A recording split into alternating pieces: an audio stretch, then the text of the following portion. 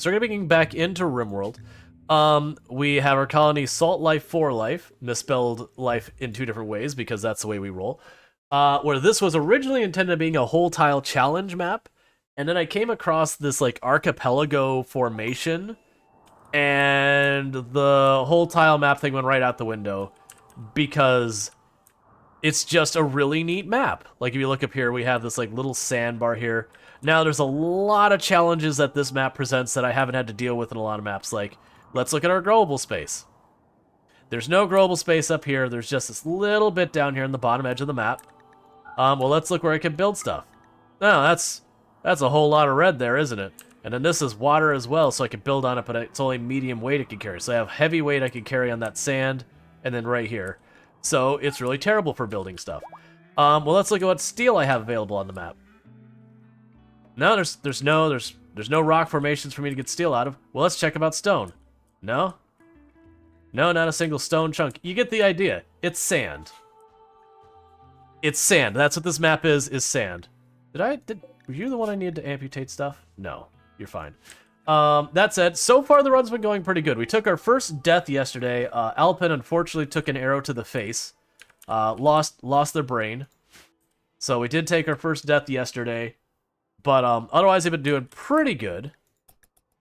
The ideology we have is just the one that, you know, right now it's just the one that tries to spread its own ideology rapidly.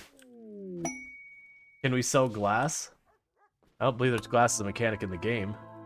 Hi. Hi. I have a husband. I have a husband. That's convenient for me. Yeah. Hi, Eonek. Probably grab.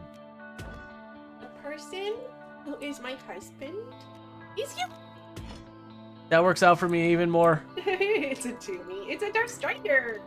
I have a vested interest in this. Yeah, you do. But yeah, so all the steel you see I have, like steel and components, all of that basically boils down to me having traded for it. Yeah, he traded for it. No. But it's been kind of cool. We do have the hospitality mod, but because wood has been also a challenge, because I have just this little area down here, so we managed to pull up all of the trees, and now we're trying to grow our own. Oh. No, it's fine.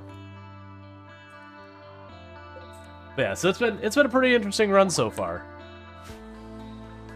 My plans right now is once I get these rooms up here, where this is going to be my production room, I'm going to get rid of this workshop room down here entirely. And then I do want to put a wall along here and a wall along here to force the enemies down into this side of the map. The problem I'm running into with down on the bottom side of the map so far as setting up our defenses, as you can see, I can only build that far away, which would just bisect my growing area, which is going to lose me a lot of my growing area.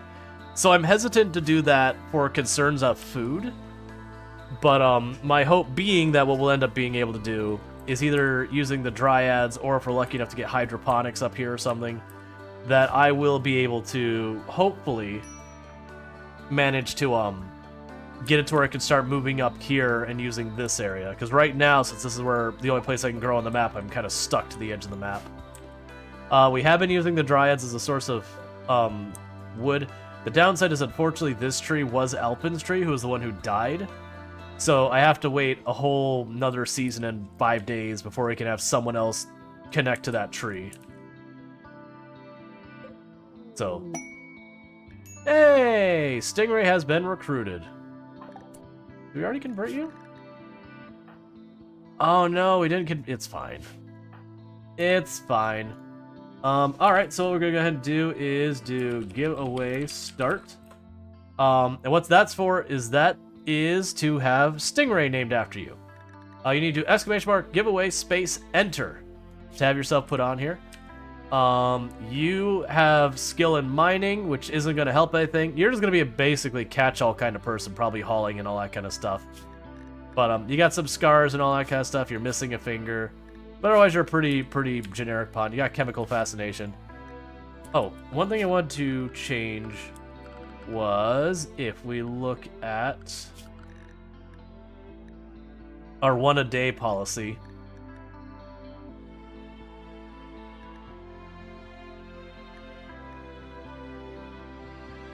Because we got a bunch of people who are starting to get addicted to smoke leaf, and that's becoming a problem.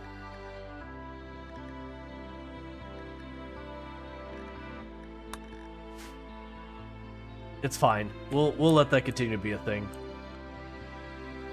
Alright, in the meantime, we probably have a spare weapon in here somewhere we can put to use. There's a good bow. That'll do for now. I don't think I have any extra guns. Alright. So we'll go ahead and we'll let that run for a couple minutes, and then we will get the vote on for Stingray here. Let's get to our assignments. You're not gonna bother handling. Why are you set to handle? Oh, right, because you're a child. Take you off of that and that. You're not gonna do them anyways.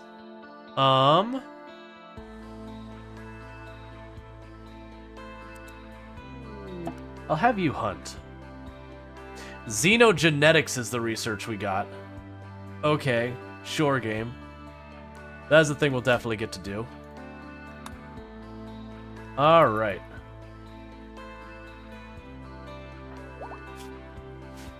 We should change that to be for colonists. So we're back up to 9 colonists. Alright, so there's a bed for everyone. We still need to keep expanding this. Why are you harvesting stuff when you have all these injuries? Did I not assign you correctly? No, you're assigned? Sure, whatever.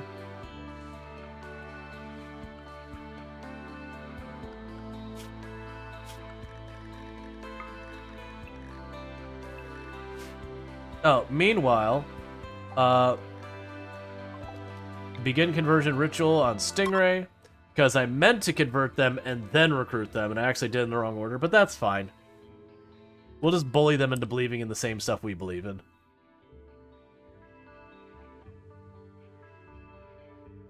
Alright. But the total lack of metal has, like, really been rough for us. Like I said, I've had to trade for every bit of metal we have. Same with the components. And unfortunately, when I did get myself like 11 or 12 components, we had one of our people inside the storeroom had a break and immediately turned and busted them, so I didn't get a chance to stop them. I was just like, okay, fine. I guess I don't get those. But we're going to have to trade for a lot of components fairly regularly. Alright.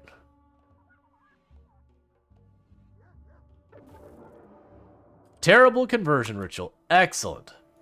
That'll absolutely help that cause.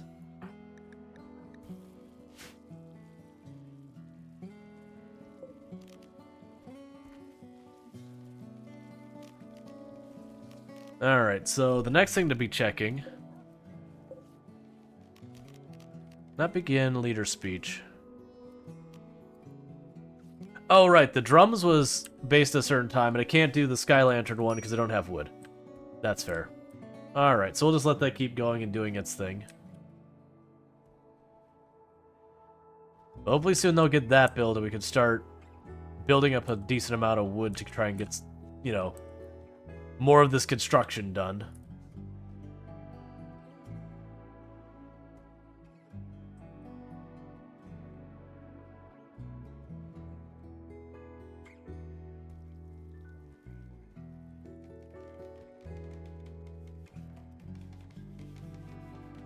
Alright, so Illicit's getting the last room here built, which will be our first spare bedroom.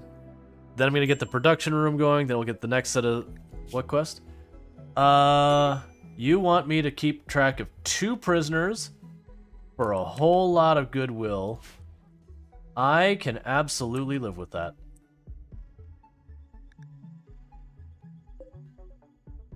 Someone's going to have to lose their bedroom, though.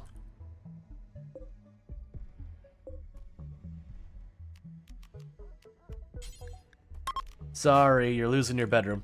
Okay. Yep, just dump them in the water. That's how you do it.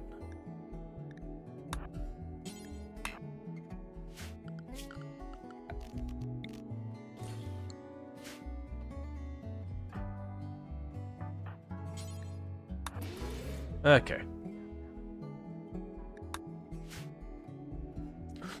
So we're going to go ahead and get our 2 prisoners here.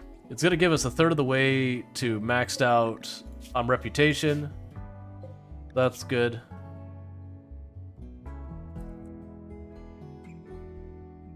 And otherwise, they're just gonna be knocked unconscious, so I don't even have to worry about them. We just have to feed them. That'll be easy enough.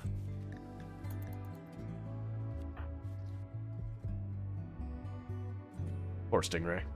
Alright, so we're gonna go ahead and do the drawing here. So, let's see. Give away. Draw.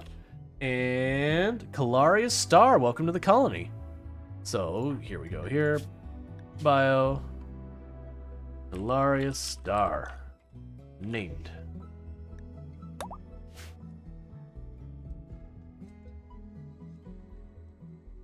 Exclamation mark chat. What would you expect the command exclamation mark chat to do, out of curiosity?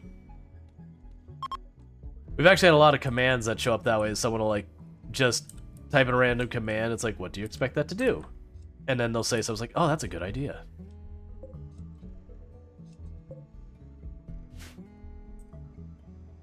Then there's also a lot of times where people put, like, trolly stuff there, and I'm like, yeah, we're not actually adding that as a command. Was joking is for toolkit. Gotcha. Hey, and it looks like Kalaria's gonna get their own bedroom again. Currently, it's literally open to the elements, but you know. Like when I randomly balance. Yeah.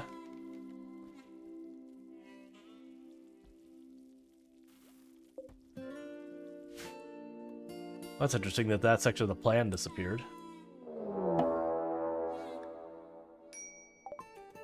Alright, so we're getting 2... Well, that'll solve itself, so that's good over there. And then we got one guy with a knife on this side.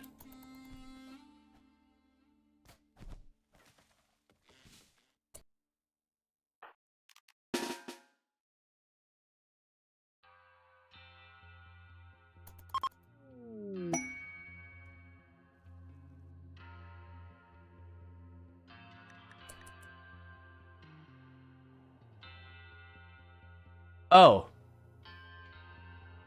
Well, that's unfortunate.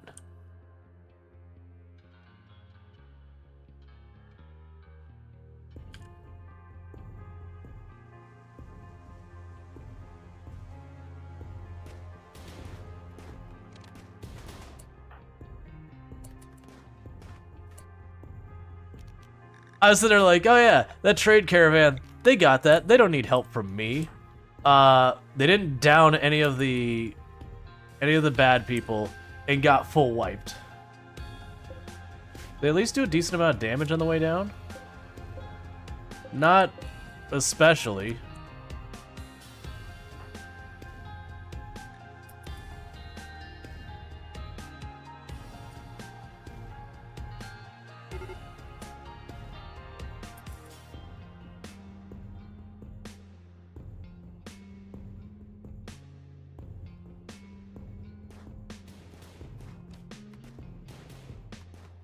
All right.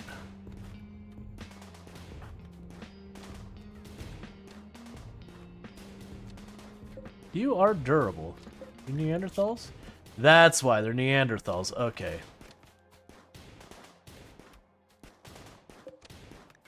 So they have extra absorb bullet with face capabilities. How badly are you injured? Oh, we can actually save you. Cool. So for right now, we're gonna go here, furniture, do that, medical. You go and rescue this person. Yeah, that. Oh, actually, we can probably. No, they're too far away. Either they'll collapse on their own or they won't. They probably won't. Neanderthals are pretty durable.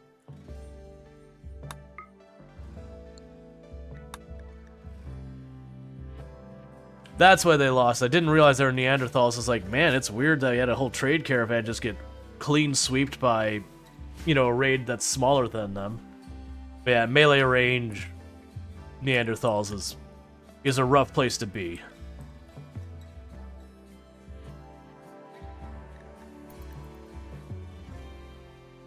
So we should be able to heal this person up and get standings for it.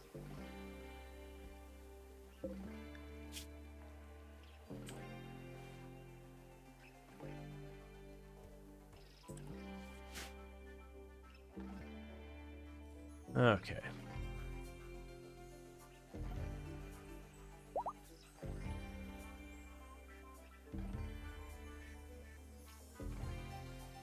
Oh, hey, a singular cocoa tree is growing. That's cool.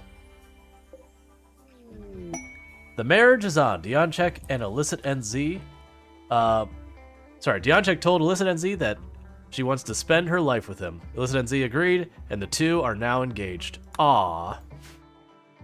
That's great. That means they'll share a bedroom, and it'll reduce the amount of bedrooms they have to have.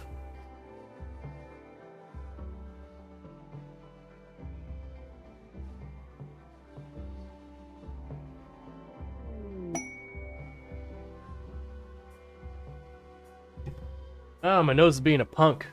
Oh, and you have an Aurora. Neat.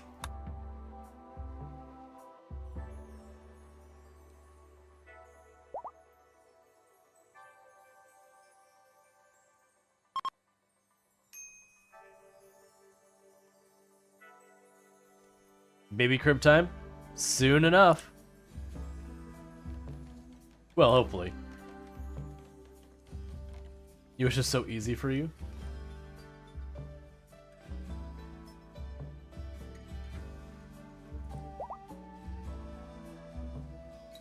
Alright, keep bringing the wood.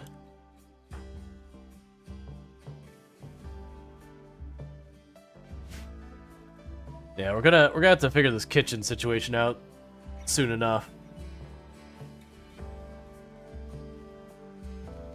You know, what I could also do is if we go here and choose plan.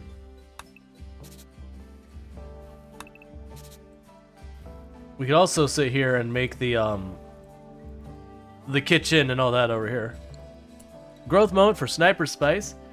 Okay. So we could choose one passion. I don't have an artist at all, so I'm gonna choose artist.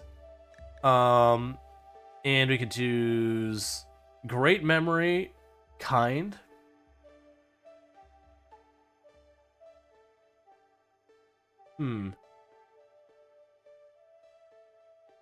So, chemical interest is obviously the one we don't want. But the other three all have merit. Probably kind. Like, great memory is good for getting a pawn to have a bunch of different skills. Or level up faster, I should say.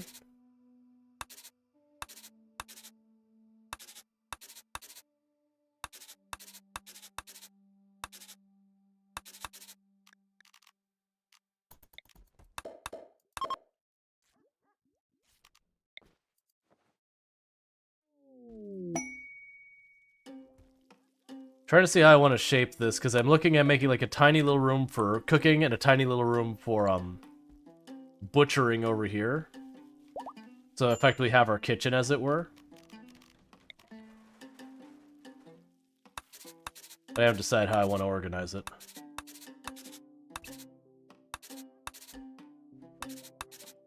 These aren't that tiny.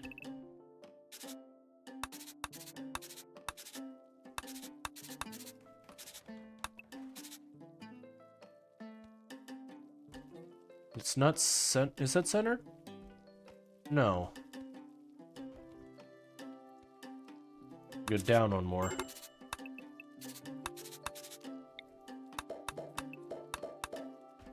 So we can have the door. We can do is go like that. Then the doors would be there and there. And they would bisect the room. That way when they're butchering stuff and it makes a mess of the room, they don't also cook in that same space. Because that can cause problems where you get lots more food poisoning instances. Then we put a door here. Alright, Claria's room's done, so they don't have any other construction projects already queued up. You want me to take care of 3 chickens at Mount Hope for 20 days. Okay, we'll see how this goes. We will put a caravan hitching spot here. These chickens are totally dead. Let's be honest. Give me that goodwill. I mean, I'm actually not hurting for raw ingredients for for food. Alright, so...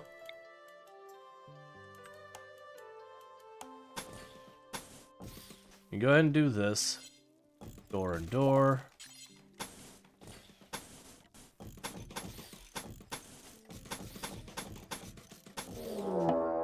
I'll deal with that in a moment.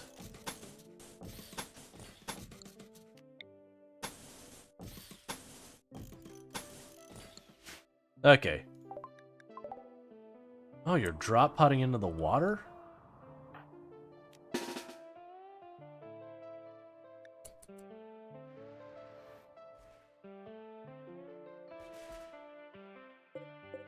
Alright, so I got a whole lot of guns up here.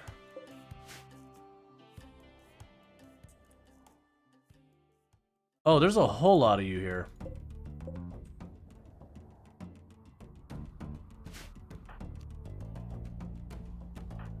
Alright, so we could do that. Assignments, area 1. Okay. I really don't want to make this just see who can outshoot each other, but I think that's ultimately what's going to boil down to. One thing I definitely need to add to the priority, and I'm going to go ahead and start queuing it up.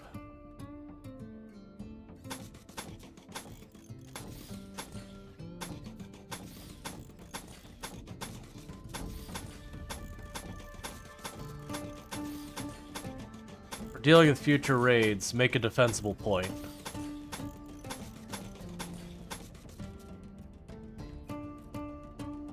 Got to be like that. Alright, because we can do that, we can go to security.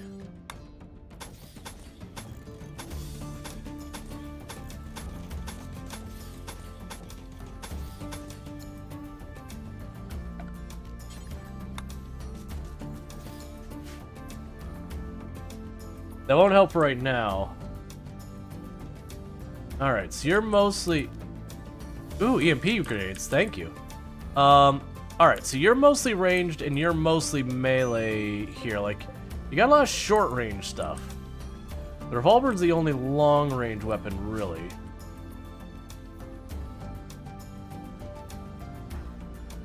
Alright.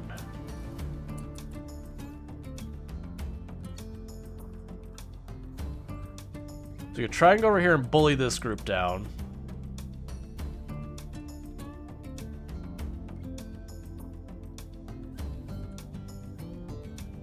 And that group will try and get them as close as we can to tie the ones up in melee and all that. Gotcha. Well, I'm glad your first day went well. It's always a plus.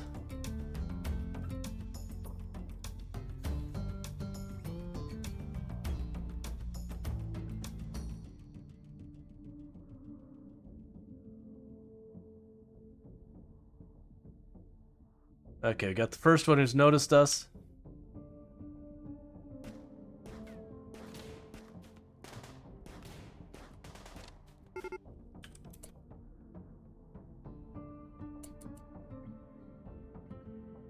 So you're melee or shotgun and you're an EMP grenade.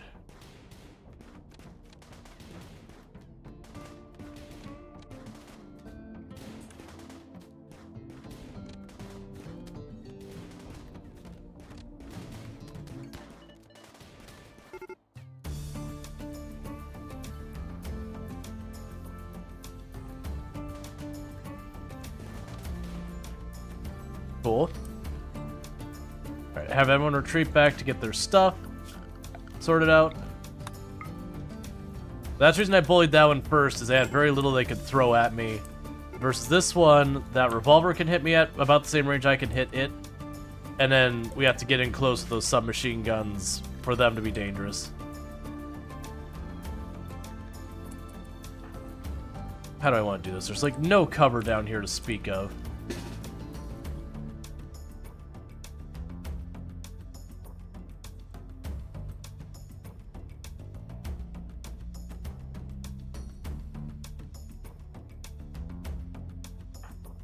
It's just gonna be a straight up shootout.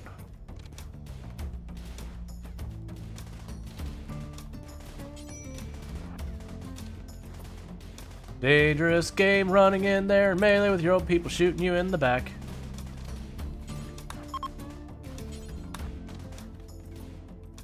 Yeah, it's friendly fire there. Alright, how bad do we friendly fire our own people? Pretty bad, actually.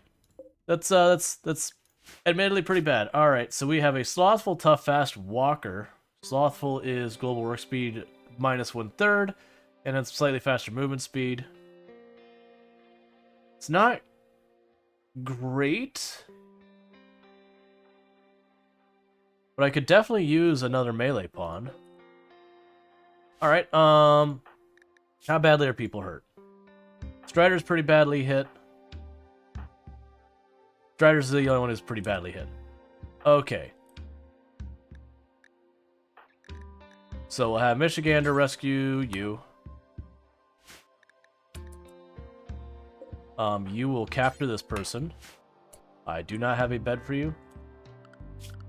Furniture. Capture that person.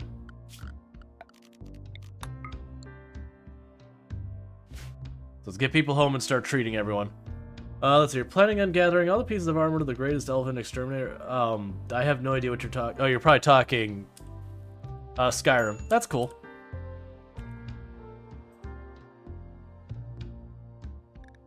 Alright, so we got a bunch of injured people who need medical stuff done to them pretty quick.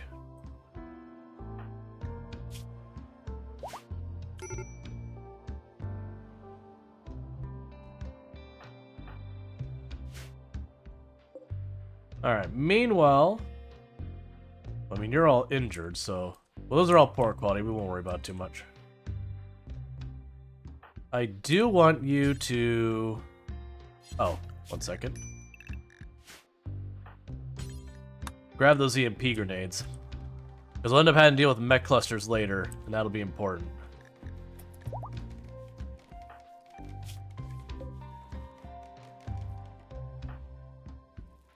Alright.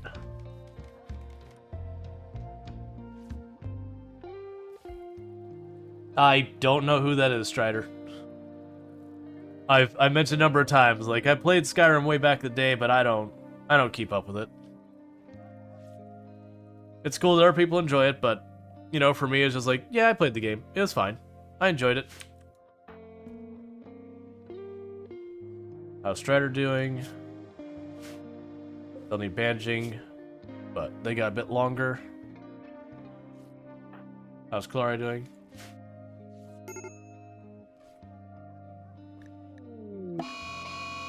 Smoke Leaf Binge on Dion check. Alright.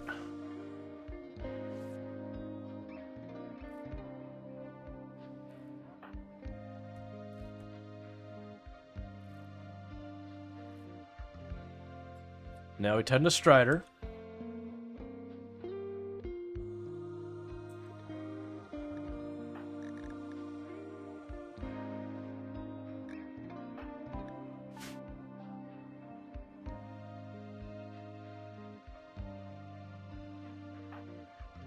Where are you? Oh, you were running all the way over... Okay, if I knew that, I would have stopped them. I wish there's like a maximum range that they're willing to go, that if the medicine is not at least within a certain space, that they'll just assume it's not accessible kind of thing. Because I've actually lost a number of pawns because I'm like, okay, do the medical thing, and then they walk half across the map. Usually it's not a problem once you get your hospital set up. But early game, before you have your hospital set up, that'll absolutely get you killed.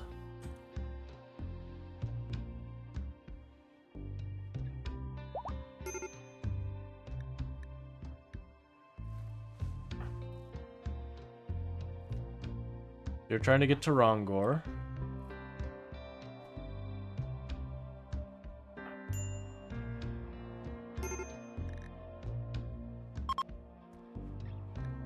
Okay. We still have people who are down and need medical attention, so it's not time for you to sleep yet. Including yourself. Where are you, by the way?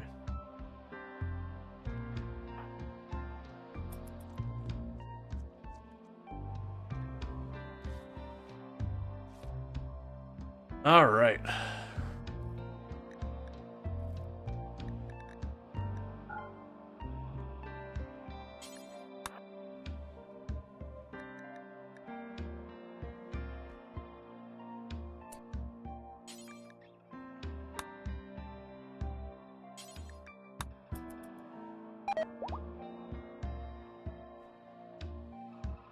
Still trying to get everyone treated.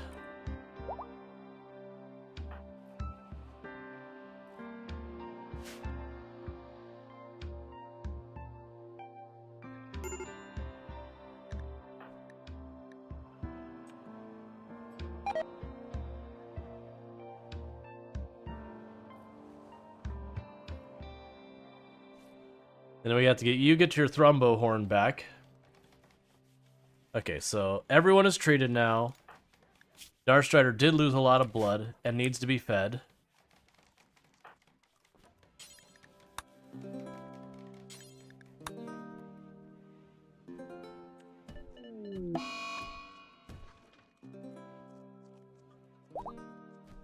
Was it worth it?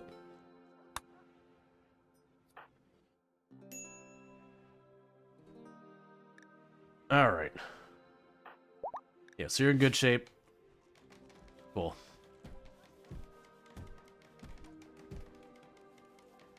Are you the only guy in the colony? Oh, are you a guy in the colony? No.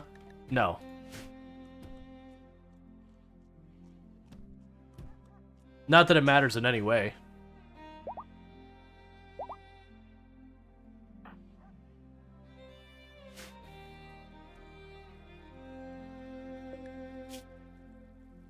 And you're starving because no one's taking care of you. I need more doctors.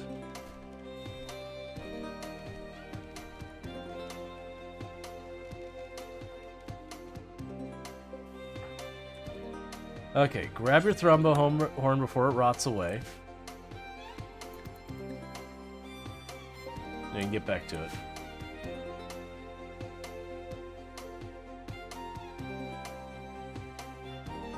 Running you ragged? Yeah, I mean, it was... The only doctors are you and Tolpanzer, and then Tolpanzer was one of the people who got the worst injuries because I had to throw Tol directly into the firefight to keep people from shooting more than I absolutely had to. That said, I expect there's some, yeah. So Sniper Spice accidentally shot Tol, so they're upset about it. Surprisingly, it looks like that was the only one.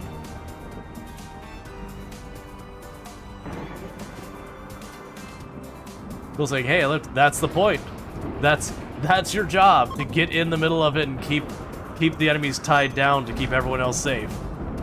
It just, because I don't have a proper kill box or anything like that, that's only shot a little bit. Yeah. And I'm gonna regret doing it this way, but I'm going to do it this way.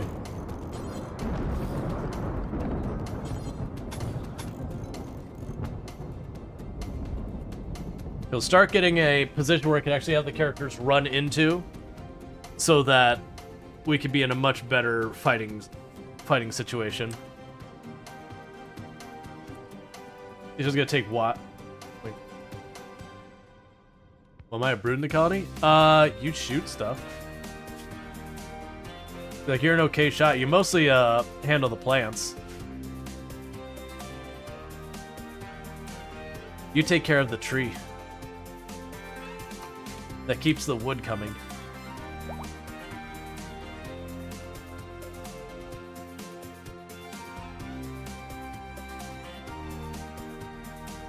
So you're a grunt? I mean, you're more of a farmer? But sure?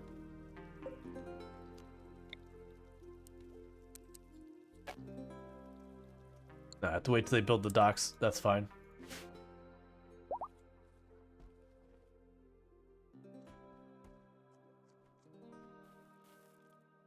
They really can't stand a mad at a child for shooting him for too long, right? Yeah, it's fine.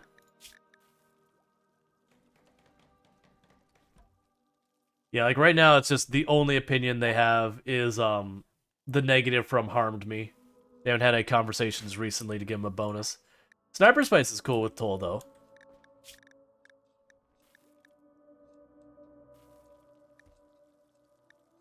Gotcha. There's a bunch of people that Sniper Spice is unhappy with that they insulted them, but you know, that's the way some adults are around kids.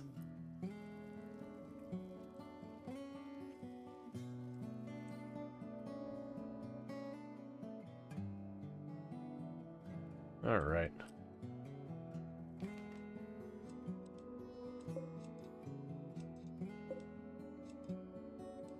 You're an equal opportunity hater. Exactly. I mean, machine pistols aren't terrible.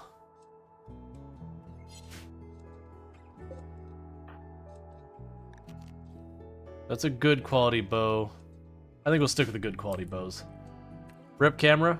Alright, let me go ahead and try and give the camera a kick again. If the camera's gonna keep acting up like this, then we'll get rid of it. Okay, camera just came right back up. That's good. Mole became a guest. Ah. Hey, Butte, how's it going?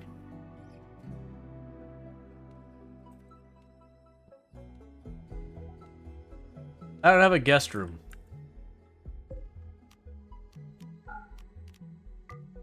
You're not gonna like your accommodations, Mole.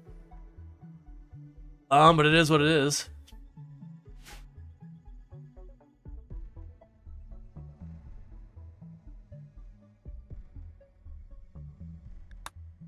That's a big thing, is we just need way more wood.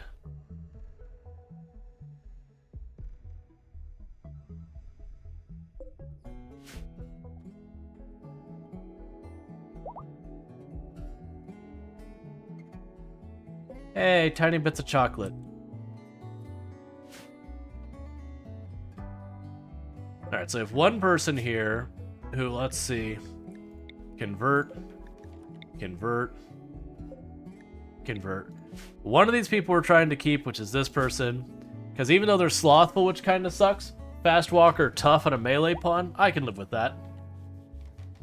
So this person will be joining Tull on the front line to just get in with whatever's there that I need to keep from getting on my ranged people.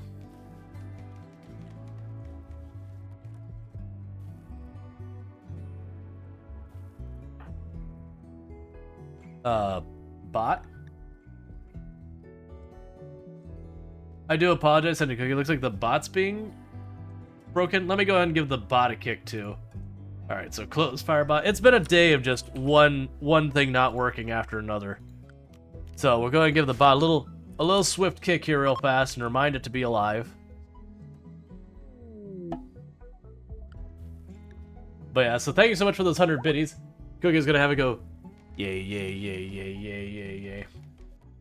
So let's see when the bot comes back up. Can I actually kick that off to do it again? Events? No. No, it's not showing the activity feed. That's fine. Oh, a watermill generator. I don't think that worked. Does that work on this? No, it probably has to be river only, so that probably won't work here. I'm pretty sure that won't work here. Yeah, that won't work here. I did totally forget that we actually have, your troll's been rejected. Yeah, Twitch itself intervened and went, no. So we actually do have the means of making electricity now. I still need to make the bigger rec room. We can make the sun lamps. We can start... Well, we can make that an electric stove. I'm hesitant to put the windmill right here in the front, and the only reason I'm hesitant about that is just because every raid's going to try and destroy it. Whereas I could put it back here, but then I got to run the power out and around. Which may not be the worst idea, honestly.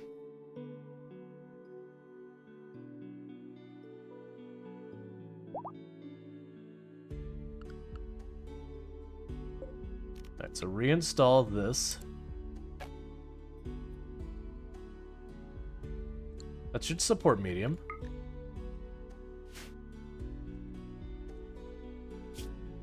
I'm pretty sure the orange there means medium support. Like, that's no support, that's heavy support, and then this is medium, if I remember correctly.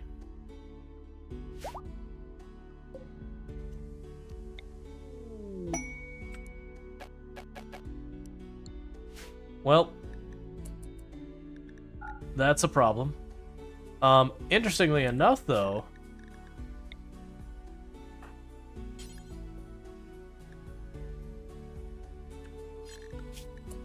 let's go here and choose make. So Dark Strider is a warden already. Deon check. Don't worry about that right now, because Strider's inspired recruitment, so you should be able to instantly recruit, which will work out because that means I'll instantly get my next pawn as opposed to having to wait. I like not waiting.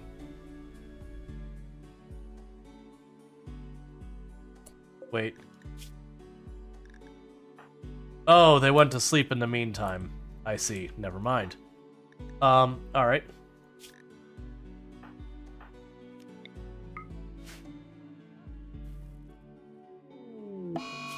Forbidden Tulp. Panzer.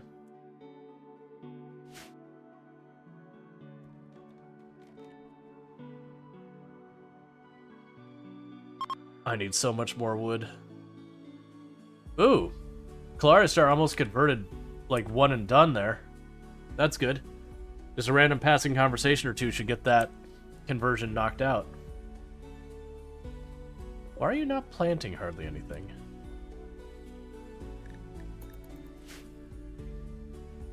So many corpses piling up.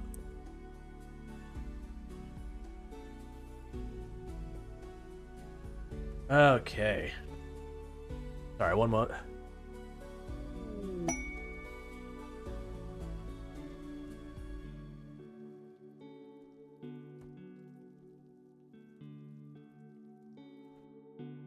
Just seem really congested all of a sudden, and it's not something I'm super excited about. Alright, so you have aristocrats visiting. With a court ally, I can't handle a court ally. They want a throne room. I don't have a throne room. Nor do I have access to stone. So that'll be a no.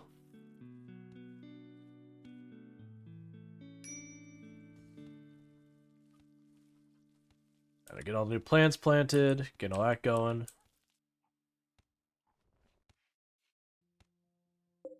Gonna need a new storeroom here soon as well. Still, it bothers me that I can't build the butcher's table here.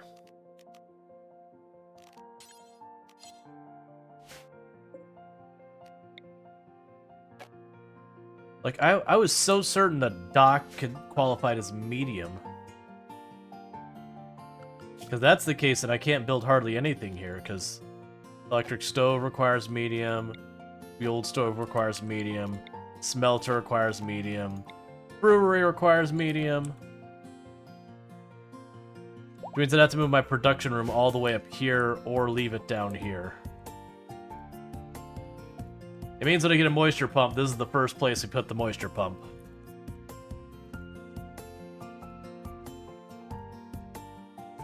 It also screws up this entire production room up here.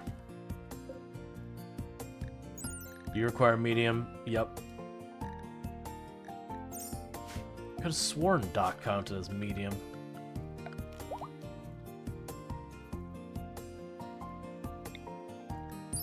Let's see. Let's see, bridges are fragile, yada yada yada. Support's light, there we go. Alright, so yeah. So bridges are light support, not medium. Well, that sucks. Okay, so our production room has to stay over here, is what that ultimately means. Hey, Paul, yeah, it went pretty well. Did our guests leave already? Alright, so we got our new recruit. Love to see it. So we'll do giveaway start. So if you'd like the new recruit we're bringing on board, who's going to be a melee pawn, you are going to be thrown in the front lines. It is not going to be safe for you. You're probably going to die young. But if that is what you so desire in your life, you can go ahead and do the exclamation mark giveaway enter. Alright, so let's get your priorities set up. You actually have okay social. Take Wronger off of social since you're not going to need to do that. Like, you have a whole range of skills that work out pretty well in this colony. Like, you can... Like, that's kind of a jack of all trades. The downside is the work speed is slow. Like, that's the negative of this character. Is, they are slothful, which means the work they do it slower than most pawns. But I think that's okay, because we got a tough fast walker for melee. So, we're taking them for purposes of combat, knowing they're going to be pretty not great for purposes of everything else.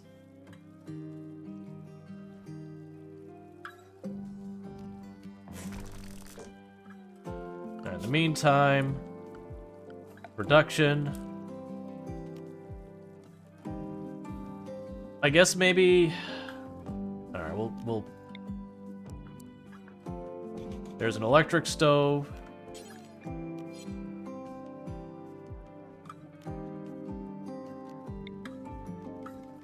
An electric smithy.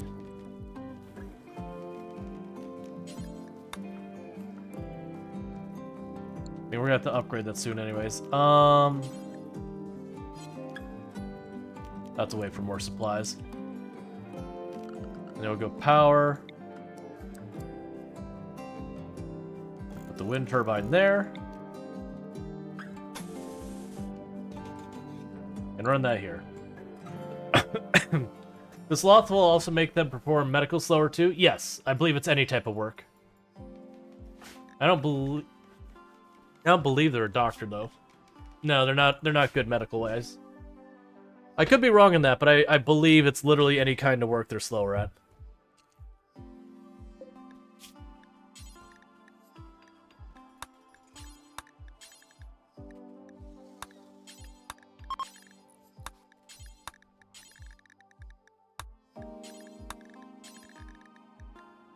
Okay, so you got a whole bunch of stuff to cook there. And I think I might be able to make helmets now.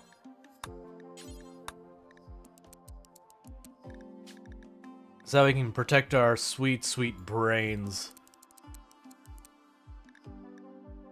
It is gonna suck though, using the steel for those helmets. That'll just be what it is though. It just means even more anytime I see caravans with steel and caravans with components, I gotta go for it.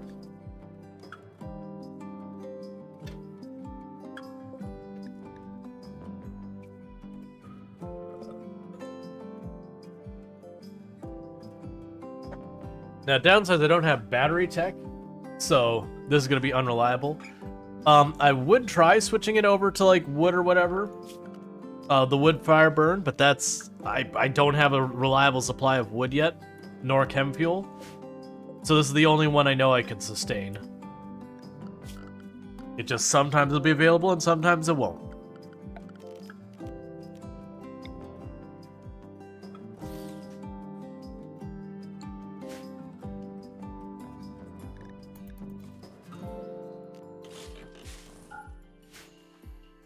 All right.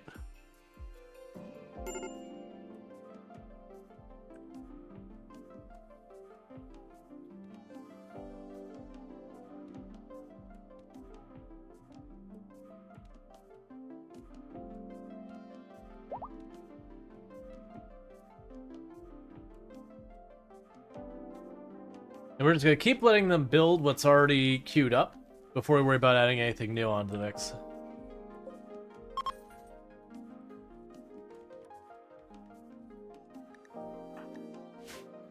And how are you doing towards being...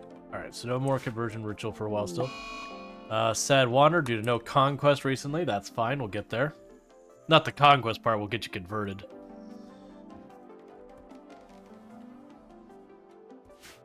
Okay.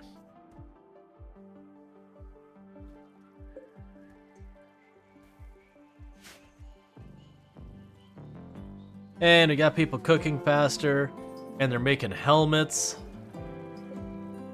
It's gonna be great.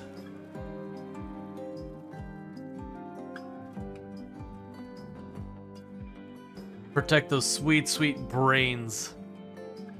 So hopefully less people die to headshots.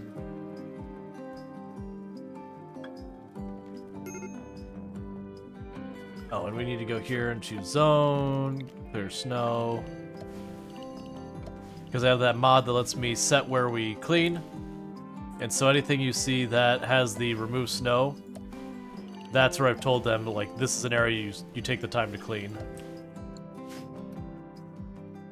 Alright, so...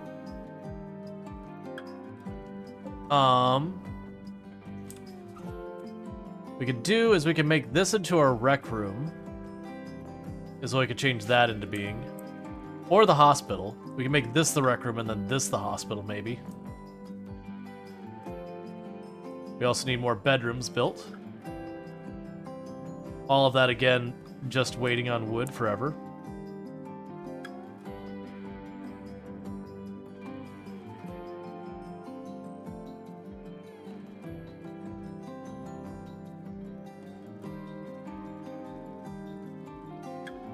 Alright.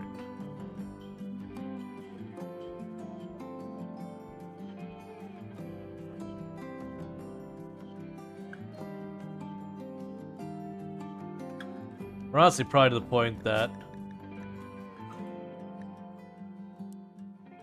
Not that. To the point of making 20 meals, not just 10.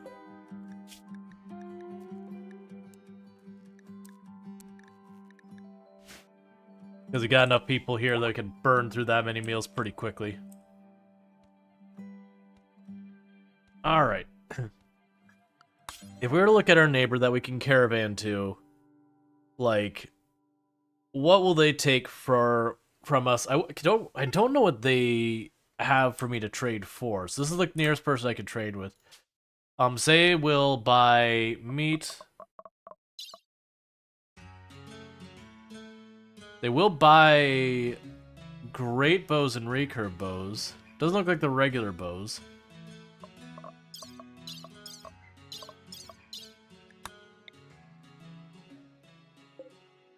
If I form a caravan to go there, how long does that take? It takes about 2 days each way.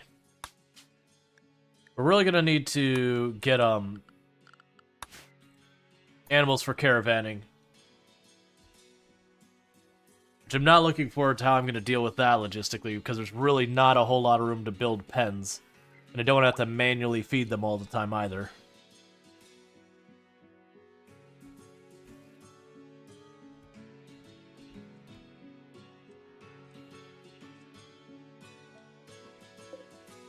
Alright, 10 more days and we'll be able to assign that tree to someone else.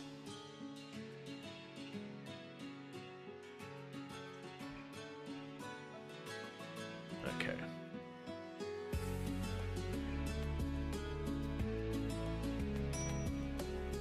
So we're doing extremely well with our herbal medicine. That'll probably be what we end up trading away for the first batch, is grab like 125 of that.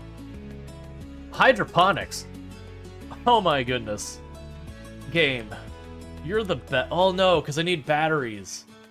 To make hydroponics work, I'm going to need batteries. Because if the power turns off when the windmill turns off, whatever's in the hydroponic basin will die.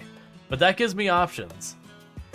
If we either get our wood sourced out enough that I can use wood or biofuel, then we can run the generators. Batteries will help make it work with wind or whatever. Getting solar wouldn't help that much. I would still need the batteries. But if I get any type of, like, reliable power, that means I can start building up here. But, like, start putting in hydroponic trays and all that. Build a little room up there for whatnot and start moving the colony on up. Which would be great, because then I can build a proper defensible position up here.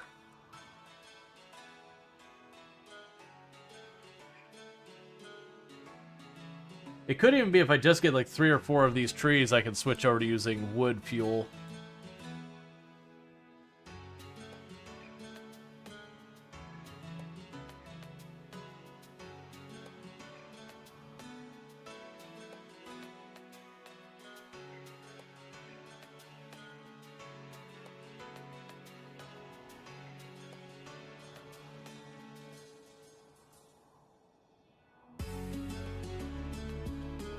Random research could really delay getting you power. Yeah, it can.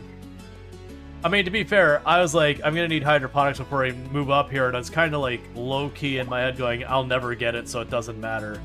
And so we actually got it pretty early. Like, we look at this, I would have skipped beer brewing, Devil's Strand. Would be things I would have skipped. I probably would have skipped cocoa. I'd have skipped these two as well. So we're only like 4 or 5 tech pine. I would have skipped that. They're actually really not doing that bad as far as getting mostly useful stuff.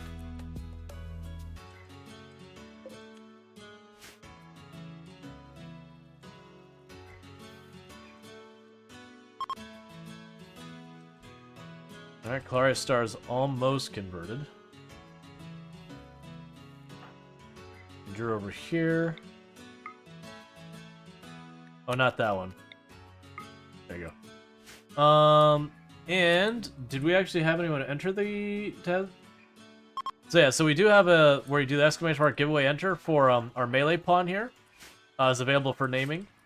You're a tough, fast walker who is slothful, so you work slowly, but in a fight you're going to be very durable.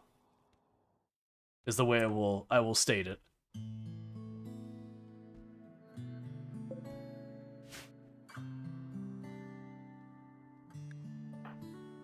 I got a couple of idle people. Oh, we need to get recreation in there. Alright, so we got a mechanoid cluster with a toxic spear and all of the mini sluggers. So it activates in just 14 hours. We have a Scorcher and a Scyther. So this should actually be pretty reasonably doable. So you grab the EMP grenades right now. Because all these walls are going to block those mini sluggers. So that gives us the opportunity to get a lot done with this.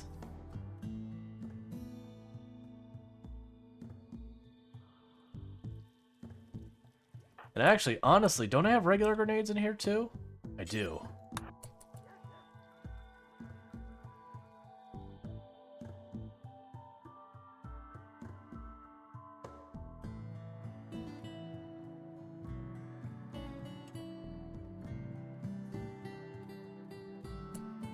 Alright, let's grab absolutely everyone.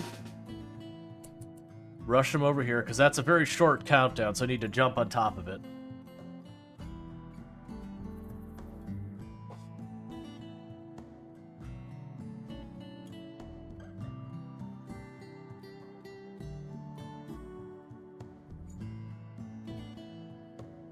The good news, if I can manage to not destroy all those walls, that's a lot of steel for us. Well, I mean, it's actually going to not be that much steel, because there'll be a couple units per wall when you take it apart, but it'll be a decent amount of steel for us. I need you all up here yesterday.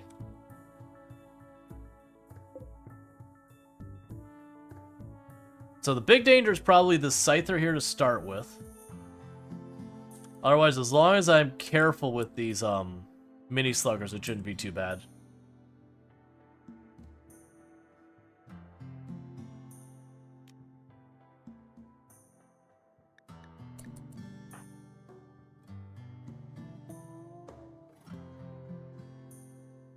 So get everyone grouped up over here.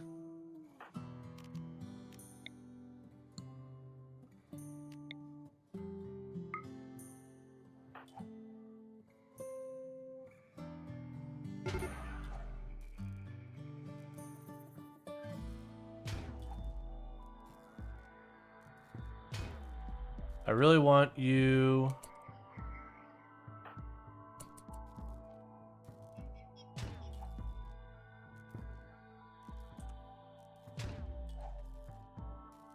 I want them to pop out far enough that I can get some shots off.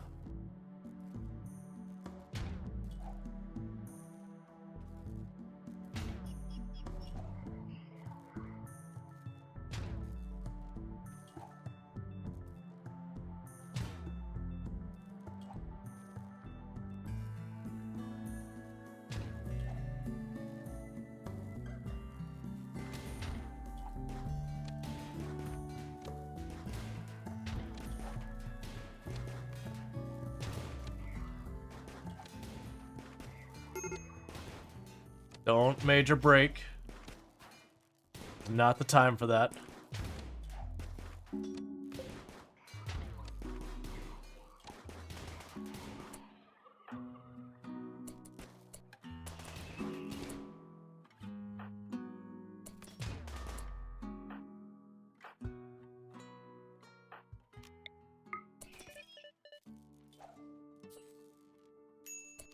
I was hoping to try and predict where it's going to go.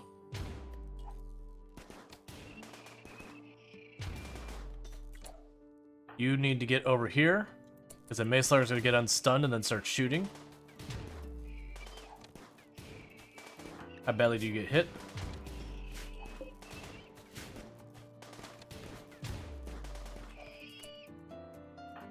Okay, so back to dropping these hits over here.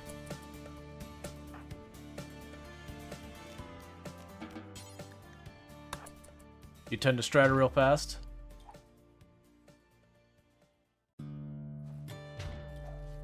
So everyone but you.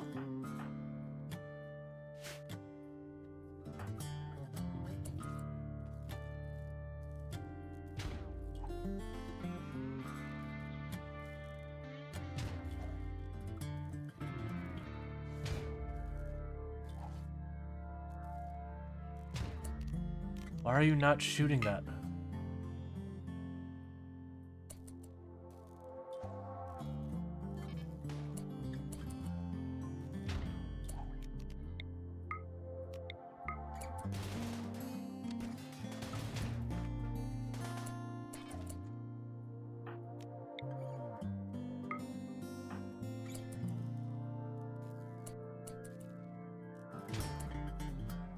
So you gotta go fast before they start having breaks.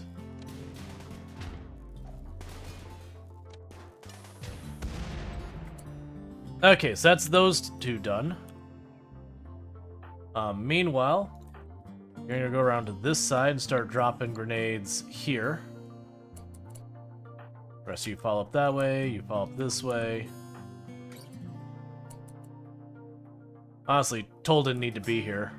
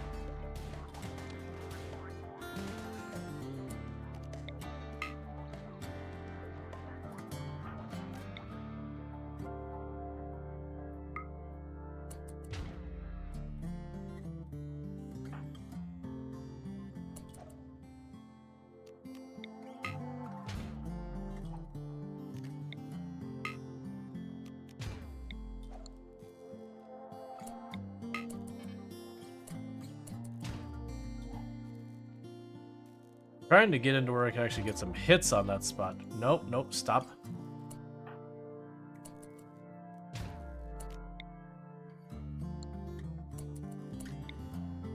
There we go. Oh, that's a good one.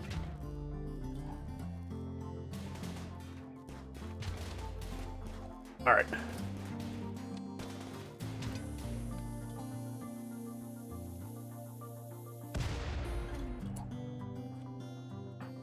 Okay, so shift you over here, not that far. Get way back here. Shoot that spot. You need to be over here.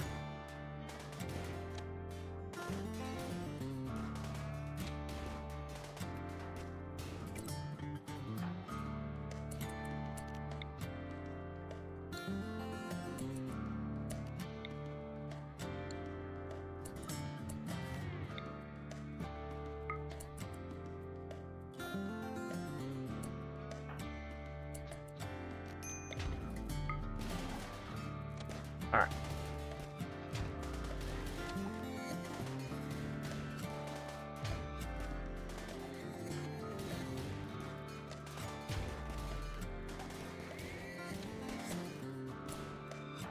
Get you further away.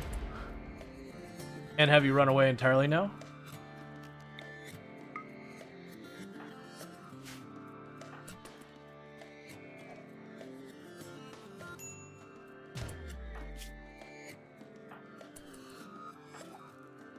Okay, how badly are you hurt? Not too bad. You can get out of here. You're not needed.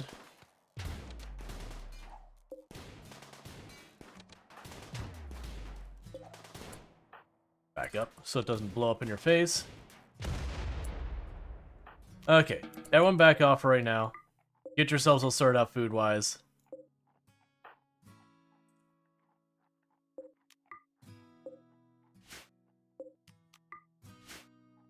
Okay, so you only had 2 people take hits. Strider got nicked pretty good, and then Tolpanzer took one decent shot.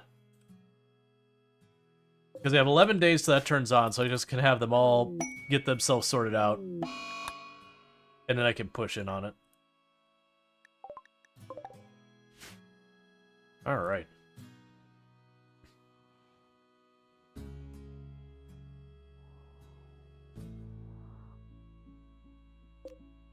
There's a pump shotgun over here. Forgot about that.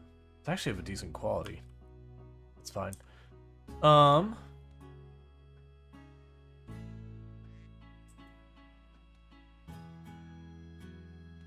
Let you cook real fast, and then we'll go ahead and get that.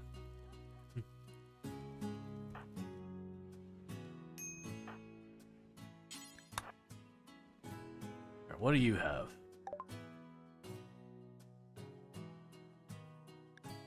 Okay, so we'll say... take all of that. 31. Take that.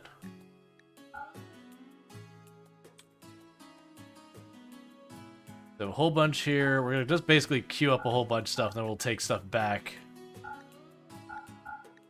They want to keep. Alright. So. They don't have components. They have food. That's what they have. They have food. That's not what I needed. Well, come on. I was hoping they had steel that we could potentially get our hands on. Well, in that case, 0 out these.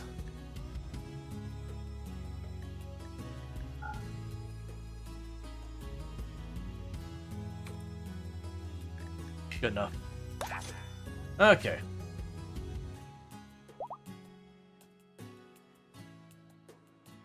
Basically just clearing stuff out from time to time. Michigander, go treat them.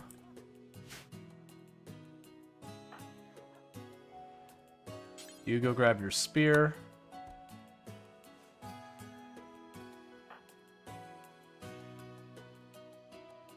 And once we have someone rested, we'll just send someone over to practice shooting at the building and all that. Manual orders, deconstruct. Oh, I have to destroy that before I'm allowed to shoot. Tell it to disassemble that. That's fair.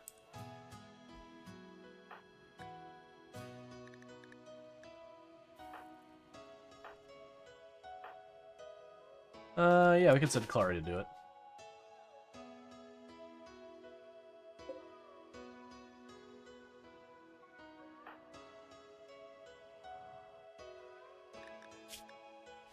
Practice that shooting skill a little bit.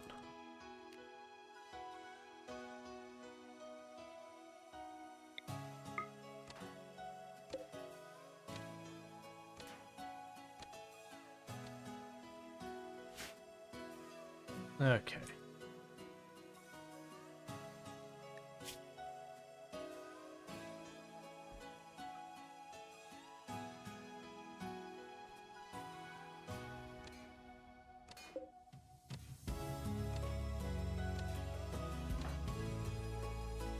Alright, meanwhile, let's have you grab your thrumbo horn. So don't forget about that. They definitely don't want to accidentally engage a fight, forget that they're holding a grenade, and then, you know, grenade my own people. I've done it. It's not a good feeling.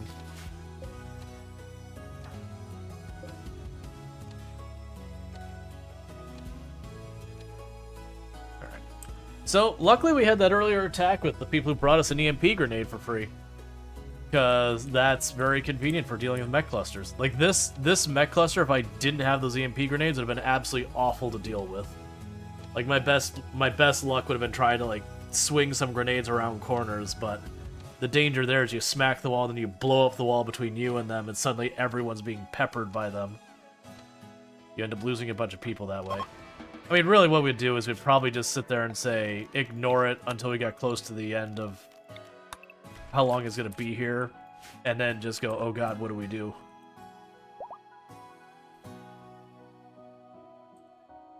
Alright, so Strider's fully healed. They just have Toll Panzer as the only one who's got an injury left.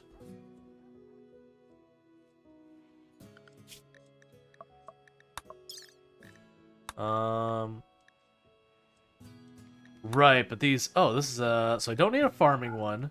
The logging caravan's friendly, so don't piss them off. The steelworking one's friendly, so I don't want to anger them. We are already doing that one and that one. Okay.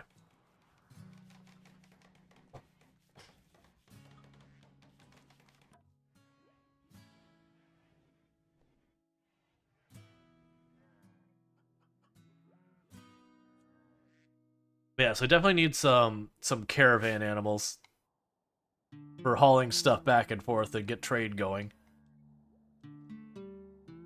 Because they're basically out of steel again already, which is the reason we're not making any more helmets after the 4 or 5 we made. So until we have another caravan with steel, there's going to be no more of that. Actually, do I have... Right, that's an electric smithy, not a smelter. Do I have the smelter yet?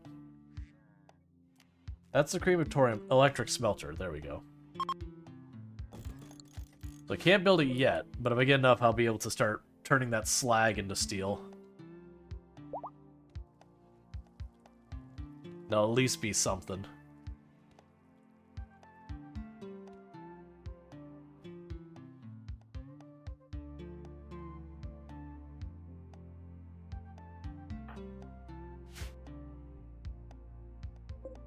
You got 7 more days.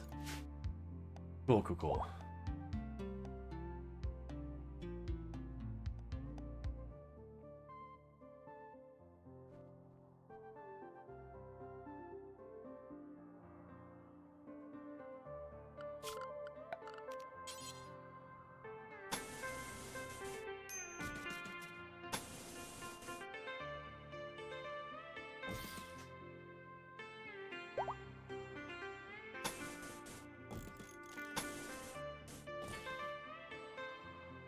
That'll be our kill box over there, eventually.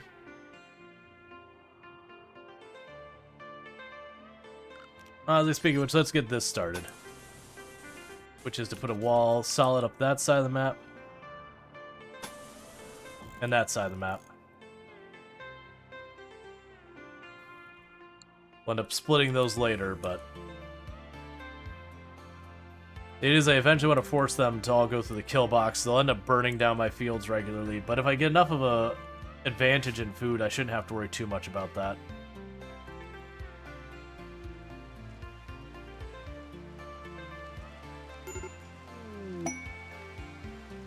Hey, we converted one of the prisoners. We can now reform our ideology. So let's see what we want to do with our ideology. So reform.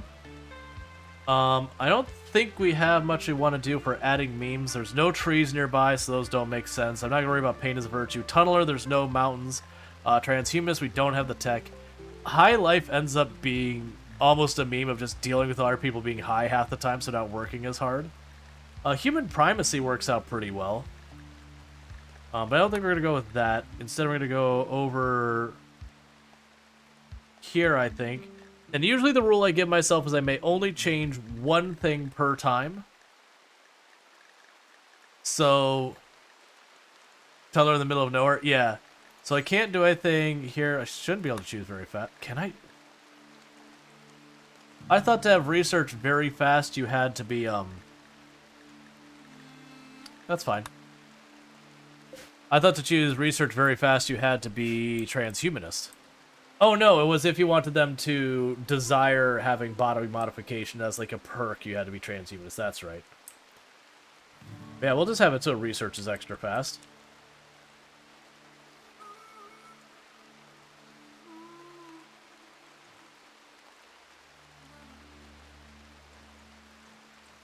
Yeah, so it's 3 steel per piece of wall.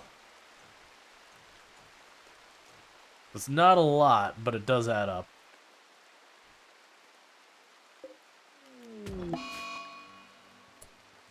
Oh, yeah, you can actually go ahead and destroy that Devil Strand. I'm cool with that. Get out of your system, friend.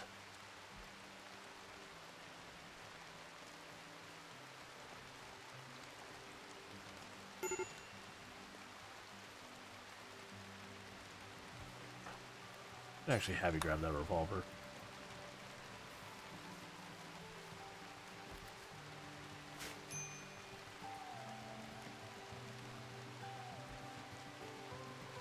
Alright. What ideas did you go with? I don't know what you mean by ideas. The thing I chose that one is that we get a bonus of our research goes faster. If you mean memes, right now we have the meme where we spread our ideology faster.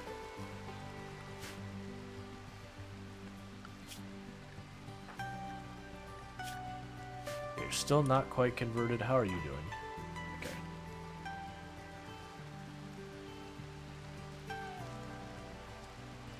I weirdly think this map would be a fun one to try to do a tree connection of just basically trying to live up here using the dryads.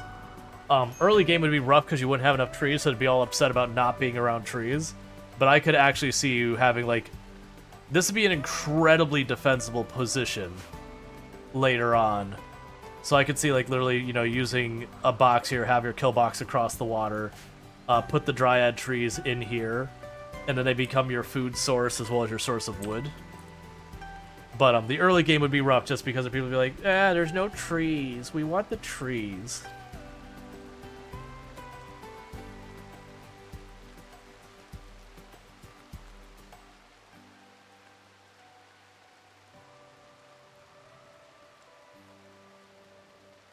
Right now, this kill box won't work because...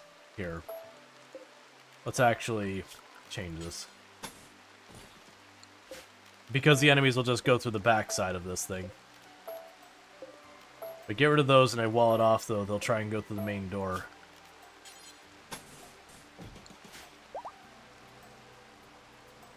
That said, they'll probably just go around and burn everything down over here, just steal from our supply room and all that. But that's, you know, just the way we live.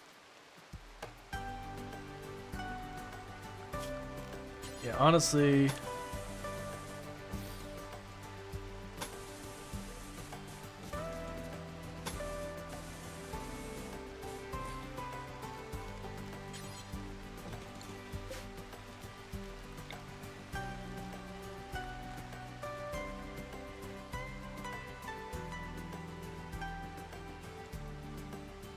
Try to decide where I want to put it. That'll work. That won't get done forever, but, you know, we'll get there. Let's see, basically Haven Island Grove, like Baldur's Gate style? I don't remember. I haven't played anything Baldur's Gate for absolutely forever. Baldur's Gate 3 looks really good. How do you get chunks on this map? A drill. That's it.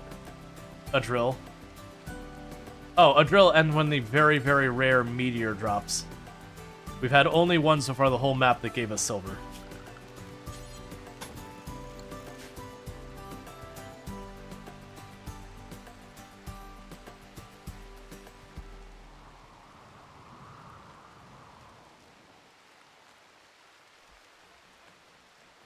All right.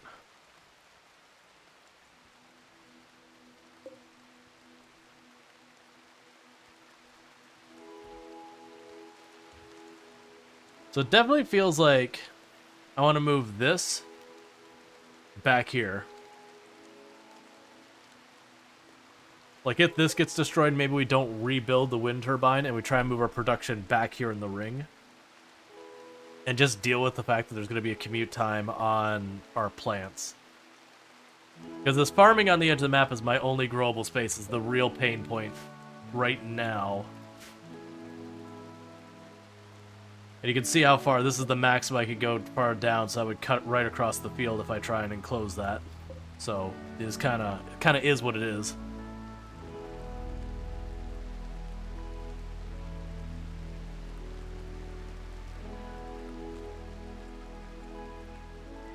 You don't remember Minsk for Baldur's Gate? Yeah, it's been so long. Like, I had a good time with it. And, like, the new Baldur's Gate looks good, it's just... I can't justify dropping $60 on it, unfortunately. Like, don't get me wrong, I think it's worth $60, but... I don't have that kind of play money.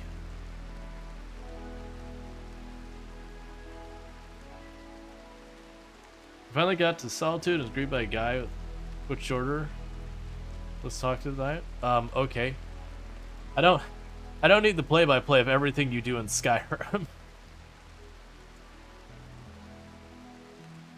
Like, it's cool that you're having a good time with it. But, like, it kind of has nothing to do with anything going on.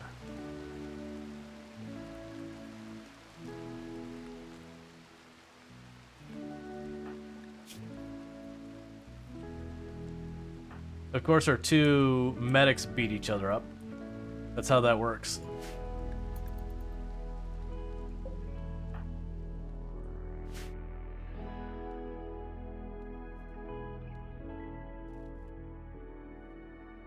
All right.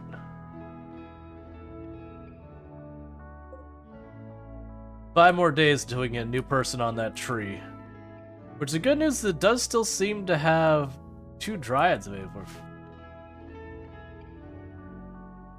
Yeah, no, I got you, Strider, but like I don't need to play of Skyrim. Like I'm gonna be very genuine. Skyrim's a good game and all that. I just don't have the attachment to it that a lot of people do. So it's one of those things like getting it's like I don't remember that. Like it's fine. I've kind of said my piece that the problem with Skyrim I ran into was all the caves were kind of the same. Like it was the same layout, they just kind of changed the assets in it. That I very quickly got tired of exploring the map. The map felt like it was a mile wide and an inch deep in a lot of places. That outside some like very specific areas they added a bunch of stuff, or like main story areas, you went into it like it's just a dumb cave. And you know, they'd have like the story stuff you could read in it, but it almost a lot of times felt like I could have just like read a short story about it. Like the interactions in the game part of like the gameplay side didn't seem to add or subtract anything based on the dialogue you were reading about who was doing what. With rare exceptions, there were some that were good, but the vast majority of them is like, okay. That's actually one of the concerns I have with Starfield, is I worry, just because Bethesda's got a reputation of that kind of thing, of having this giant world with, you know, a million different places you can go, or whatever the number they're touting is, and then them feeling all very samey. Like, maybe that there's like a reskin on it kind of thing.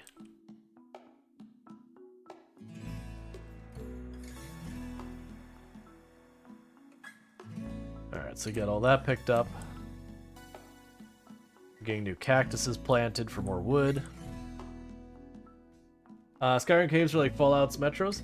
Yeah, I would say, like, don't get me wrong, Fallout 3 did suffer the same thing. I wouldn't say it was as bad for me, and that might just be because I'm more interested in the aesthetic of Fallout over Skyrim.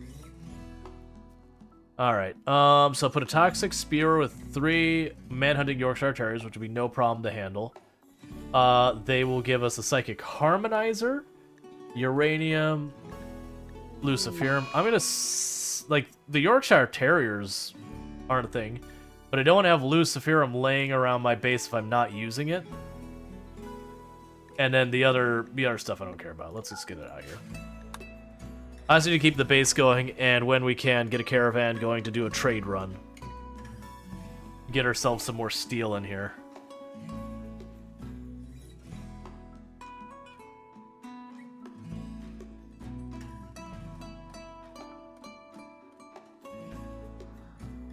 should probably have an exit over here. I don't really have a reason to have doors on the side here, so it just opens up into water. We'll have some doors in the far edges as well. But yeah. Like, don't get me wrong, and again, Skyrim's fine. One of the other things I ran to Skyrim is it always felt like no matter how you played, you always end up being, like, a stealth archer, just because the bonus for stealth was so obnoxiously over the top. It's just ridiculous that you go behind a dragon, you one-tap him with a dagger because you hit him, I think it was like 16 times damage or something like that. Which is fine. But, like, you go, I'm going to do a run this time where I'm just, like, the big guy with an axe. And it's like, wait, when did I become a stealth archer again? Or, this time I'm going to do it, I'm going to do it as, like, a mage build. Oh, I don't have everything I need to do that. Hey, wait, when did I become a stealth archer again? Alright, so paralytic abrasia. You're a psychopath who's a pessimist, who's psychically dull, who is amazing with animals, decent combat capabilities. I mean... They're not a bad pawner, I think. I don't like the aggressive trait. But, the only reason I don't like is they're just such... They're very consistently, they'll come after you kind of thing. I mean... Sure.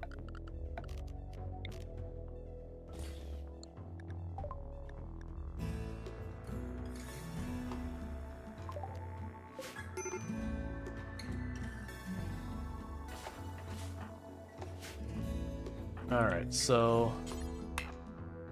I need a place for you to lay down. So it does give us a brand new pawn. It bows in Skyrim, I prefer the two-handed weapons, but not daggers. Yeah, it's just one of those things that, like... You get to feel how powerful stealth is. Because, like, also, like, you can do this thing where you crouch and, like, stand up and down and, like, reset your aggro. So you can just seriously walk around a corner and just ditch a fight instantly. Like, it's pretty absurd what stealth does in the game. It's one of those things that it's very difficult to get yourself to not just do stealth. So you're definitely going to be another melee pawn. In the meanwhile, let's go ahead and... give away start. We got a new character here. Conversion! Yay! That's what I wanted. I didn't even have to finish putting the effort in myself. Oh wait, did we never had anyone enter the last one for a melee pawn. No, I take that back. We actually did. So since I accidentally started a new one, was it literally the only one? Yeah, since there's only one person who signed up for the set, like the one we just did a minute ago. When I say a minute ago, it was a bit ago. And I started a new one, rather than fight with it.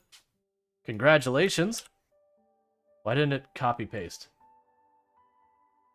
Draconic Dark. Make sure I spelled that correctly. Yeah, there we go. Draconic Dark. There you go. Did you hear that Dark and Darker came out? I believe I heard something about that. Oh, did I... there. And then we have another poll going for our Yatkin, who's gonna be another melee pawn. Yeah, no, I haven't kept up with Dark and Darker. Like, I get the idea is it's escape from Tarkov, but fantasy. I'm not really into the whole, here, this game is available for a week, okay, now it's not available thing. So I just haven't been paying attention to it. Like, it has, like, no reflection of the game, like, anything about it whatsoever. I'm just like, alright, I'm just gonna wait till it's just available, and then I'll look into it. Hey, we're ready to get people out of here. Get out of my place.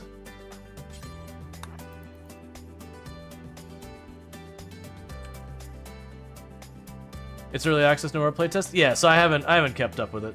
That said, I don't typically get to do, or I don't play much in the way of competitive games these days anymore. I used to play a lot.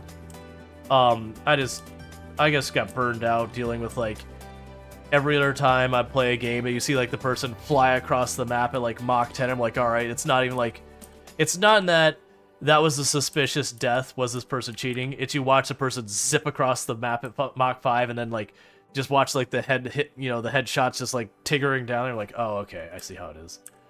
Like back when PUBG was like the big game at the time. And then just dealing with like MOBAs and how incredibly toxic, it kind of just ruined competitive gaming for me entirely. That it's just not a thing that interesting. I used to play like lots of Escape from Tarkov too, but it's kind of the same thing that the cheating was getting pretty bad in Escape from Tarkov as well. Like where you'd enter a map and sort of be AFK and you just watch them like aim at your head constantly as you walk around.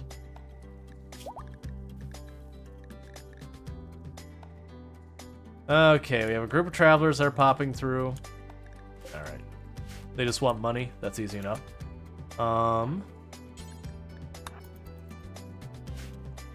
So it's very genuinely just how bad cheating and just communities being toxic kind of just ruined competitive gaming for me entirely.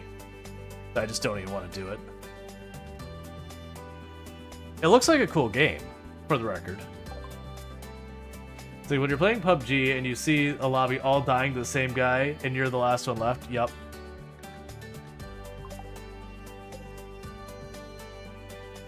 Well, gauge to reconsider. I think you'd enjoy it quite a bit.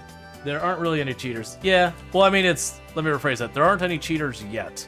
Usually those kind of games, the way it works is they're not too bad, and then once a game picks up some popularity, every game, it becomes an arms race between the people who are wanting to cheat and the people trying to prevent the cheating. It's just a matter of who wants to commit more to it. And one being a business usually is the one that ends up struggling with that whole formula.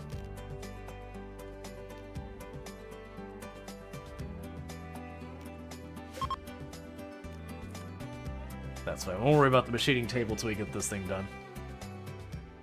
Yeah, I'm not saying I won't check it out, but I don't anticipate checking it out anytime soon.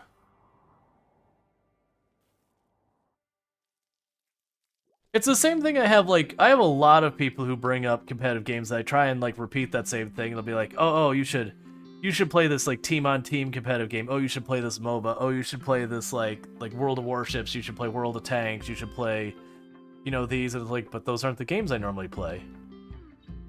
Like they're not something I'm interested in, especially the ones where you have to actually commit real time to get anywhere. And then it's not a game that really aligns with the type of games I'd normally play. It's just one of those things like, I get that I get what it's like, I get people enjoying them, that's cool. Like, by all means, don't let me ruin it for anyone.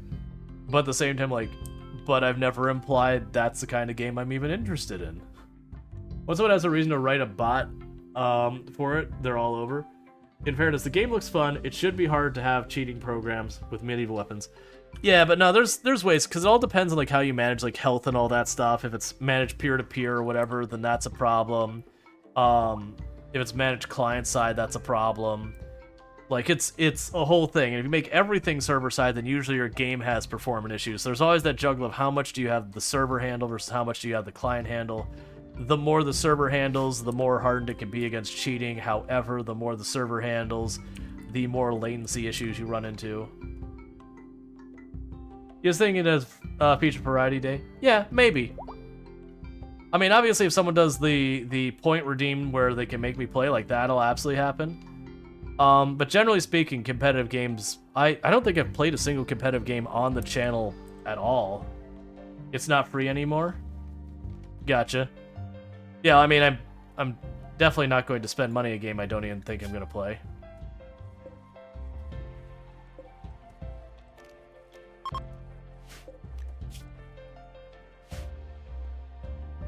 I don't know. I find a lot of the loot crawler stuff, like the Escape from Tarkov style games, when you go to play them, you kind of have to either play them or not play them. Like, it's the same thing that happens with Path of Exile. If you're gonna play it, you need to play it. Otherwise, might as well not bother playing it. Hey, Bentley, how's it going? Because there's a time commitment to get the equipment you need to be able to properly enjoy it. Like, that's honestly the reason I haven't played Escape from Tarkov in a long time, was I like the server resets, the way it puts everyone back to the same base level, but the moment people start ramping up, I lose interest because you kind of have to really have the equipment, and it's just you have to commit real time there. Let's see. I think it's not worth it, but Dark and Darker now. It is in a lawsuit. Next is saying Iron Maiden stole the whole game. Yeah, I have no idea in that regards what's going on there. I know there's been a lot of conversation, but yeah, no, it's I don't anticipate this way. I should say I do not anticipate playing Dark and Darker on the channel.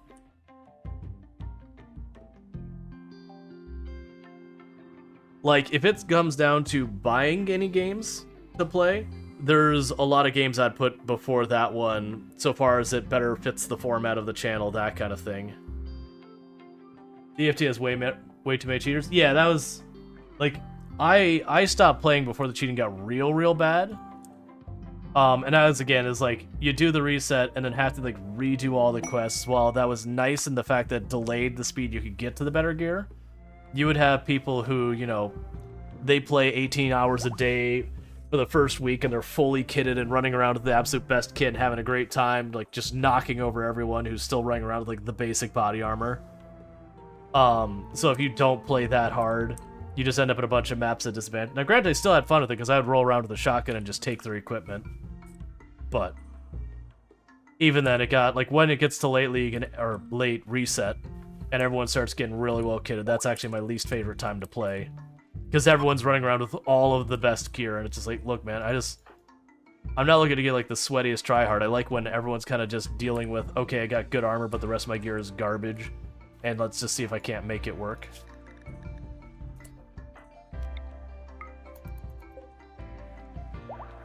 I like the piecemeal equipment. Alright, so everyone's converted except our new person. Target crack down on the cheaters and wipe his sometime this week or next week. Yeah, I heard about that. That's another game that, like, again, if someone did, like, the redeem, I would see doing, like, half a stream of or whatever. But it's none of those games that feels like if you're gonna play it, you might as well play it. Otherwise, you might as well not bother. You don't play Rust for sort of the same reason, too much time commitment? Yeah. Rust is real bad because, like, you had to play on a schedule. Like, here's when your bases become vulnerable. Or even before that, before they had the timers and everything, it's like you had to have, like, a rotation of people logged in so you didn't come back to your whole base exploded. And you needed people who were able to hop on. And, like, if someone's like, oh no, we're going to be, like, someone's getting ready to attack us, you know, get people to log in to defend your base. And it's just like, nah. Like, the moment it got to that point, I was like, nope, not even interested in messing with that at all. I did that stuff on EVE Online back when it was in the major PvP factions and whatnot. And it's like, no, I'm sorry. I don't want it to be a thing that I just get a phone call in the middle of the night, like, look, man, we need you here.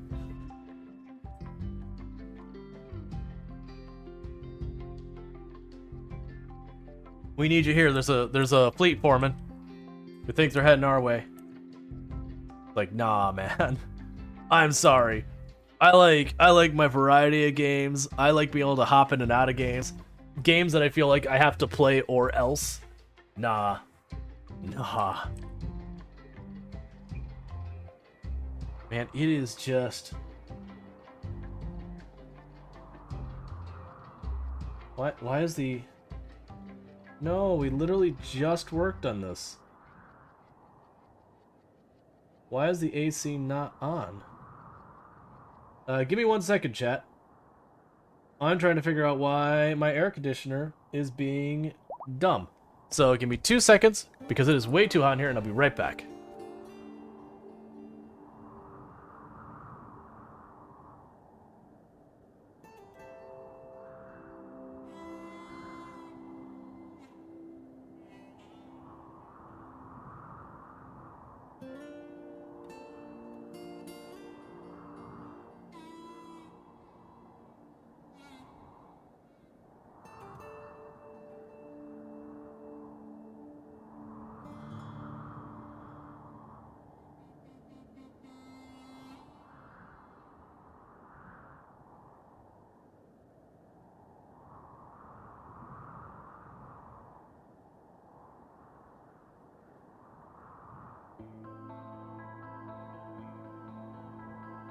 Okay, no idea what's going on with it. Like, it turned off even though it's nowhere near down to temperature. And we've been having problems with the drain line and all that. Like, we managed to clear finally the clog out of the drain line on the on our air sea, which is always disgusting when you do it. I'll spare people the details and all that.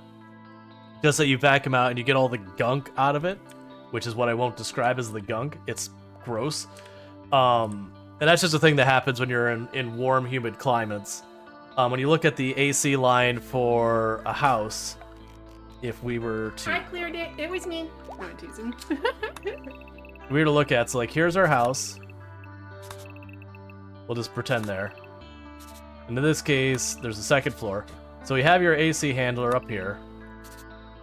And so what ends up happening is you have a drain line for it because this gets cold. So all the humidity condensates. So there's a pan it drips into.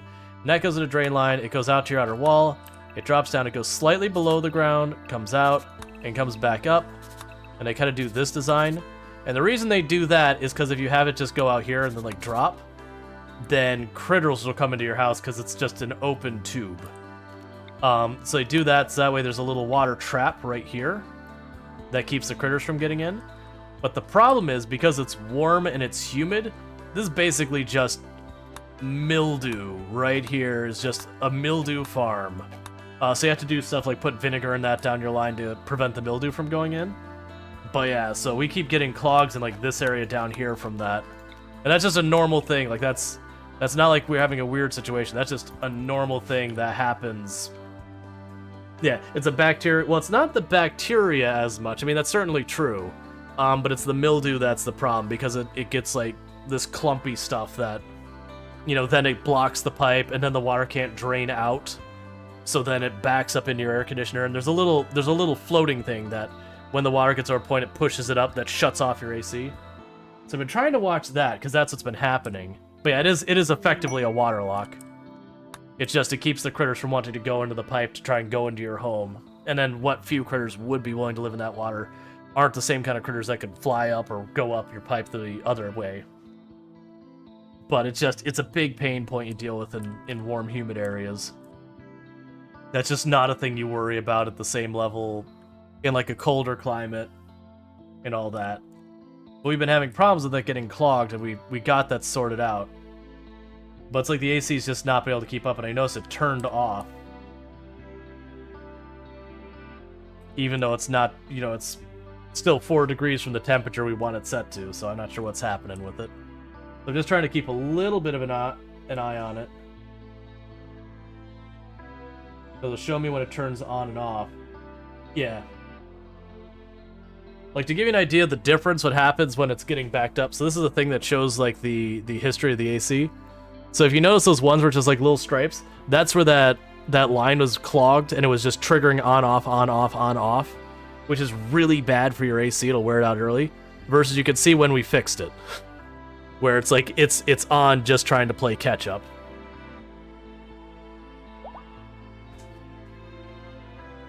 That's the AC on our houses are fairly new because our old ACs that happened to the point that it destroyed the coils in the AC, and it's like, okay, you can replace your coils, but it's like 2/3 the cost of just getting a new AC, and I'm like, all right, I understand.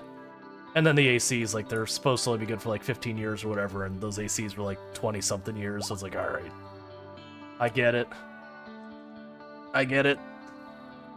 Rough day. So these ones are new, and I just don't want them to wear out faster. Is it a warm day? Yes. The effective feels like outside was, I think, 115 degrees Fahrenheit. For those who do Celsius, it's the surface of the sun, molten lava. It doesn't matter. The units stop mattering. It's just hot. Yeah. Oh yeah. And Doggy Duff saying the new units are so much more effective. Yeah, it was these two ACs were like 25-30% more BTU, which is the units for how much they can move heat and cold around. And then the power use was something like half, if that, of the old one. So it was like, we replaced the AC unit, we just watched the power bill drop like 20%. It's just like...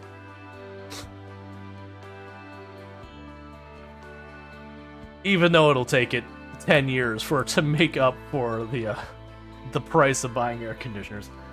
Hey, Insane Sport, how's it going? How many Fahrenheit did you say? 115 was the feels like, the index. The actual temperature was like 102 or something like that. Of a humidity of 70-something%. Yeah. Expletive hot. That's the temperature outside. Hey, we're slowly building a defensive wall, little by little.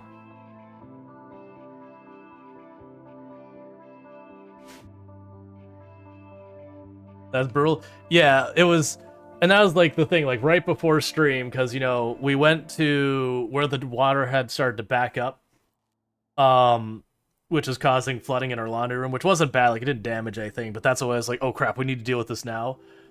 So before stream, I was outside in that heat, like sitting there with the stupid little snake and hitting it with the shop vac and everything, trying to get that clog out. Because I've been trying to get it out with the shop vac, because most of the time that's all you need. You just go to the end of the drain line, you stick a shop vac on there, you like either use like rubber or tape, or you can sometimes just hold it with your hand or a wet rag or whatever to give it a seal, because you know they don't line up perfectly. And usually you just kind of sit there and it'll suck for like a minute or two, and then just hear like, and you're like, okay, clog's cleared. You know, dump it out, and it's disgusting. But this case, I've been trying to fight with it and fight with it and fight with it, and we messed with the snaking with it a whole bunch. Which all that is just, it's a metal wire with a what looks like a little thread on the end of it. 3D printer to the rescue. Yeah. Actually, when I deal with it, I don't 3D print. I had it before. I don't know where it went. It was just like crafting foam, and just kind of like dug a little hole in one side to where you can, you know, stick the pipe on where it just fits snug. Drilled through the middle, and then went to the other side for the pipe, did the same thing. So that like literally has to stretch to get over both ends of the pipe with a hole through the middle. That worked really well, but I don't know where that went. It probably dry rot, and I probably threw it away, but I need to work in my poor 3D printer. No, I'm not taking 179 things of toxic waste for a neurofoam thing. Yeah, no, I got what you're saying. Make an adapter. But yeah, so between just me and Tomb taking turns just like trying to snake this thing and hitting it with a shop vac, and snake this thing and hit it with a shop vac, eventually like Tomb on her end, like she didn't get like the clog itself out, but she got disturbed enough that we saw like instead of just like being the slowest drip ever, it was like actually you could see the water building up. I'm like, oh, it's mostly clear, and did like one last go and he pulled the clog. So now I'm just keeping an eye on it because it needs to be working. Because it is hot. And I do not like hot. I wilt. Cold I could do all day long. You want to make it like nearly freezing in here? I am down. But you make it a little too hot and I just melt. My excuse is I'm originally from Detroit. So even though I have no excuse to not being sorted by now. That is a lot of people. Is that an attacks immediately? That is an attacks immediately. And the kill box is not even remotely ready. So we've got 1, 2, 3, 4, 5 range. Well, 6-ish range and a bunch of melee. Alright, grab everyone.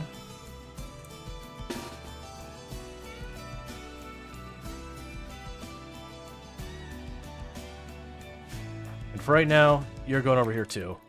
Because if I don't do that, you're going to stand and just take the thing. Oh, actually, they're going to go down there? They're going to go down there, I can actually work with it. You still go over here. But if they're going to cut down this way...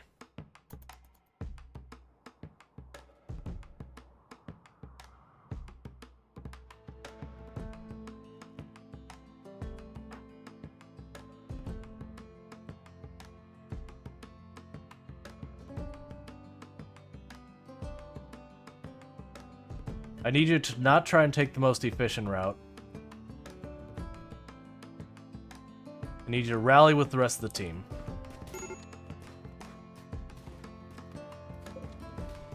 Alright, so we're not going to rebuild that.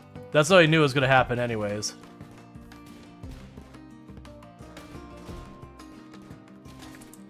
Alright, I'm giving them cover. We don't want that. We want to force them to come out in the open. Alright, Strider took a hit. It's a pretty bad hit too. It's a neck hit.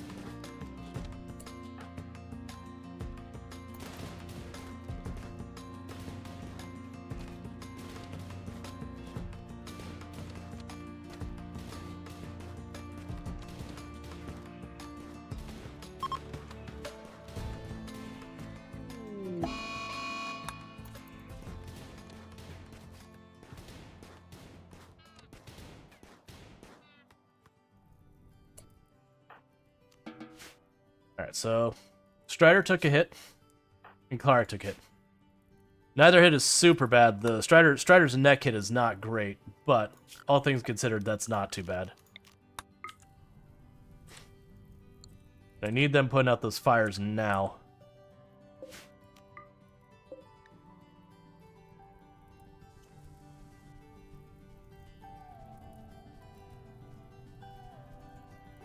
Cool. That's not what you want to see. Rongar, please don't run into the middle of the fire. Alright, so do not rebuild that.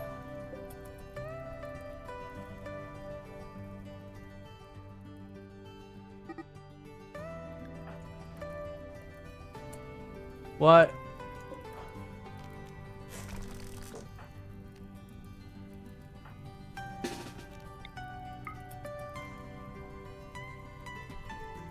We need to knock a hole in that wall now so superheated doesn't kill them.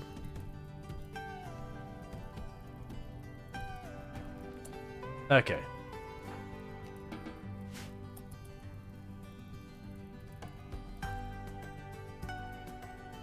Let's get you to bed. And you start tending. Okay.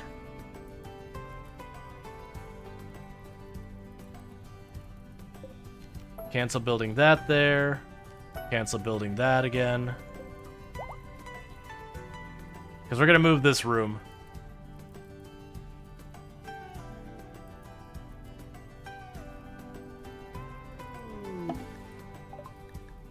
The shell has arrived to collect the chickens.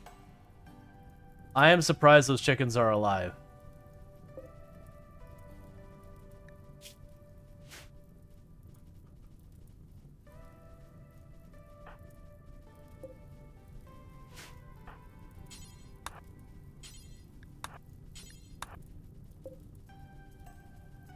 All right.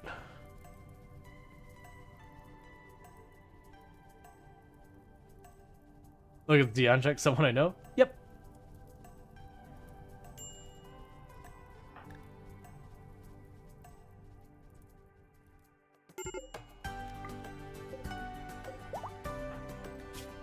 Okay, so you got some mild burns there.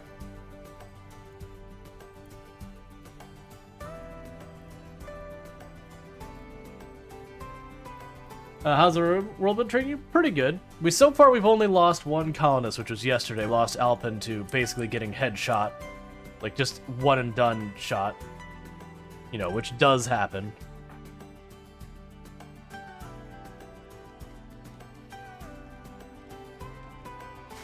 Honestly, even forget rebuilding that. Okay, so what we're going to be doing is moving this, like, production location. I haven't decided fully where yet. I think I'm just gonna put it... Not there. Yeah, I guess I'll put it over here. A wild man wanders in. Okay.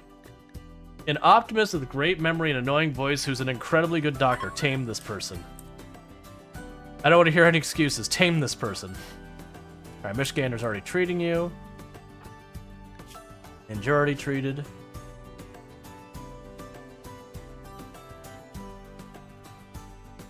Alright, so we'll need to go structure over here.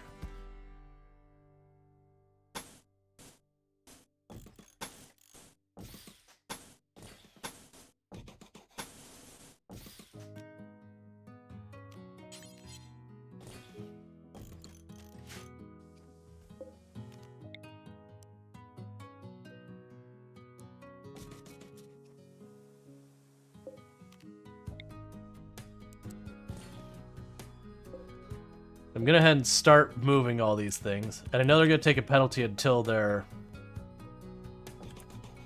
indoors and all that. But that's just gonna get trashed down there again and again. So we're just gonna deal with it.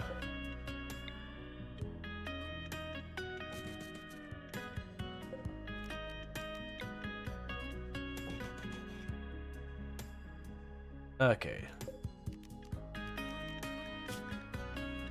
That's still for all of our stuff here.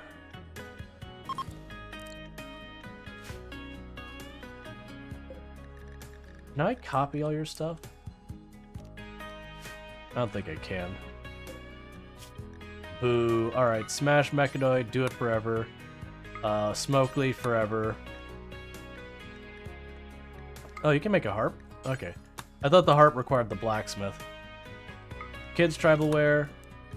Do until you have one of at least 60%. Regular tribal wear. One of at least 60%. Veil. 60%. War mask. 60%. Tribal headdress. 60%. I just go with that for right now. I can get rid of you. Stop refueling and deconstruct it. Because then what we'll do is up here.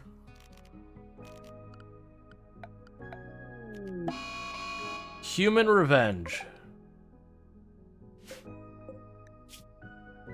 Well.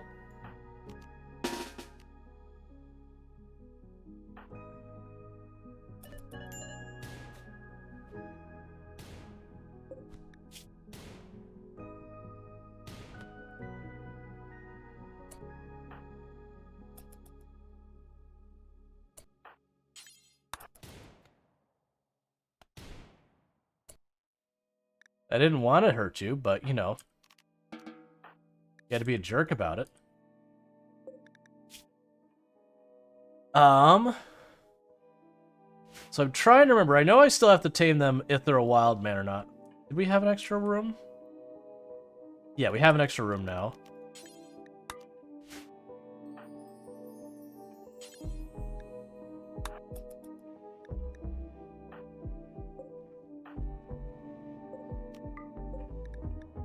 Yeah, so what I should be able to do with that now is I should be able to take that person, convert them, and I think you could still tame them as a prisoner.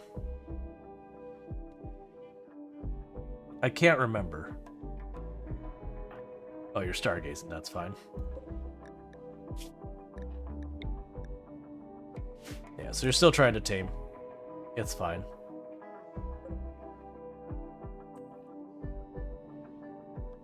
Well, let's grab one of those spears. Actually, both. And the reason I want to grab one of those spears, those will be a good weapon for when Yersh is ready. Speaking of which...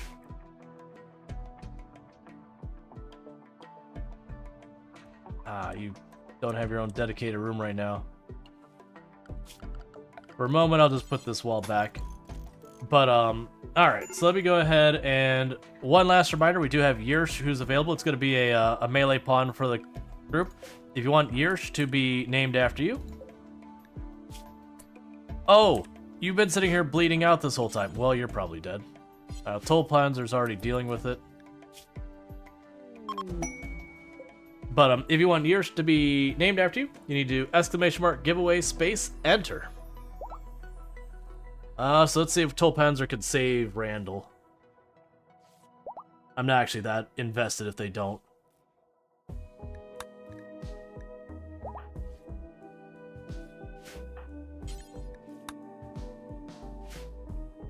But we'll see. Has anyone even entered?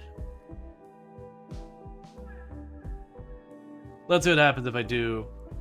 Are you still bleeding? Let me check. Because it looks like the doctor's... No, actually, you've been fully healed for a while now. It was Dionchek who got attacked there because they were trying to tame the wild person, and the wild person turned on him. Hey, whoa, Jess, thank you so much for the raid. Let me go ahead, and if we can get a shout out for Whoa Jess, I'd really appreciate that. I was playing I Am Future earlier. I'm assuming you're getting close to wrapped up, because I remember when I looked at it, it looks like you're a pretty late game. Oh, the chickens are still here. Get out of here, chickens. But it looks like you're pretty far along the end. But I do hope your stream went well. But welcome in, Raiders. For those who haven't checked out Wojess before, absolutely fantastic content creator. Completely recommending. Finished the game. Nice. Yeah, we finished I Am Future yesterday, but we did miss some story stuff I found out after the fact. So we finished it, but not finished it, I guess is the way it is.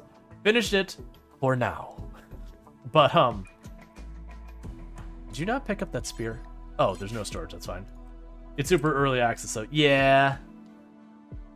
Yeah, and for those who don't see the thing that says giveaway at the top, if you do exclamation mark giveaway enter, we got Yersh here, who's going to be a melee pawn and is probably going to be cannon fodder. But we're looking to have that character named. No, Randall here is getting an infection. That's fine. Randall's a wild person who showed up on the map. We tried to tame them and they turned on us. But welcome in, Raiders. This was supposed to be a whole tile challenge. I had gotten the idea from Wojess and FG Squared. But what ultimately happened was I pulled up the world map and I was just like, oh yeah, we've got this thing that adds a bunch of different biomes.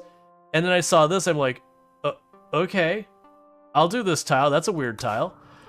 So it's not actually a whole tile challenge anymore. Like right now it looks like I'm doing that, but I'm just trying to make a defensible position.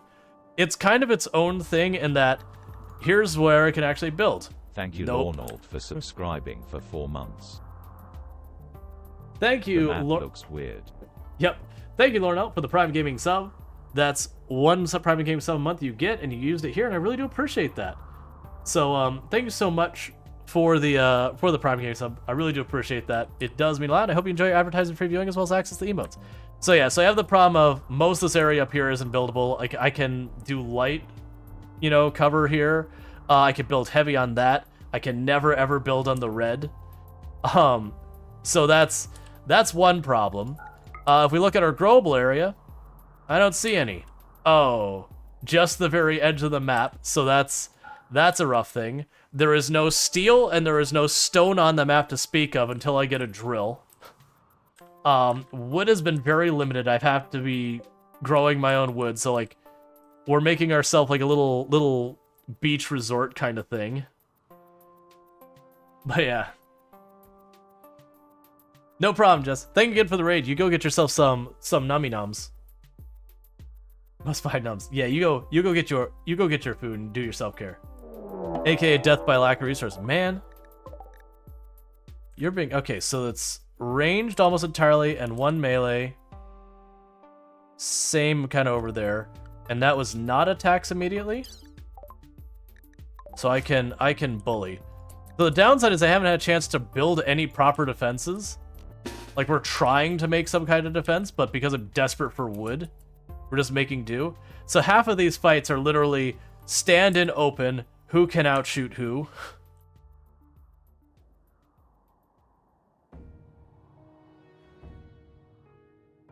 Would you not chase, please? Can we get things started first?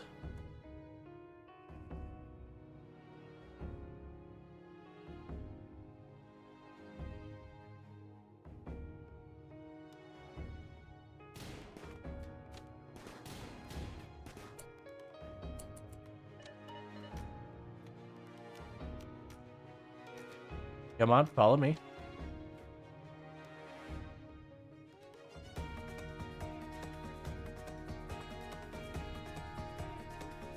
But yeah, what we'll do is after this fight, we'll get the giveaway set for who gets to be Yersh. So my hope is that I can knock down a couple of them here. Hey, Iggy Maid, how's it going? Can I get a shout out for Iggy Maid?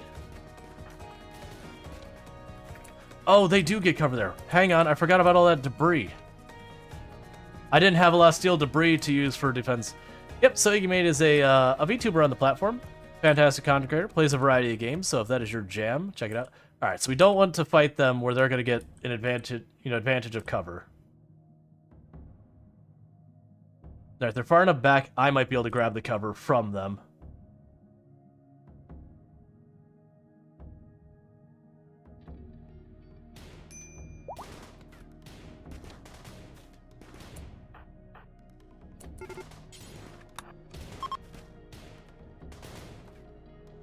Nicely done.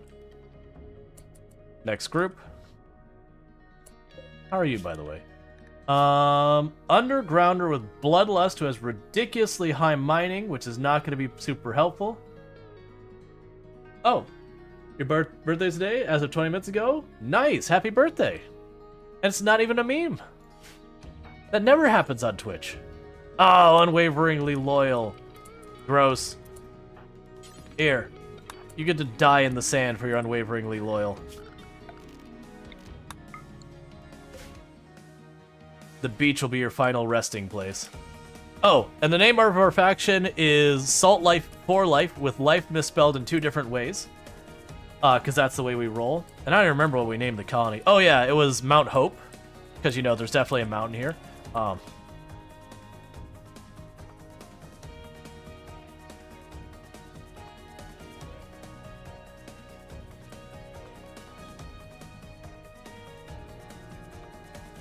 Yes, this one had only 2 bowmen and a Pila. All mountain, no hope, yeah. So with little growing area, isn't it going to be tough? Yeah, the big problem is because the growing area is on the edge of the map, it forces me to go to where the enemy can spawn in on the edge of the map on top of me. And so far we've been lucky that that hasn't happened. But that could always be a problem. Alright. What about you? Are you anything worthwhile? Great memory, and I'm not dealing with sickly. Bring me better pawns in the future.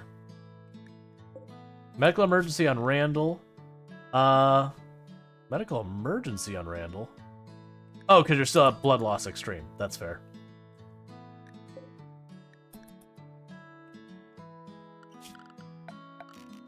Alright, well, they brought us plenty of pemmican and a bunch of junk we don't care about.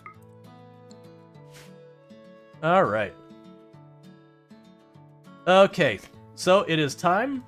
We're going to give away Raw and Proger. Welcome to the colony. You will be Yirsch. That was going to be our melee pawn. Well, a melee pawn. Named? You were one of the ones who dropped in. You got Paralytic Abrasia, or Abasia, however you say that. But that'll give us 3 melee pawns.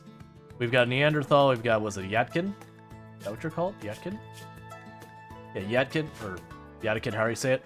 And then just a dude with a spear who happens to be tough, fast walker. So we've actually got some solid melee pawns, and a bunch of just not necessarily great ranged, but just enough ranged. We make up for our lack of skill in ranged with numbers. Alright, give me one moment.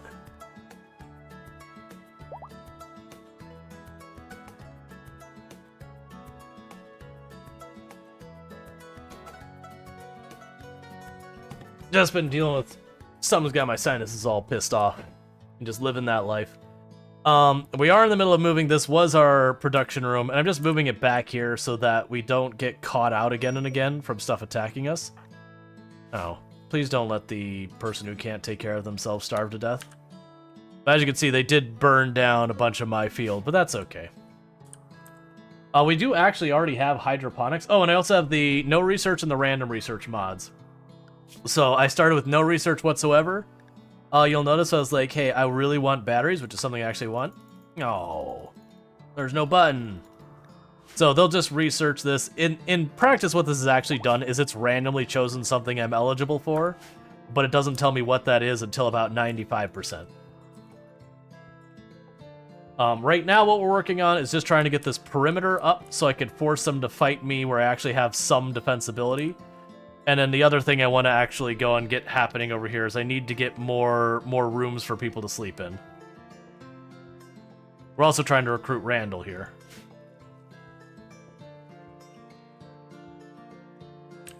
But yeah. They're just getting nowhere near enough stuff built here.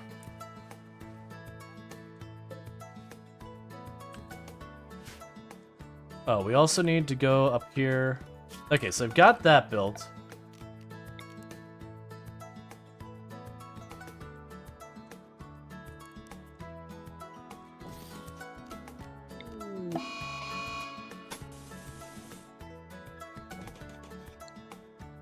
That's fine.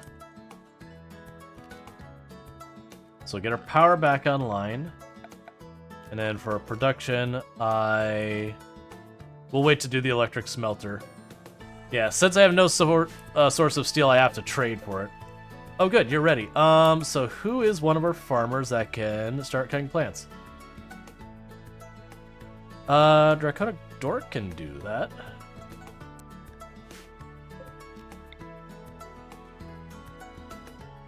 Where are you? There you are. Get another psychic tree up so you can get more wood supply coming in. And everyone's converted except for Prodinger. Yay! Surprisingly, that thing was still pretty relatively good shape. Alright, it's still on the wood ones, which is perfect. Yes, a field of Garlean leaves next to a field of blood. Not next to. They're one and the same. I mean, what do you think the dryads are eating? Oh, that's because this dryad is sitting here, like, bleeding all over the place because something attacked it. That's fair. It just wasn't dying from bleeding. It was just perpetuating bleeding. Excellent. That's not nightmare fuel. Alright.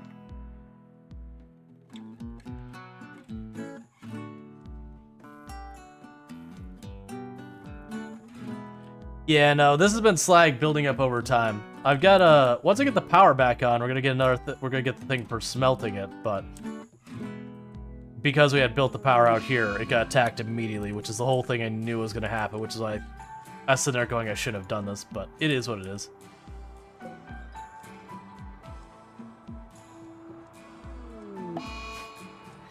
Okay, good. We have multiple addictions going on. That'll certainly help you out.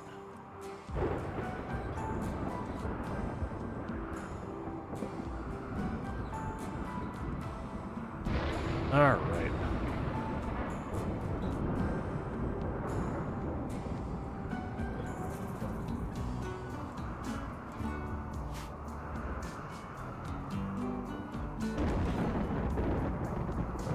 So I'm gonna tell him to not worry about that. Make that cypress instead. And the reason I'm choosing cypress is, while it's not the most efficient time-wise, it's the most efficient labor-wise. So you can go and plant it and just run around and do other stuff in the meantime and circle back at our point. So it's almost time for our drum ritual thing.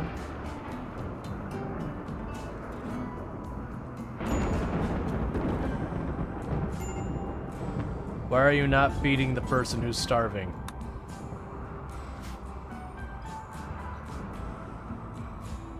We do have a year-round grow season. Let's see, you have returned from cooking dinner. What'd you miss in the last half hour? You now prune this tree to make dryads. And there was a pretty bloody battle. We didn't take any losses, but we caused losses. Went pretty smoothly, honestly. I think we only took 2 hits in the entire fight. Like, one was a pretty bad neck hit on, I believe. No, was it? Did Strider get hit that one? I know in one of the last 2 fights, Strider took a neck hit, but, you know, turned out okay, but it was one of those ones you're like, oh, that's a neck hit, let's be careful. I need a lot more steel.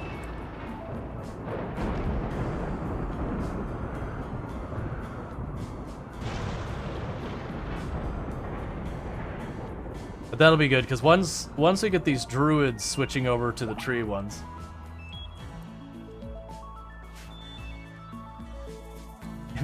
like belated warrior raid. Yep.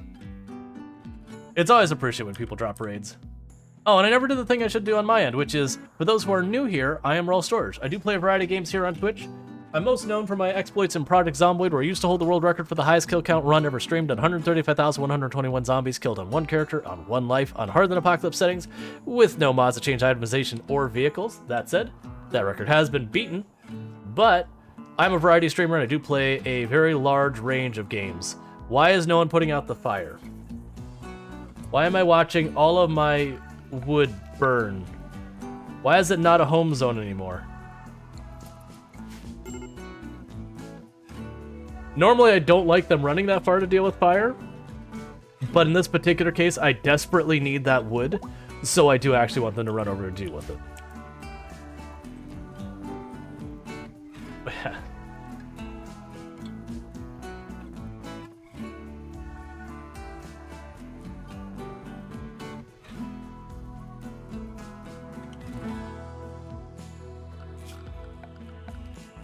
There we go, it's set for cleaning.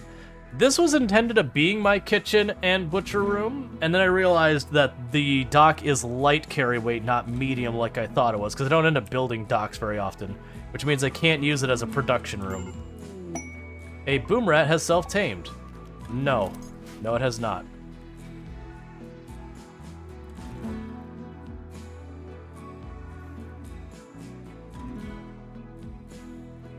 Alright, so we just gotta be patient and let them keep building.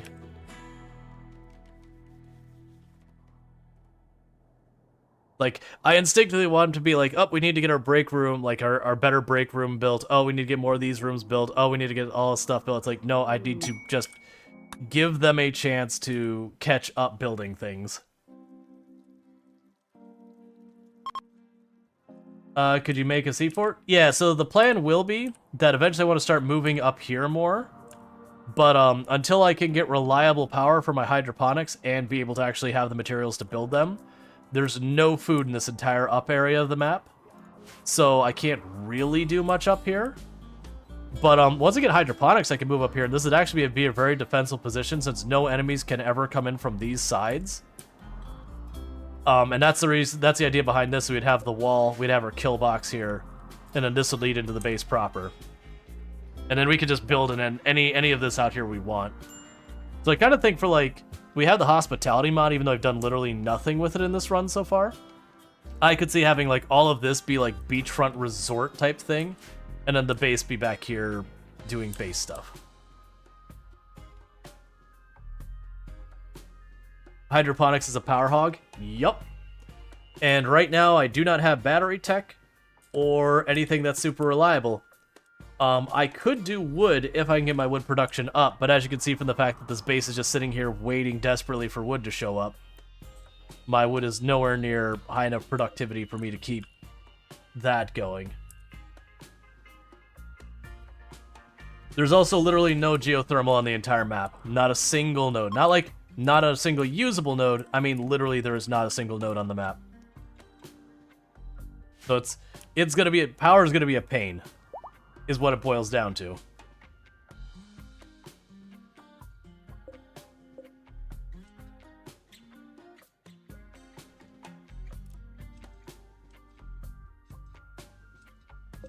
Okay, and these should slowly, there we go. So those are gonna turn into woodcutter, or not woodcutter, but the wood dryads, which will help that. Because each one of these wood dryads, so where's production, is something like that much of this field. One dryad is about the equivalent of that. So having 2 trees with 4 of them, that's like having this entire field managed. Do you have power mods? The standard power providers are going to be helped? No, I don't have any power mods. Like, I don't have like nuclear power or anything like that.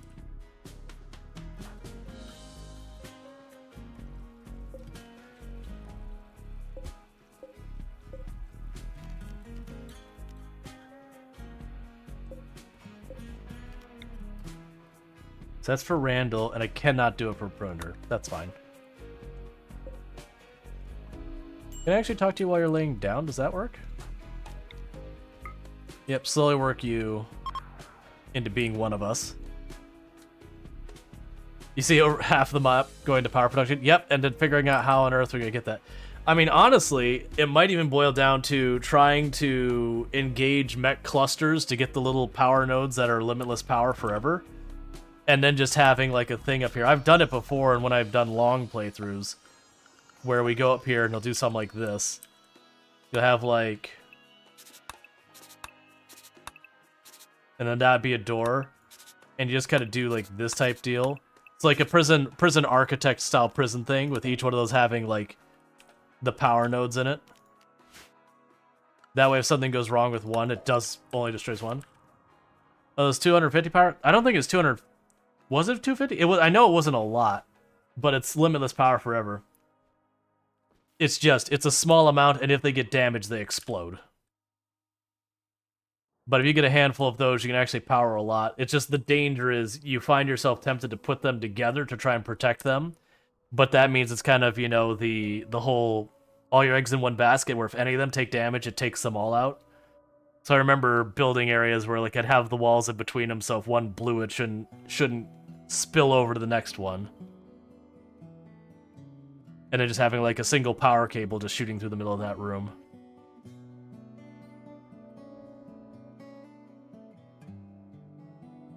Then having like the foam popper in the middle just in case.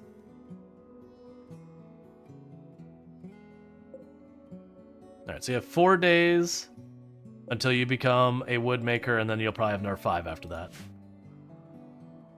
And that'll double, like almost double our wood production.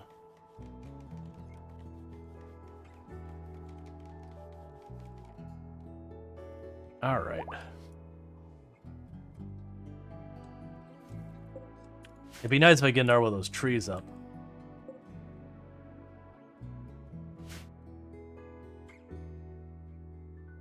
Okay, and these are mostly replanted. They're still working on it.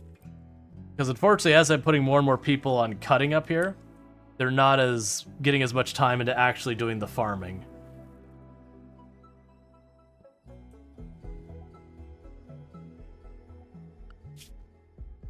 Especially where I'm prioritizing plant cut. They'll go around and clear up the fully grown things as a higher priority than planting. That said, I do have quite a few people who can do it. So.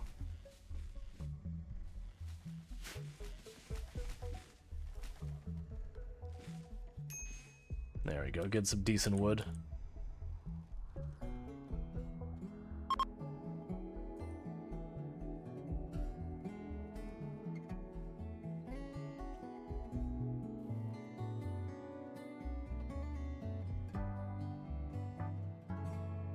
Yeah, so the kill box idea is straightforward here. We're just going to be the style of kill box that we... Actually, we'll do this as well. But it'll just be a style kill box that you can just line up all your ranged people here. They can shoot out this way. Eventually I'm going to want to open that up. We'll move the production room away from there later. But it just basically give my characters cover, deny them cover, make the melee walk across the water.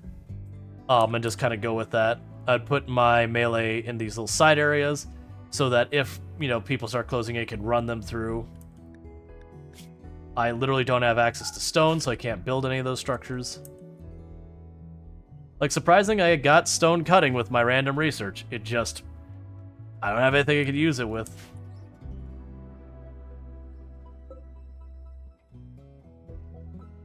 Alright, if I send a caravan to get steel... So unfortunately, don't have any caravanable animals, really.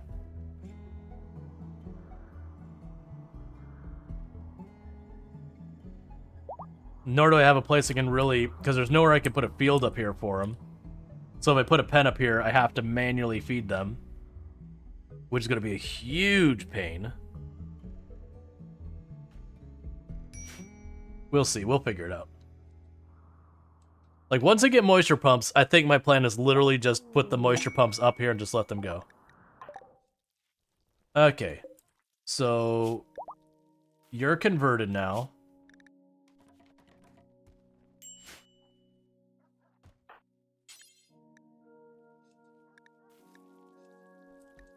And we just gotta wait to try and tame him.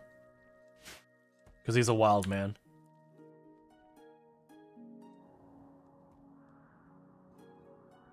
Alright.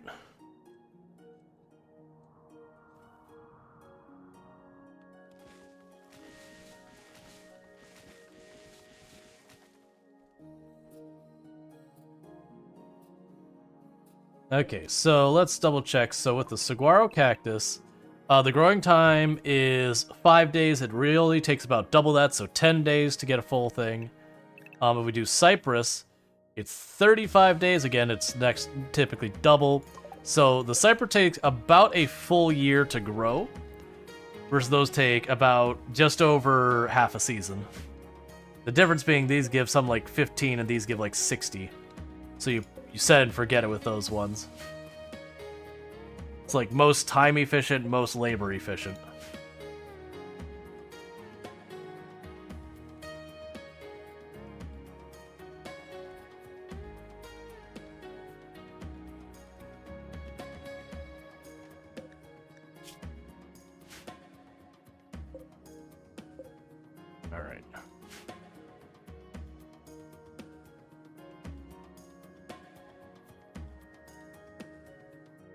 I'd like to get in our seeds so we can get all these trees up. Just keep expanding. It would have also been nice if it would have gotten the psychic, the meditation tree. There was none on the map at any point. Because if I had the meditation tree, we could just, when I have my people not having a whole lot to do, we could have them meditate to get psychic powers for different people. And those can help with all sorts of good stuff. Normally I go pretty light on the psychic stuff, but I've been enjoying doing like the tribal with the psychic tree lately. It's especially fun to put it on pacifist because I find it gives you a lot more. I don't know if it actually has a weighting system to it, but it gives you a lot more stuff that like, you know, get people to like you more or get people to recruit faster or those kind of abilities. Which is pretty nice.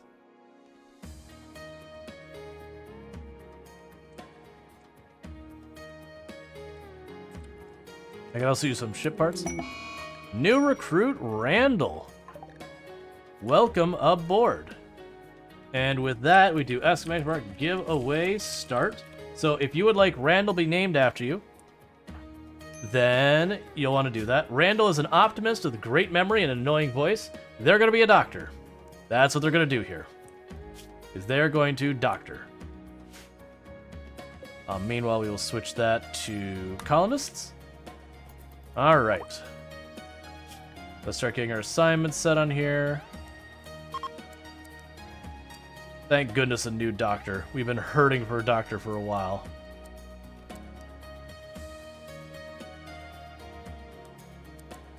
And you're gonna clean things, I guess. Alright, so Randall here needs to get themselves a weapon. There's a pump shotgun.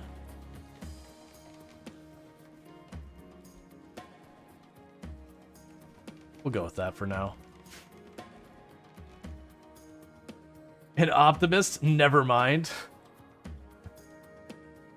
It's okay. That's the offset we have. Who was it? Was it Proger who's the pessimist? Yeah, Proger who's the pessimist. Actually, I think Sniper Spice is also a pessimist. So we're more pessimistic than optimistic in this colony. We have yet to achieve the balance.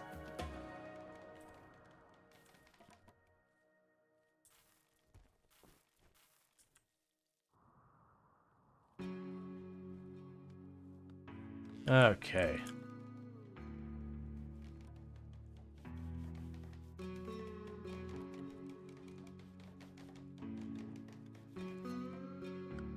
Trying to remember, traps require heavy, don't they?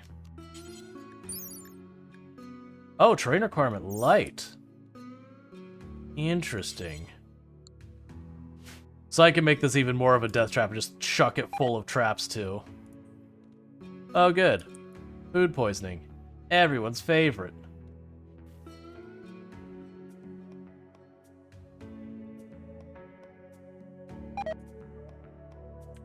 Alright.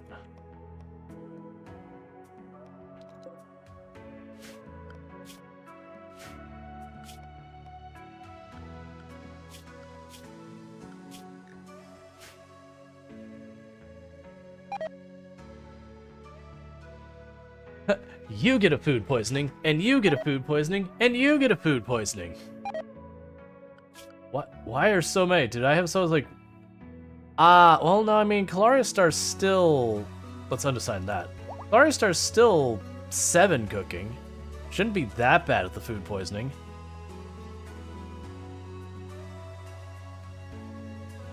Secret was that people keep attacking me, and all I have is this revolver. We have no AC. Nope, no air conditioning. We don't have that forbidden technology. How much longer till you wake up? Ugh, up to 25 days.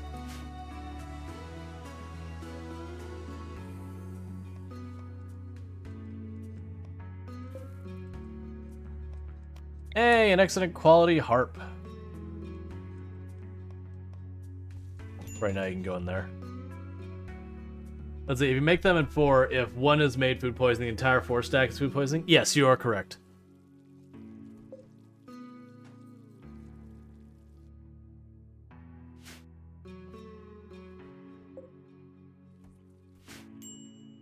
Which, I mean, depending on what the cause of the food poisoning is, would be an understandable thing in real life. If you use contaminated food to cook, like, an entire batch of food, more than likely all of that food you just made is unsafe.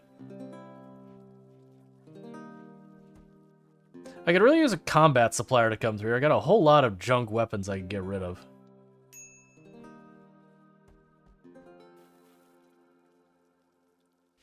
What inspired do you have? Inspired trade. Okay.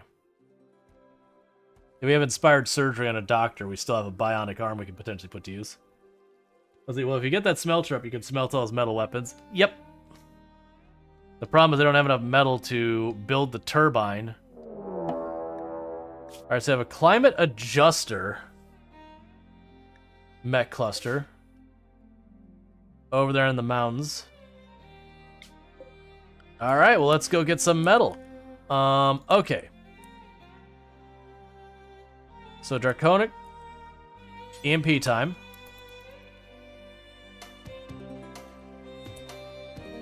Is it up or down? Is what up or down, sorry. Alright, so the question is, who goes and who stays? I think I'm going to keep Tolpanzer back here. Because I'm not going to be wanting to melee the mechs any more than I absolutely have to. The temp adjuster? It'll be up. Typically. It'll be whatever way's worse.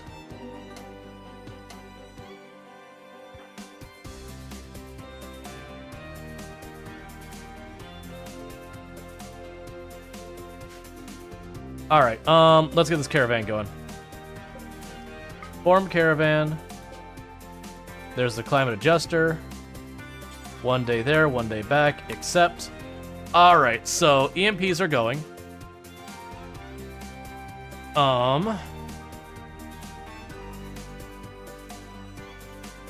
Michigander's gonna come along because they're one of our doctors. We'll grab the auto pistols. We're gonna roll in heavy if we can. So that would leave behind a melee pawn, a pacifist, and one person with shotguns. It's not ideal. We're going very, very heavy. Give away name drawing? Yep. All right.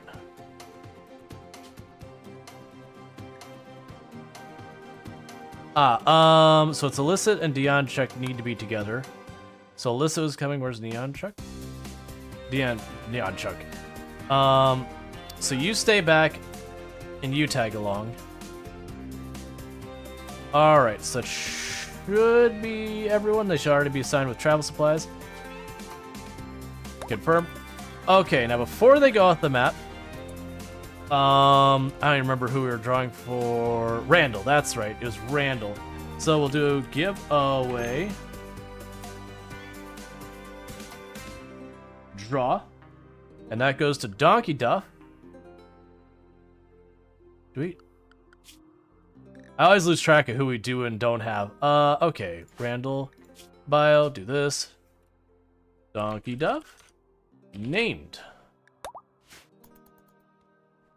So get your stuff and get out of here.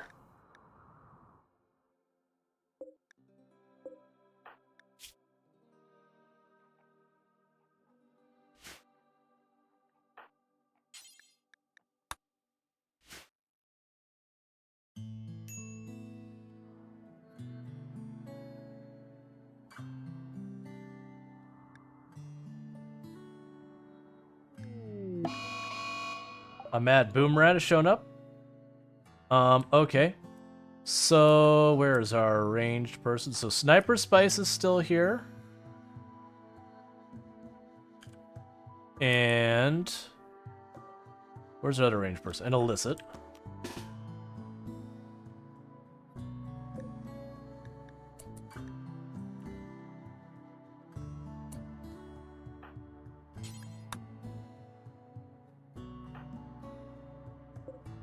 Just let me move them.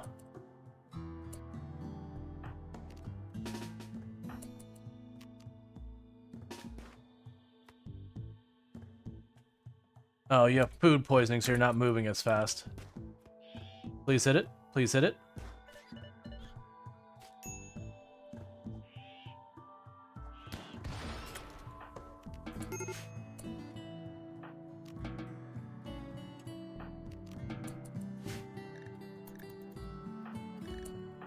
Did you...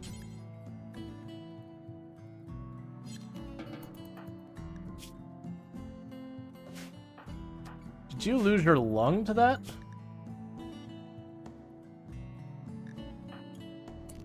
Could you, like, do something about this and not just... Never mind, it's already done. Okay. That's fine, they'll deal with it on the way. Alright, so we'll have to deal with the lung. Because they'll bandage Rongor on the way over there.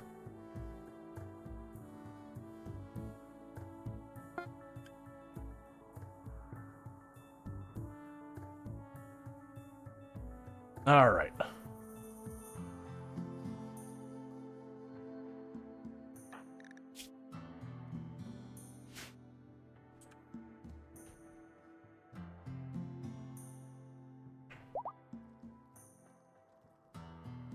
So try and be fast, because these trees aren't going to get pruned while they're gone.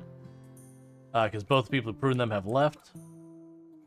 The farm isn't going to be tended to nearly as much. But wasn't my choice.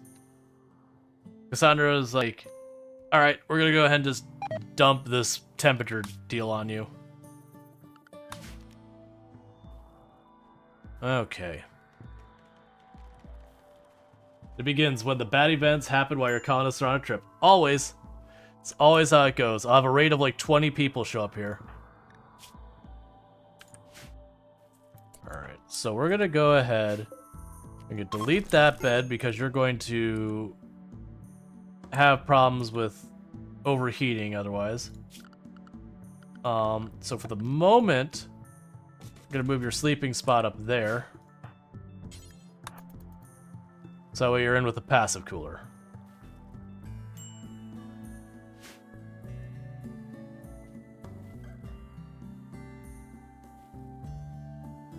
Okay. We should have a cooldown now. No, I've had it where like literally I caravan away and not even like 5 minutes later I have a giant raid show up. I don't think it's supposed to happen, but I have had that happen. That's actually one of the recent colonies we lost. That's exactly what happened, was that,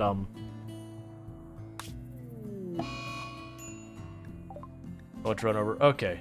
So zoom in. Thanks. Thanks for the centipede. You jerk.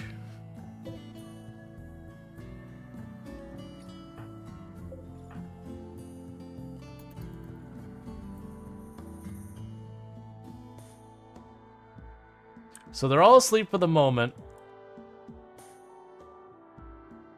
So we can just sneak in the back and deal with it. I'd rather just get out of here safely than get a handful of metal and then almost certainly lose someone fighting all that.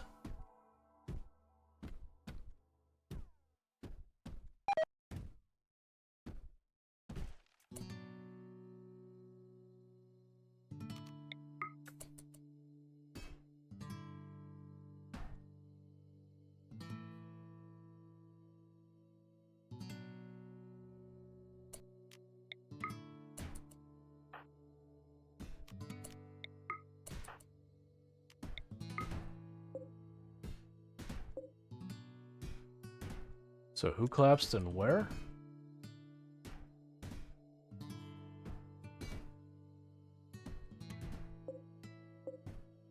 Yeah, that's a thing I don't want to tangle with no armor to speak of.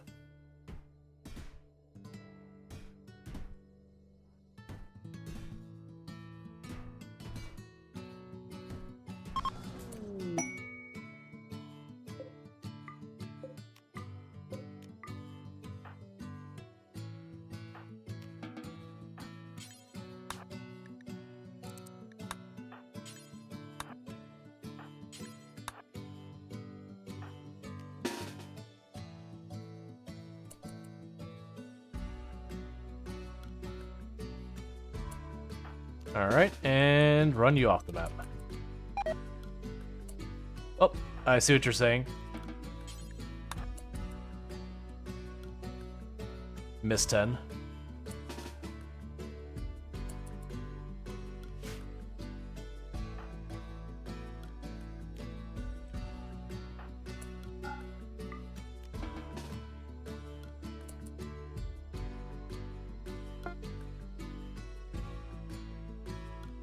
Yeah, no, it's a good thing to make sure we grab it all.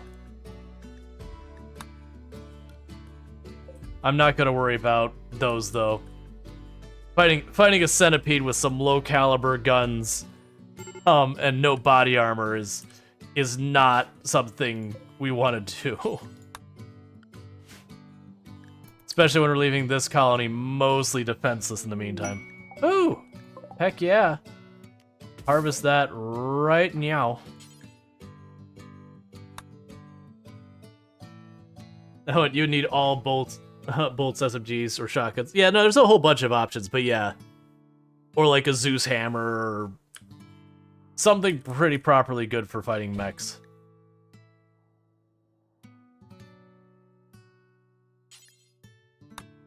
Just deal with that right now.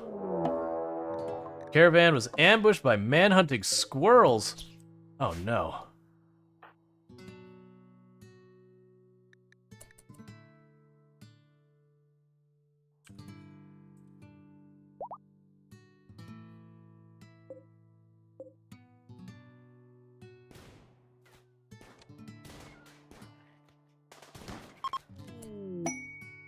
But before we go,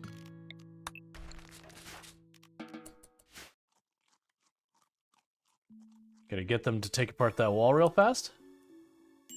That'd be some quick steel. Or you can just get food poisoning.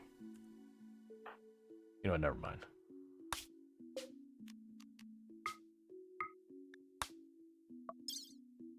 Let's grab all of that. We have the steel and all that. Sure, grab all the marble chunks you can carry.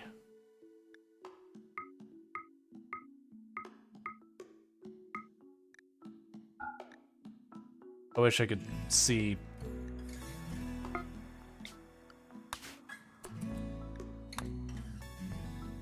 All right.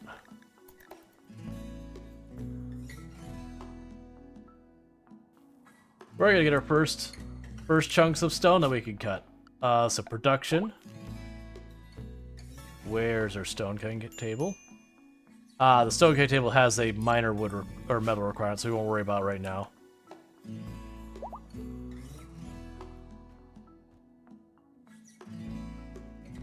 The point is, we're getting a tiny little bit of marble. 8 whole chunks.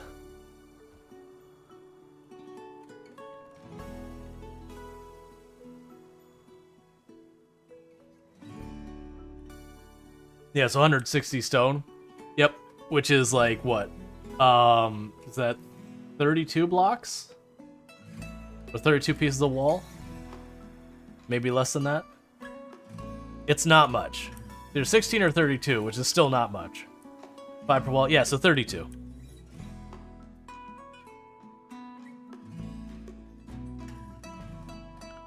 Meanwhile, we can go here and go furniture. Put that back there for a moment. Move you back out of this room and over here again. The caravan has run out of food. But it should arrive in 0.2 days, so it's fine.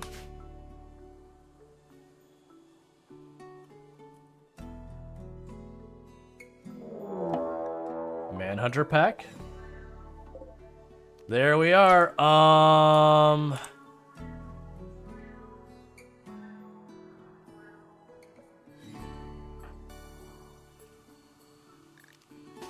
You go indoors.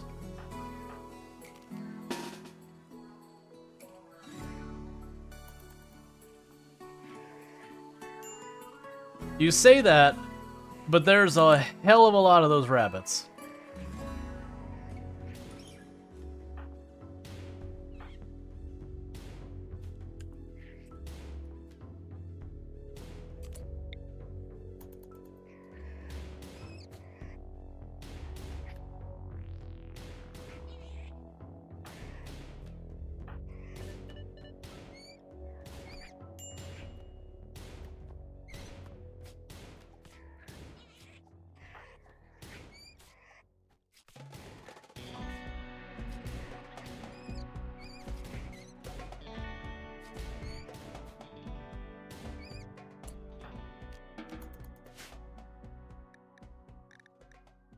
Okay, so how badly did you get mauled? You got nicked up pretty good.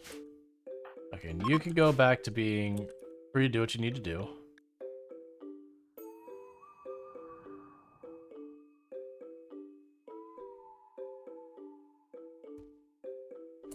Oh, right. Both our doctors are there? Okay, so you need to be set to self-tend. So you don't get many animals to hunt, so shooting is down a bit. Yeah. No, you're not wrong.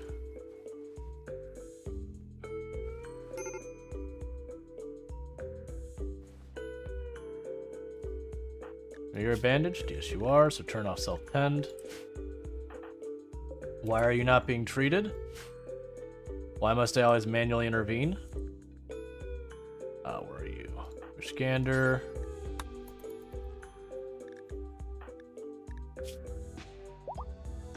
Okay.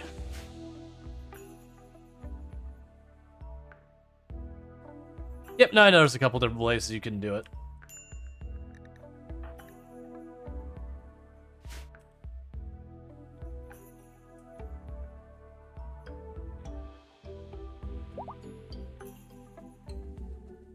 Alright, so our caravan's back. We got a little bit of wood laying around. Not a whole lot. They'll get back to taking care of their trees. We do have 4 wood-making ones. Oh, did we get that seed pulled up? We did. That's going to be in here somewhere. There you are.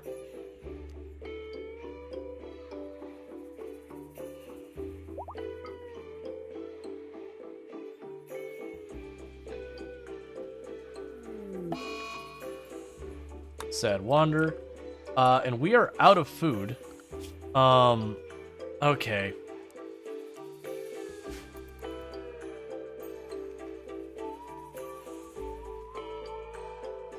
Oh, there we go. We're starting to pull it up again.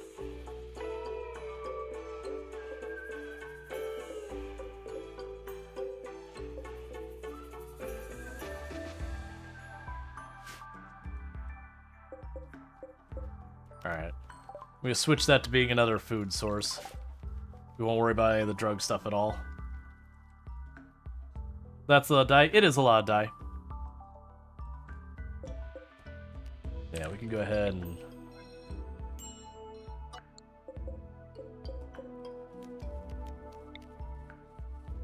shrink that and expand it. There's no wildlife to hunt at all.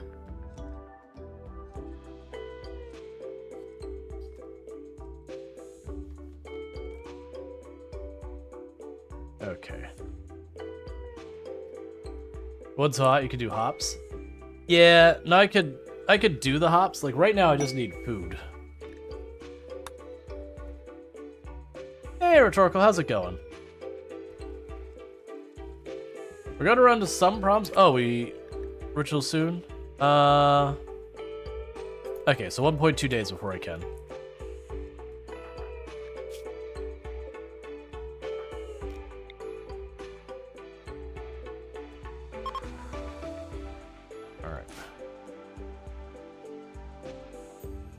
And a big part of that is now they gotta drag all that food all the way up here just to cook it.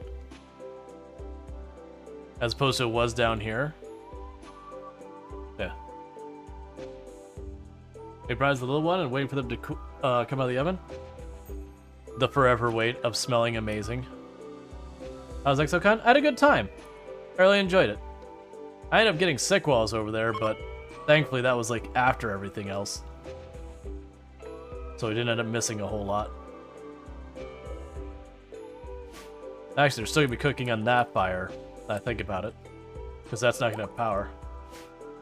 Yep, con crud is the thing. That it is.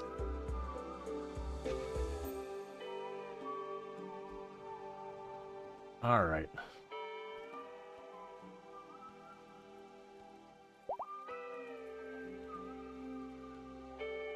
It'd be nice if I had a freezer.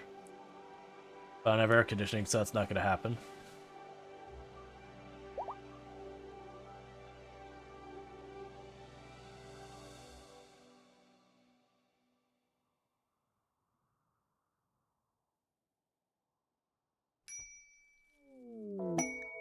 Okay, contract workers will take 4 colonists and you'll give me a bunch of reputation. Yes. Yes, I will. Because that will alleviate some of these issues. You're waiting for all the PoE streamers to come back. Just full of snot more. Oh yeah, there's been a whole bunch have been sick. Like a whole bunch have been sick. Alright, so who are we sending? You're packing for DEF CON as you watch? Gotcha. DEF CON's fun. So Dianchek stays here. Sniper Spice is probably too young to be allowed to go. Your son who grows stuff. Rongor is our cook, so no. So Donkey Duff will go. Centric Cookie will go.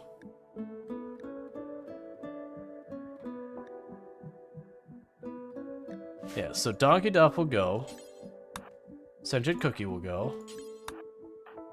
You need to grab one of your spears back.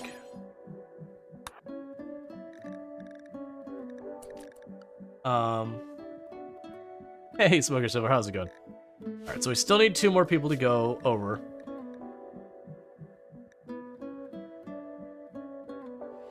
So Tolp Hanser can go.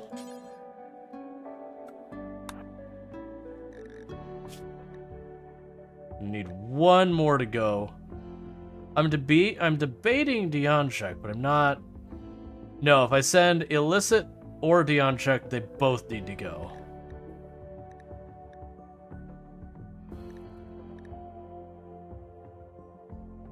Rongor, maybe? We'll send Rongor.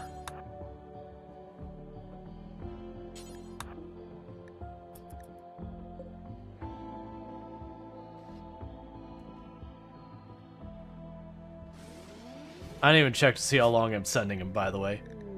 10 days. That's not great. But that gives me allied with the Fallen Empire. And it gives us a lot less mouths to feed for a little while. And I kept mostly the people around who could still grow stuff. Rare Thrumbo. Alright, they're both in good health, so we're not going to mess with them. Okay, so one of these is Darkstriders. The other one is Draconic. Who's still here.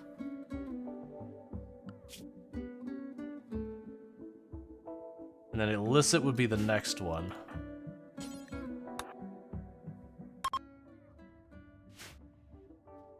Alright. Let's grab this. Oh, those trees, you hate them? Just because they keep your pawns attached to them for a very long time? Alright.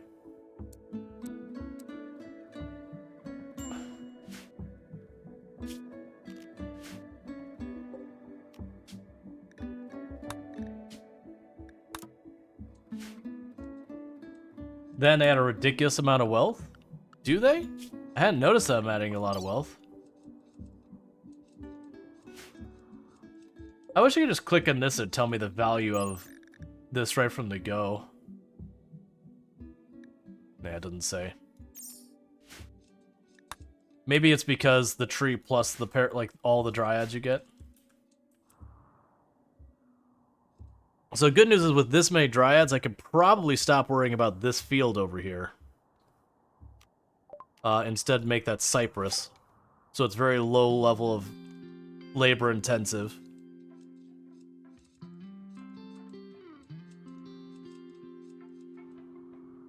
That way they make sure I have more time that I actually get my produce out here.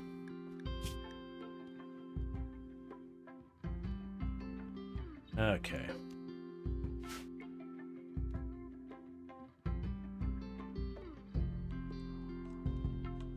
Let's see, they add a fair amount on their own, plus the dryads, yeah.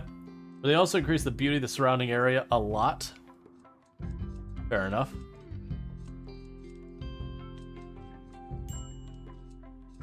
That's okay, we're bringing the beauty back down by it being a field of blood.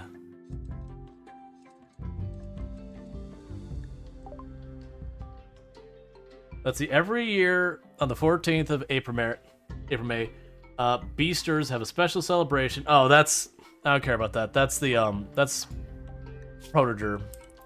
Ooh, you have. All right.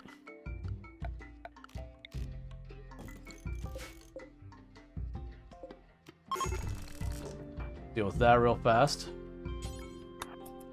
You could die of heat stroke otherwise. I really need you not be paralyzed anymore. It'd really make my life way easier if you weren't paralyzed.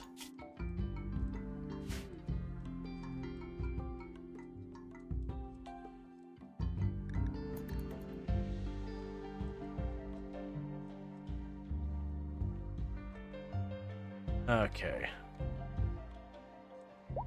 Let's see. So this is where you try to get a lot of amazing. This you get to a lot of amazing. Currently, Dire Gray has been feasting on some amazing stuff there. Oh yeah, we tried a whole bunch of stuff. Like there was just such a variety of cultures represented so far as like all sorts of just different food to get. New Zealand has like a ridiculous amount of seafood. I must have eaten seafood all but like 2 of my meals.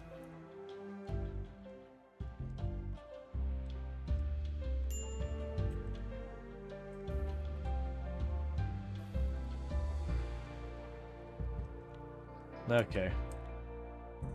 Tell me about the mayo tacos. Oh yeah. There was a Mexican restaurant. I'm like, okay. Like New Zealand, like you talk about going north in you know, certain part north in the US that you stop getting good Mexican food, you're just too far away. I'm like, okay, New Zealand's the opposite side of the world. And we saw a Mexican restaurant. I was like, all right, let's check out to see what New Zealand thinks Mexican food's like. Let's see how it compares. And there wasn't an item on the entire menu that did not come with mayo. So enchiladas with mayonnaise as a topping. Like, not as an optional topping, it's how it comes. And I was like, no, I can't do it. I can't. Absolutely not. Absolutely not. I'm sorry, that's a hard pass. A bunch of it came with coleslaw, so instead of like lettuce, you had coleslaw on it instead, which is just cabbage and mayonnaise. And it's like, nope. Nope. Like I said, all the food was great there, but yeah, it did surprise me that's like, yep. It was like, that's worse than the place in Finland I almost worked at. Yeah. Like, and who knows, maybe everything else about it was fine, it's just like the topping was not a strong choice, but yeah. Claire says, my family and I went to Japan, and what they labeled as beignets were hot dogs. Interesting. To be fair, when I went to Italy, what they considered American pizza was like steak tartare pizza with a raw egg on it. I'm like, it's like, I don't know what you think we eat, but that's disgusting. Yeah, oh, KFC is a Christmas tradition in Japan? Yes, it is. I was gonna move over there at one point. We're talking to the restaurant about becoming this head chef, and it was Texas barbecue place. And they had 7 peach-based sauces. Okay, I mean, maybe Georgia barbecue would be that many peach-based sauces, and even that'd probably be a bit of an excess, but, you know.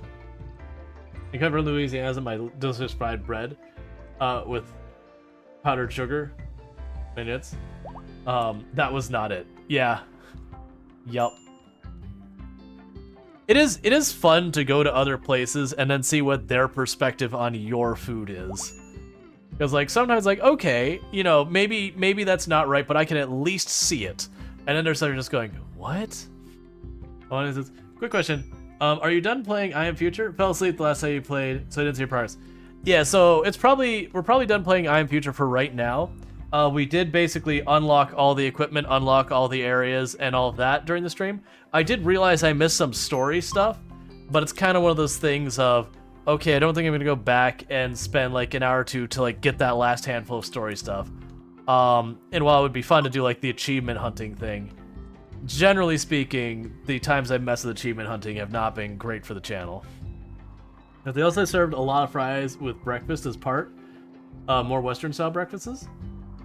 Gotcha. Yeah, what else? There's been places I've gone where it's like, this is America's like almost like a beef brisket. I'm like, yeah, that checks out. Absolutely. Barbecue? Sure, that checks out.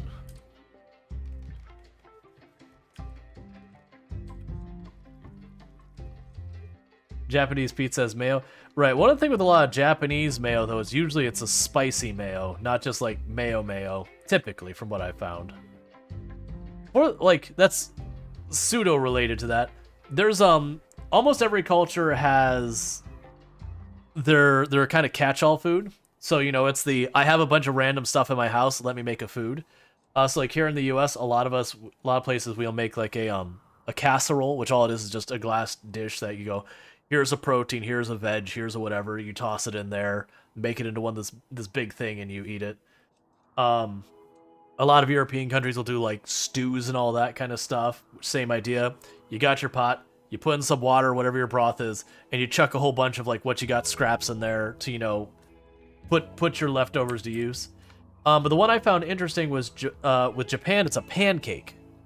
That it's like, it's a savory pancake that they do the same kind of thing. It's actually pretty good. How long did it take you to finish I Am Future?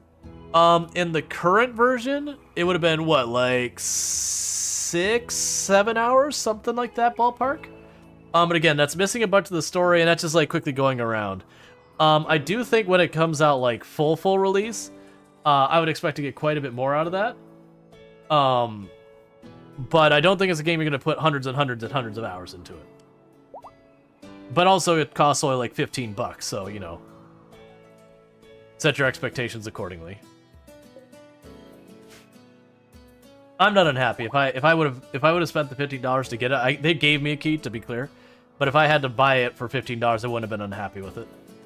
Let's see. Mayo's a condiment, used in Dutch cuisine too, but the mayo is way better than the one you just buy in the jar. Yeah, I mean, a lot of other places, not even just mayo, like a lot of other places, they'll do their sauces a lot better. It's like you look at stuff like ketchup here in the U.S. and other countries. Like, other countries, a lot of time the ketchup actually has something going on for it versus just being sugar tomato goo, like it here is in the U.S.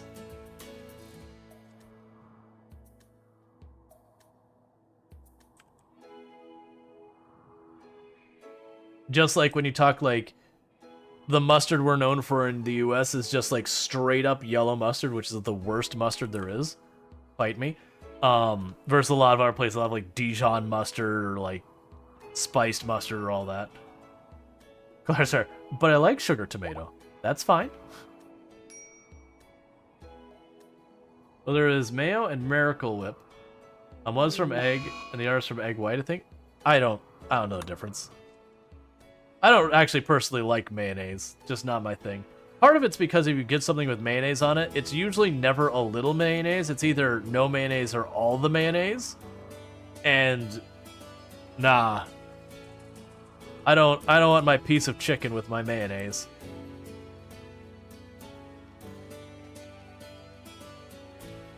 You never get enough on your sandwich? Yo, mustard's my favorite condiment. Hey, that's fine. There's a reason it's made.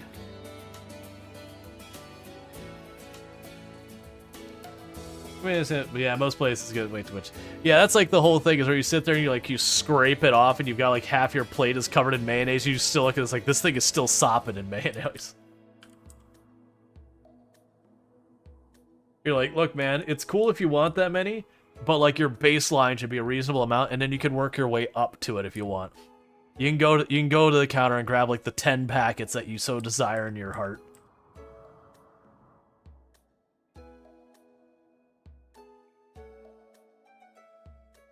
Okay, so it's cooling off, so we should be able to move you back out of there.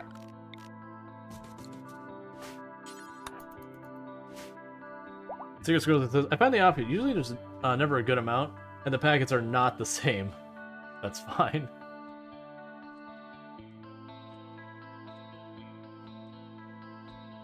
I mean, wherever you're located, I wish it was that way here. I would actually consider putting mayonnaise on certain things if I could get a human amount of mayonnaise.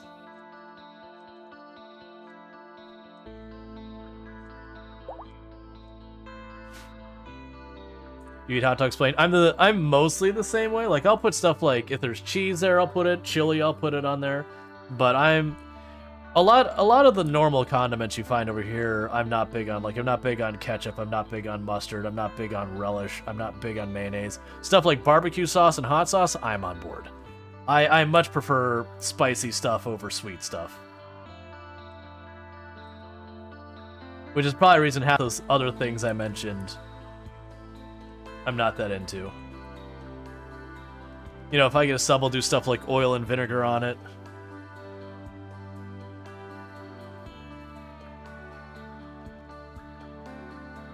Yeah. I mean, there's just a bunch of condiments I'm not into. You like spicy and sweet? Yep. I just don't have a sweet tooth, really.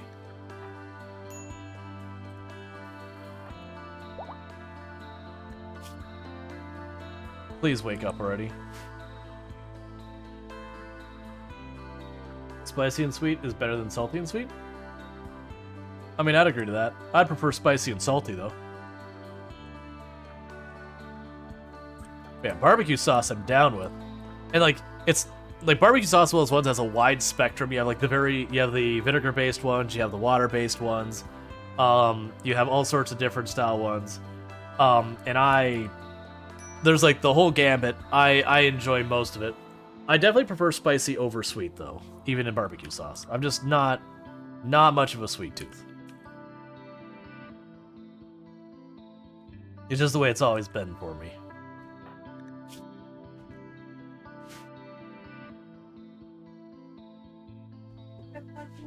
Thank you. I love you more. I have food, chat. They look like fried wontons. I find it just cooks into the meat better. The sweet? Yeah, I don't... Eh. Ooh, alright, okay. Her friend is interested in learning about other cultures. So you're gonna give me a marine helmet for just keeping a person here. Or I can get goodwill. Honestly, I'm gonna go for the goodwill. I really value goodwill in this game. Like, goodwill ends up being extremely useful. Yeah, no, usually with components, if I'm on a map like this where I can't really get components easily, usually what it ends up being is I find whatever neighbor nearby I can trade for components, and I have to caravan for them. Unless they happen to be... Sometimes you get lucky and there'll be a neighbor who likes trading anyways. Where the heck is the tab to open this thing? That's fine, I'll get a knife. But like if they have like one of the caravans that regularly goes by gets components, that's the ideal. Otherwise, those things, you do a trade caravan, you grab like 30 or however many components they have, you ship it back, you wait a season, you do it again. Because one of the things, if you keep trying to go back and trade, I can't remember, there's a delay in how fast they refresh their inventory.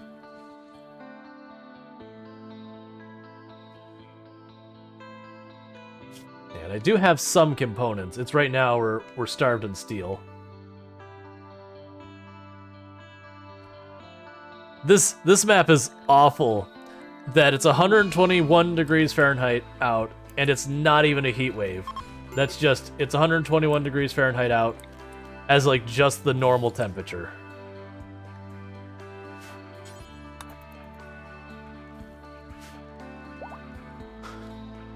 Which is 50 C, by the way, 50 Celsius for anyone asking.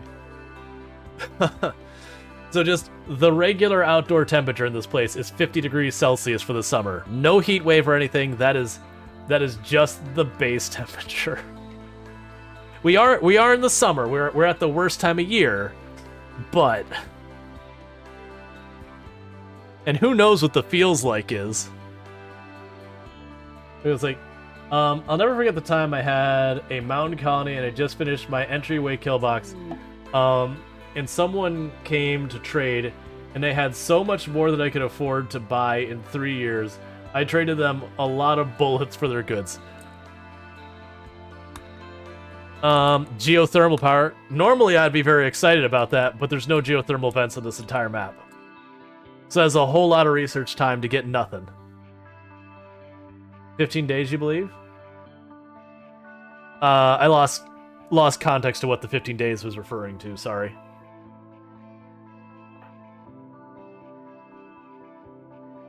The Muffalo that had everything else going. Oh, 15 days. Yeah. Okay, so that would make sense. Because like I said, I kind of was just like, I was going once a season, which would be 15 days. That makes sense. It's like, makes a very example. Yeah, 15 is a season.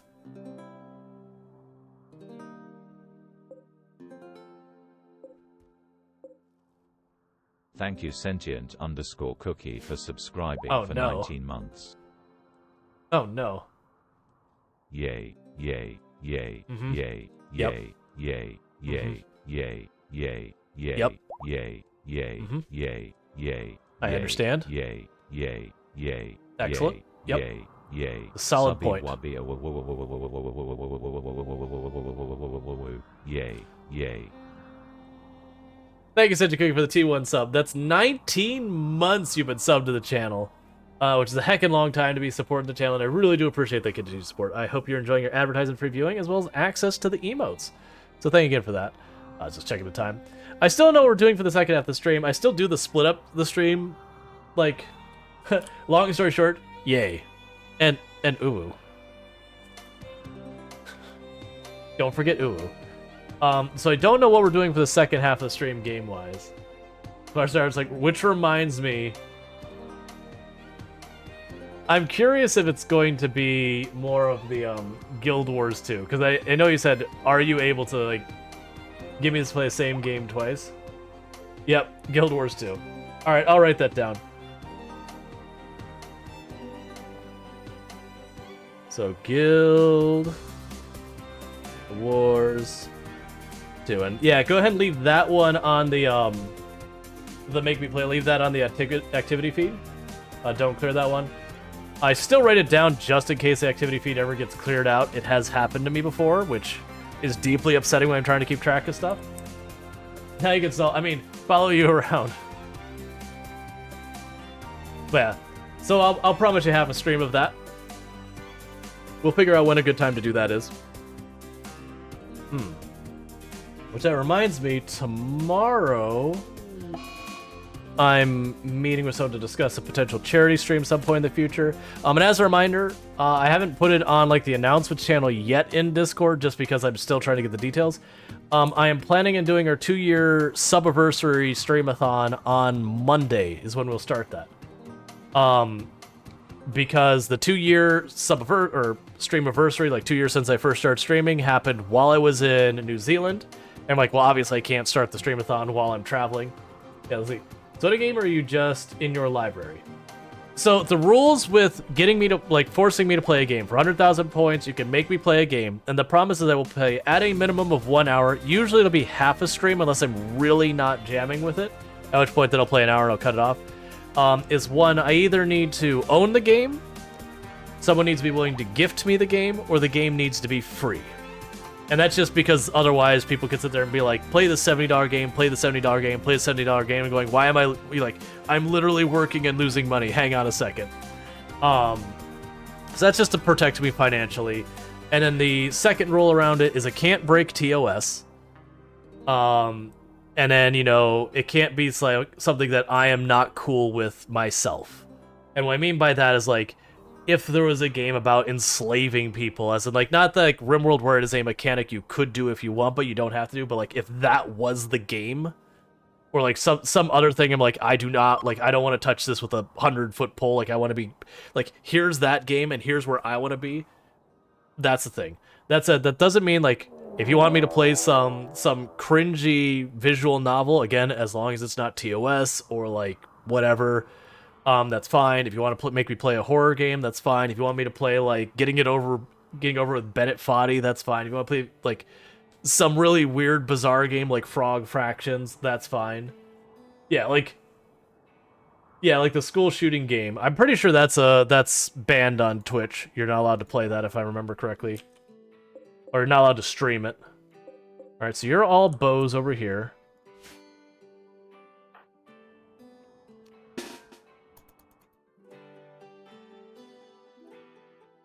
Yeah. So stuff like that, I would just give you a hard no on. And, like, honestly, with how few games would fall into that situation, if someone did ask for a game of that nature, like, that is very clearly they should know better.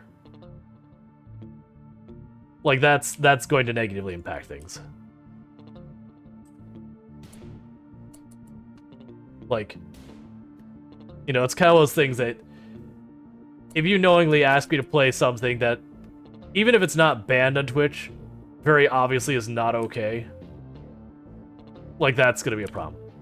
Because, again, we're not talking about games that can't, like, you have the choice of doing not okay things. We're talking about games that, like, are really kind of messed up. And I say this as I'm playing RimWorld to give you, like, a baseline. Oh, right, you're a guest.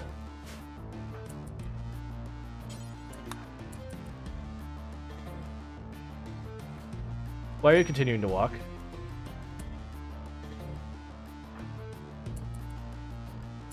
Oh, hey. You need to get inside, man.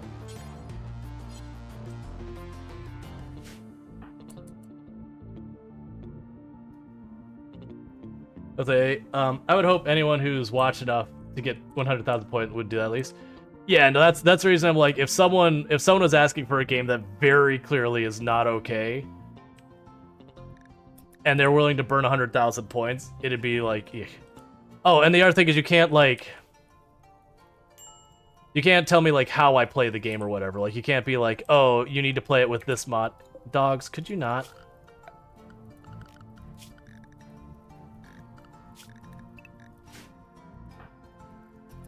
So, like, if you're like, Factorio, but this...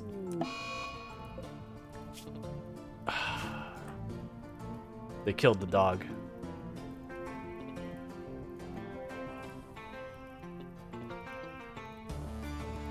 But it's not that I won't get it. Like,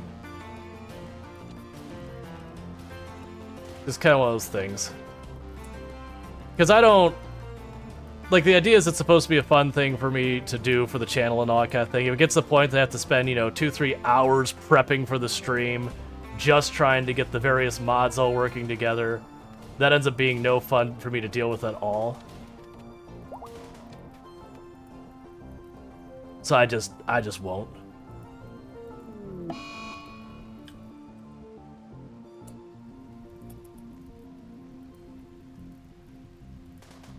You got Space Marine? Yeah, I believe the original Space Marine, yes.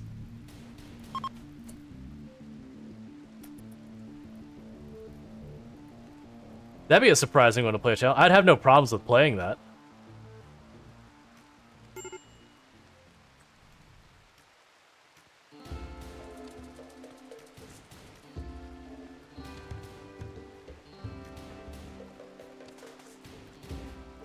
Okay. Oh yeah, no, like, I've done Warhammer 40k tabletop and everything. Okay, so is that everyone? So we didn't lose any people. We did lose one of our dogs and one of our dryads, though.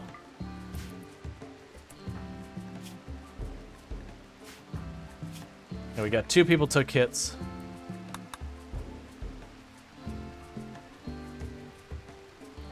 Mordheim? I don't know that one off the top of my head, sorry.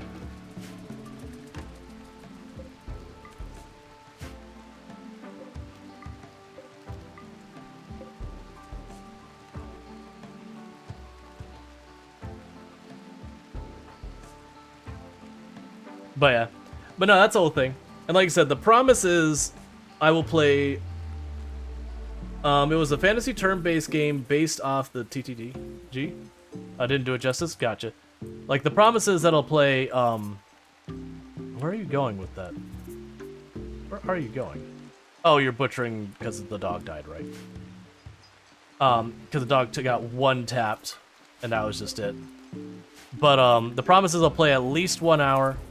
But, like I said, normally what'll happen is it will be, like, half a stream. Unless I'm, like, either super into it, at which point I'll keep playing it.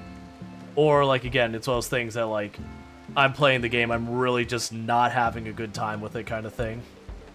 Then those kind of situations, I might cut it down to 1 hour. But, like, so far of all the ones we redeemed, all of them we played them for half a stream. It's mostly I reserve the right to basically say, nah, I'm out. If it is a game that, like, I'm just like, I won't play that kind of thing, I'll let you know in advance. Like, you'll do the redeem, we'll say, like, okay, like, I'm not gonna be willing to play that game, you know, choose something else. But that hasn't been an issue so far.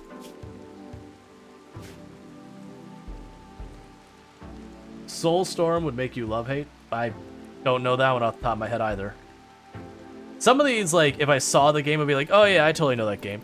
But, just dropping names, I'm like, I don't know.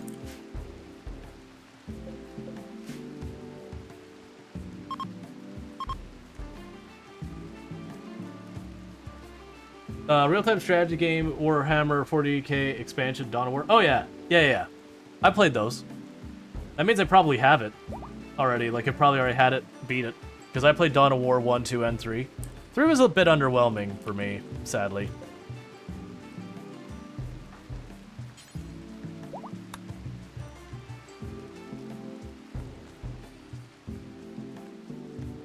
Drops a bunch of random acronyms that doesn't explain what they mean. Yep. RTS real-time strategy game. 40k is just 40,000. For it's the Warhammer 40,000 series. Well, I mean, they call it Warhammer 40k is the name that people go by with it.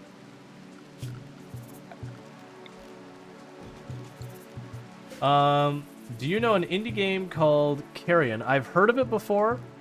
I do not remember where or what it was, kind of thing.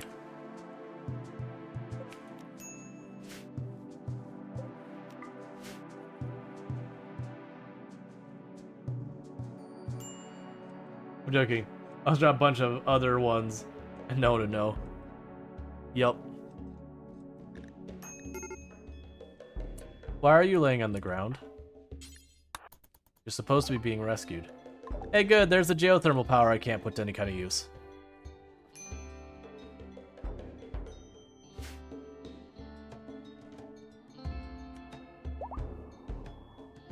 Alright. We're getting there. How do I have wood up here? It's fine.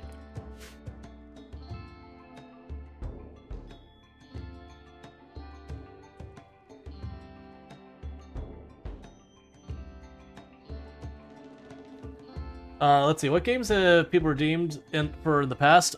We've had Guild Wars 2, we had, was it My Time at Sandrock? No, My Time at Porsche, I think, was one. We've had like 3 or 4 of them. There was another one. Oh, Halls of Torment was one that we had redeemed, which is a Survivor-style game. Like Vampire Survivor-style game. I'm forgetting 1 or 2. But yeah, so you get the idea there. Pretty good fun, only about 6 or 8 hours long. You play as an alien organism, murdering sites. Oh, yeah. I remember the one. It's like this big ball thing, and it like rolls around, like you can shoot stuff out. Like shoot out an arm kind of thing. Yeah, I've seen that before. I haven't played it. And that, like, you can, like, as you kill stuff, you grow or whatever. I can't remember exactly how it works.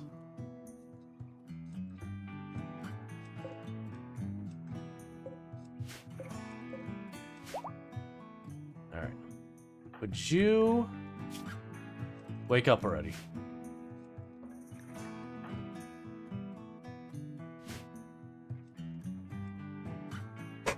But yeah, those are the games. Usually with a lot of the redeems, it's games that the individuals who redeem it have a passion for, and they just want to see me play, even if like that's the reasons why it's allowed to completely break outside the normal style of games I end up playing on the channel. Because it's kind of, one, it's rewarding people who've been sticking around the channel for a long time, and it is fun to play stuff like outside the norm of what we play on the channel. That's kind of like just as a one-off thing.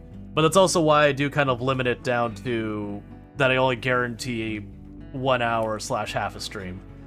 Like, just in case it's something that's like way out there that is really a bad fit for the channel. Like, I'll fulfill the obligation thing, but, you know, I'm not gonna burn down the channel to do it.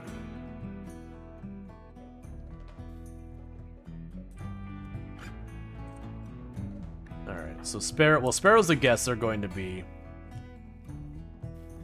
just doing their own thing. Getting the walls up, little by little. Recovering our food supply as well.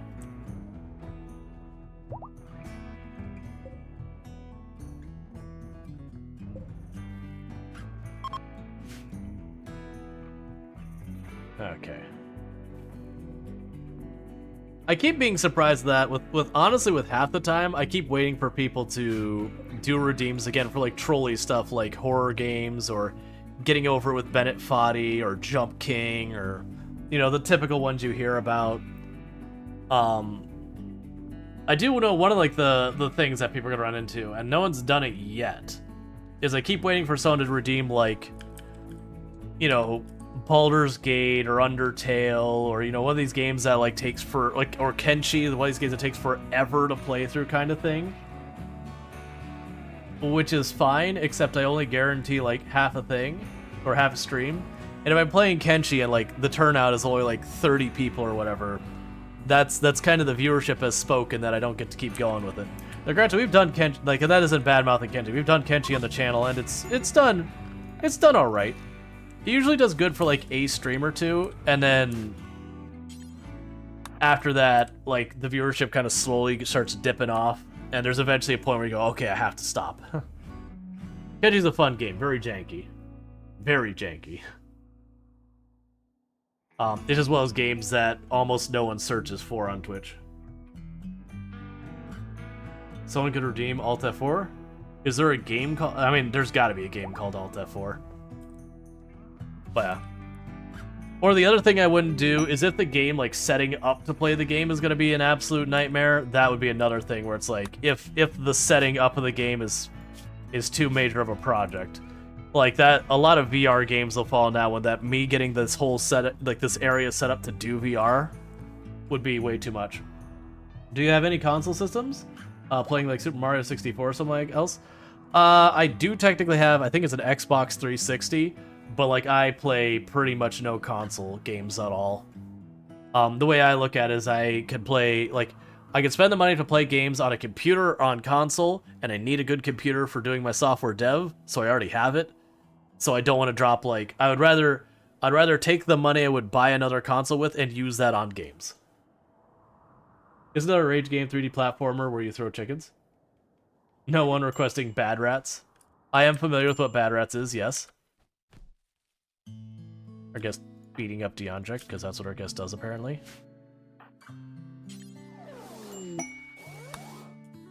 Hey, our people are back. Woo! The whole family's back together again. Dolphin emulator does old... Yeah, I'm not going to do any... To be clear, I'm not going to do any like emulators or anything that falls into the category of taking the time to set it up is going to be more involved than even playing the game. I will definitely not. That won't be a thing I'll do. So no Echo? No drowning simulator, you mean? No drowning simulator. Cute, well, that's not what I need. Cute dolphin drowning simulator. Rewarded violence? No. That's fine. The answer's no. If I had this built on, I'd actually say yes to that, but I'd rather focus on just getting this built up. Our food is not where it needs to be, which is worrying me. I thought this drowning simulator was Subnautica. In the entire time we played Subnautica, I don't think we drowned at any point. No, maybe once. We didn't really have a problem with that. But no, very, very specifically, Echo is like really drowning simulator.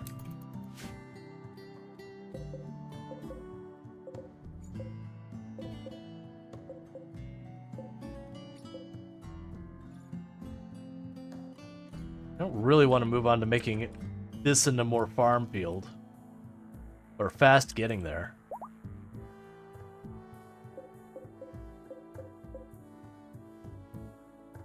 Cut back in the sum, so shrink this to about half.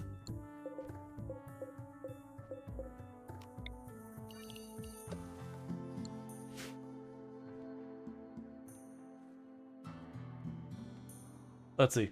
Like, in order to explain Echo, imagine sitting down for a simple game, then playing it and getting more and more frustrated as you play, as you drown repeatedly doing the nonsense. Well, yeah, no, Echo is a game that you look at the box art, and it's got this cool dolphin jumping out of the water. It's tropical. It looks adorable. And a whole lot of parents bought it for their children because they're like, pretty dolphin. That seems like a good game. And the beginning of the game kind of makes you feel that way. That you're like, oh, you swim, you're with your little dolphin friends, cool. And then there's like alien abductions, and you have to do like swimming through caves as, you know, an aquatic mammal who needs air to survive. And it really is actually a brutally hard game. So all these children kept getting it, and it's this ridiculously hard game where they watch their poor dolphin drown again and again and again. It's rough. It's real rough. It's also one of those games that when you game over, you have to start from the beginning, if I remember correctly.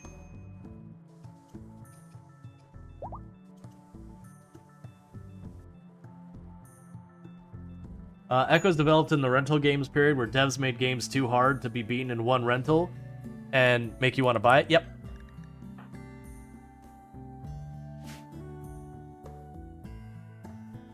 Okay. But yeah, it was a ridiculous thing. And they would have these incredibly long, like, areas with no checkpoint in it, whatever. Echo made me want to burn it, not buy it. Uh-huh. Back when games are made almost, if not impossible to beat. Yeah, no, we had the other day that when we were playing Dave the Diver, that we had reached one of the bosses, and like most of the bosses have been very happy with, and like the one boss, I'm like, there's no telegraphing on this boss, and then it's like this thing that when the boss gets on you, you get chain hit again and again with no chance to react. And it's like, this is a bad boss fight. It's like, this is a poorly implemented boss fight. And they actually went back, and I don't know how it is now, but they actually did a rework on that boss after that because a lot of people were complaining. And I got pushback. It's like, well, no, you shouldn't be able to predict bosses or react. I'm like, well, no.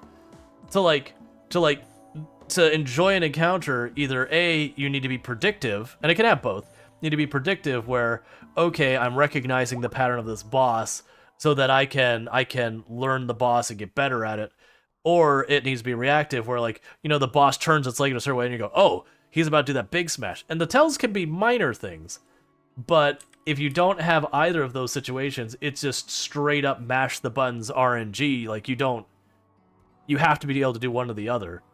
And then people talk about the games being really difficult in the past, but the games that were good in the past, even if they were RNG around them, like what attacks they use, most of them still had a tell. Like, the character would jump to the left side of the screen, and then they would do, like, the jump up and down and spray the attacks on the side.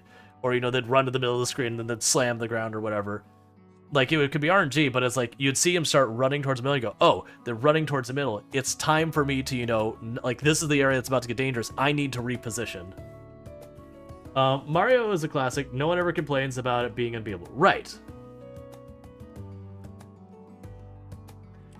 But, like, that's the thing. They're hard but fair kind of encounters. Versus when you have, like, a truly random, no-tell kind of boss, it feels like you luck into the win, not that you've earned the win. That, like, you just happen to be lucky to be in the place at the right place at the right time. There's also bosses that you can influence the AI to trying to get it to do the attacks you want it to do, so that you can react accordingly.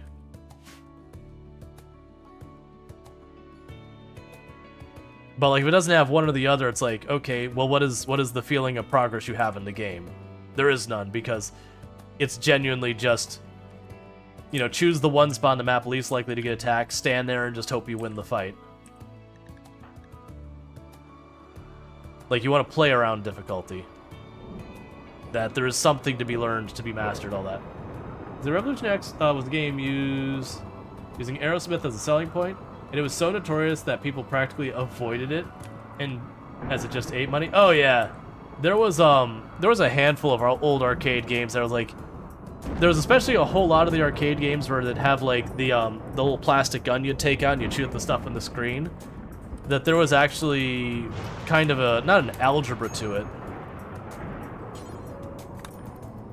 but you could actually kind of go and figure out, it's like, there was effectively inescapable attacks. Unless you absolutely knew exactly where everything was going to show up.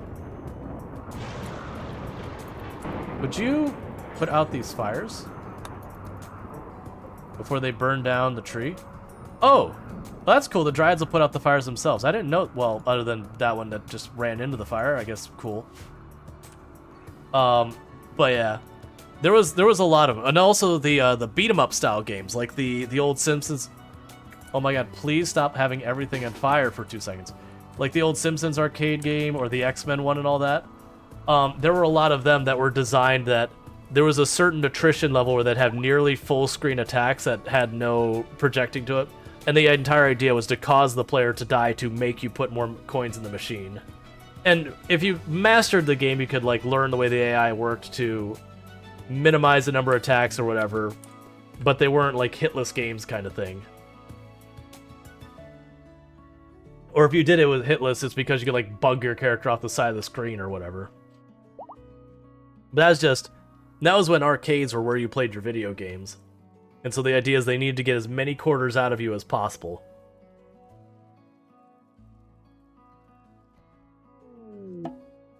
Transport pod crash. Alright. I will try to save you. You don't happen to be closer. You're both in terrible position. You're just going to have to be treated on the ground because if I go for the medicine, you're not going to survive for treatment.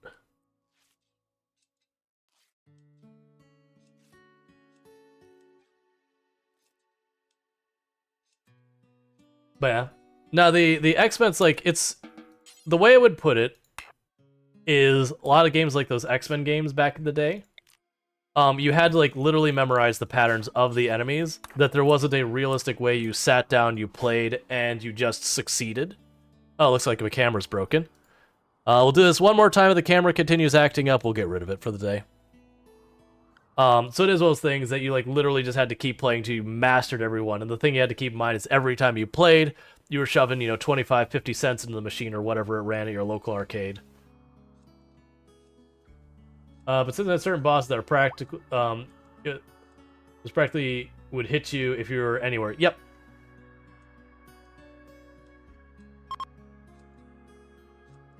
Megan did that well, allowing you to have codes to skip bosses. Yeah.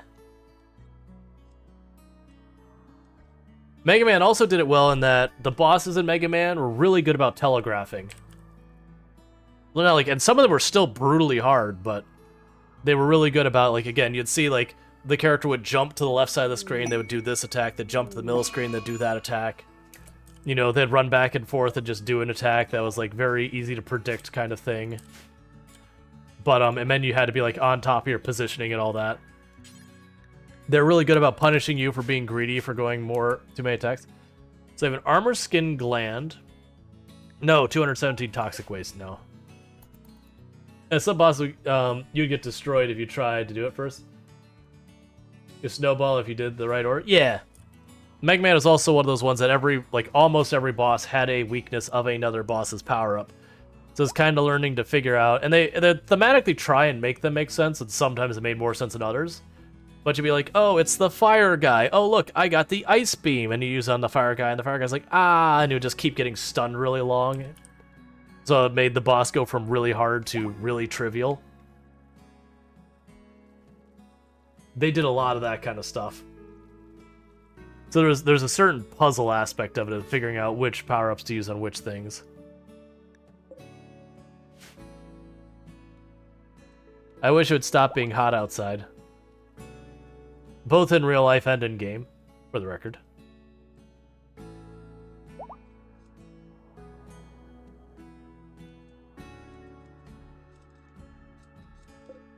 Okay. So I got more and more dryads making wood. Getting this planned with the cypress. Alright, bear with me. Let me mute my mic and I'll be right back.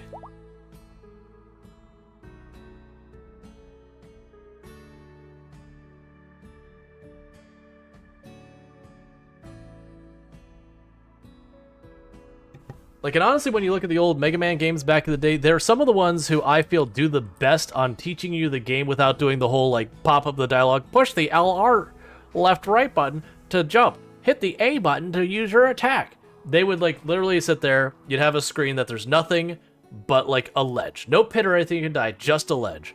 And you'd walk up to it, you got your 4 buttons, and you'd start hitting the buttons, and one of them would jump. You go, cool. And then they go to the next area, and it'd have an enemy, slide under a tile or whatever. oh, okay, so that's a thing I can do in this game. And you'd walk up to the side, and it'd have a thing that would force you to crouch to get under it, and then you'd hit the jump button because, again, you got 4 buttons, and you'd slide. And then you get to the next screen, and it'd have like a 2-layer area in the air, like a 2-layer screen, and they would have an enemy you cannot reach yet, who sits up top, and they would fire a weapon down the hallway, and like, oh, that enemy can fire weapons. But they do a really good job of like kind of going through that system of like hit the Q button to punch. Yeah, they do a really... So you're berserk, but aren't you downed?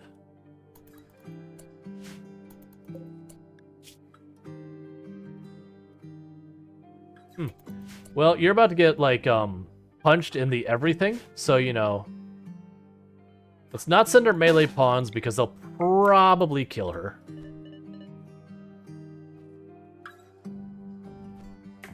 And sorted.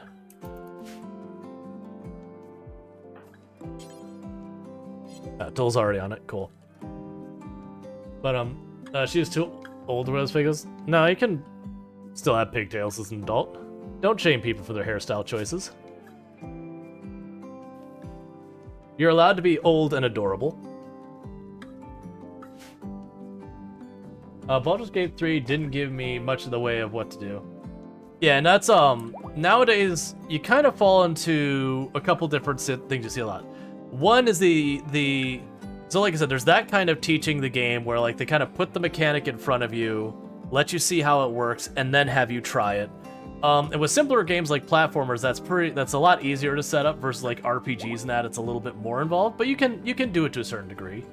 Like have an enemy encounter where the first one you just kind of hit the enemies and you fight your way through that way and it's fine. And then the next encounter you start hitting one of the enemies and one of them heals the other one. You're like, oh wait, okay, healing's a thing in the game. So they can still set that kind of thing up where it works well in the system, where it doesn't feel like you're having, you know, your hand held the whole way along, but it's introduced you to mechanics well along the way. But a lot of games nowadays, you sit there and you boot up the game and goes, welcome to game. In this game, you have to do turn-based combat to attempt to beat this thing. Make sure to use tactics and strategies to, you know, come out on top. You die if your hit points hit 0. Don't worry, when it comes to turn-based, you get to have your turn and their turn. This is based on this stat. And like you have this like 30-page instruction manual that they give you a chunk at a time. And you're like, I'm not gonna remember any of this. Are you joking? Look, man, you can't front load it that heavy. Hey, Sniper Spice became an adult. Ooh, you have given me a lot of good choices here. So I could choose a trait, and I have the choice of Nimble, Super Immune, or Fast Walker. Those are all good. Nimble I tend to find most useful in melee, so we're not going to choose Nimble. I'm going to go with Fast Walker, because that has both, like, that always is good, and then it's also good combat good. Super Immune is also real strong. And then we need to give you another passion. Well, actually, we get to choose 3 skills to give you a passion in. We'll choose shooting, crafting,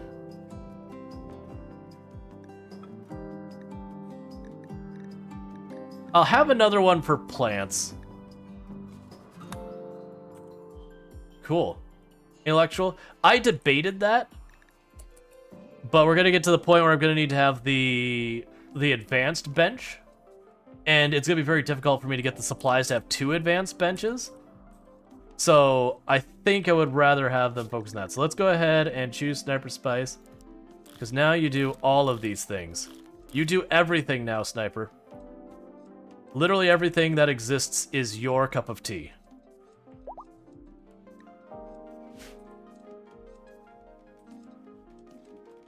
Except medical. You don't like medical.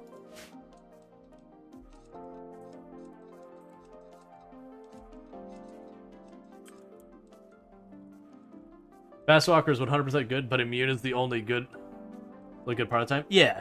Well, that's the thing. Like, Fast Walker has both in and out of combat benefits. Super Immune is good for basically preventing a death. There's a lot of times Super Immune will save your life. And I don't even remember what the last one was. Oh, the last one was nimble. That really only matters if you're doing melee pawns. If your ranged pawn gets caught in melee, you done goofed.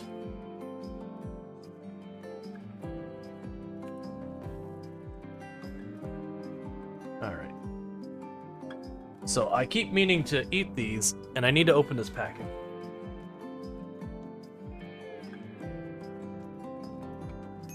Or like the sausage. I'll mute the mic and hide the camera and all that for that. But I need to make my dinner happen. And I normally have a knife on my desk for opening boxes and everything. I do not know where it has gone away to. With all the random... There it is. Let's see. I found that if you set a prisoner to Hemo Farm, you gain medical and get enough to save your pawn. If you know you can't bandage fast enough. Yeah. It's good, you just have to have the medical. Like, granted, I do have the medical, we just have to do the Hemogen thing. I'm trying to remember if Hemogen Farm gives you a penalty. Because, like, it's the whole thing about, you know, like, organ harvesting will upset your colonists if they're not, like, psychopaths or you don't have an ideology that does it.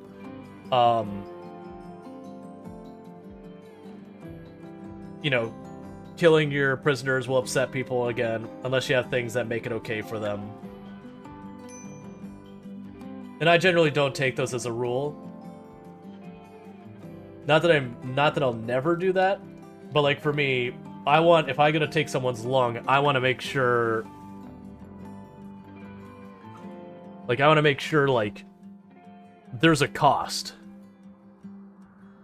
And like I said, I'll do it sometimes, not all the time, but, like, if I have, like, a really valuable pawn that's gotten a lung blown out, I will liberate a lung from a pawn I do not want that we have downed to accommodate that. And we'll just eat the penalty. No, there's a mood for organ harvesting, people.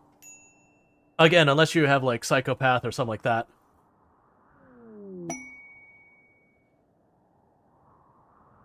There's a bunch of different ways you can mitigate it. We have a caravan showing. It's a shaman caravan. I believe I can't remember if it's just the one who does the surgery, or if it's like you messed with an innocent prisoner or whatever. I don't remember the exact things. There's a lot of stuff that they've added mood penalties to that people used to do without any concern. Like, a lot of stuff. Because, like, it used to be really easy to have, like, an organ harvesting colony, and you could still do it, but you have setup now you have to do, or you just watch your whole colony melt down as everyone's having mood breaks. Okay, that's not that great.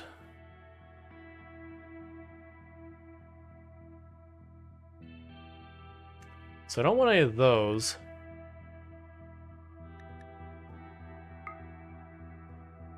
I'll take that for later. We'll take that for later. And go here, and we'll keep some of that. We'll keep some of that. Cool. It depends on what ideology. Some are just like, yeah, chop 'em up. Yep.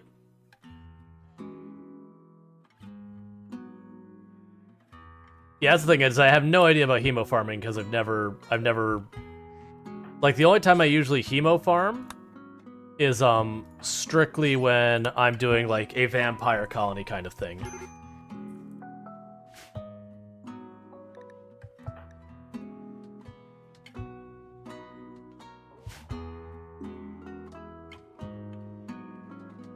Alright. We still need to have a weapons one show up just so I can dump a bunch of stuff.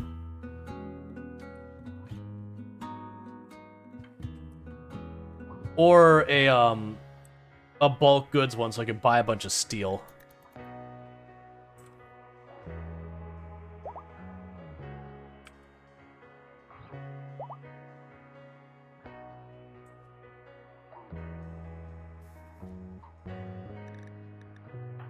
How are you having heat stroke still?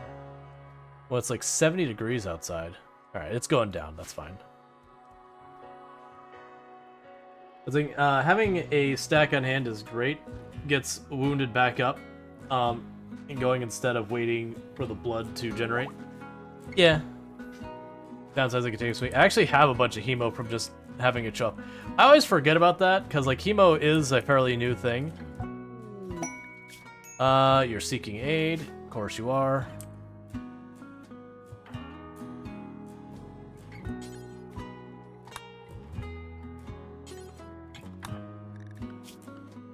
Oh, the animals can be unrestricted.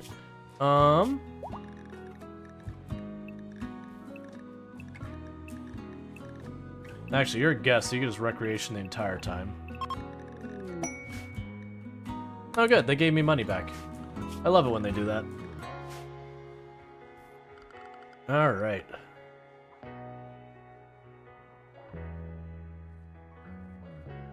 Yeah, so now we got a bunch of this, so if I get the thing that lets me make the medicine to make me immune from stuff...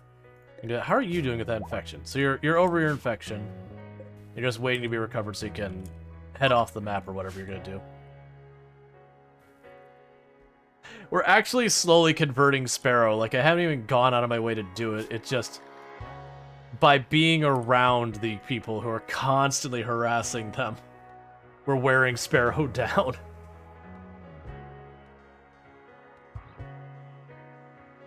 Hey, they wanted to experience other cultures. They're just experiencing it a little bit more aggressively than they had planned.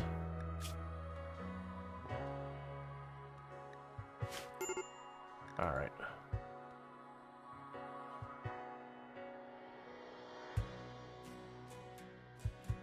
We've got us food out here.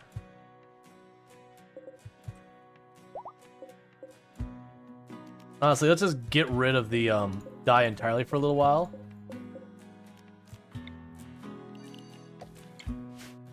And just make that food for now. I might also do that with the cloth soon.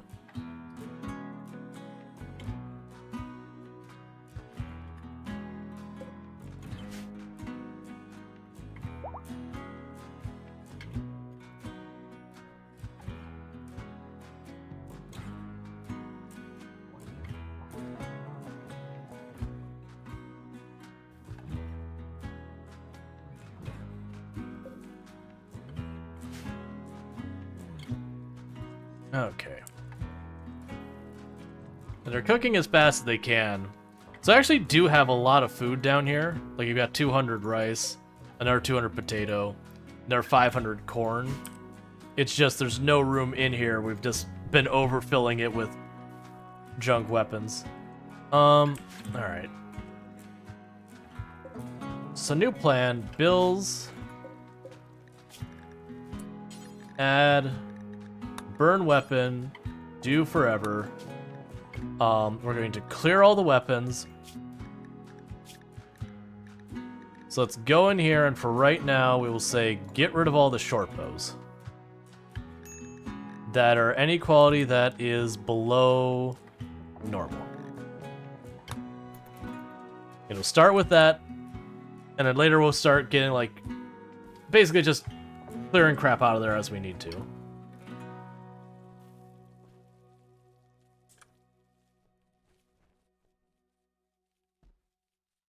Yeah, cleaned out a whole lot of the medicine, which will help. We still need to make that hospital, which the only reason I haven't started that is I'm still trying to finish our kill box and our wall. So the thing we gotta figure out is what we're doing for the second half of stream. That's the thing you gotta figure out, because I don't know what I'm doing with it. Let me quickly check. I picked up keys for a bunch of things. Okay, so you became a guest here. That's unfortunate for you, because we do not have accommodations that are even remotely reasonable. So let's see if there's any games that I got keys for that I've been meaning to play. There's a couple I know I have in there, but it's not that many. And none of them are, like, stuff I've urgently wanted to play. I still have Punch Club Fast Forward, is one I intend on playing. We did Let's School already. That was a good time. I'd be down to do another round of Let's School at some point as well. I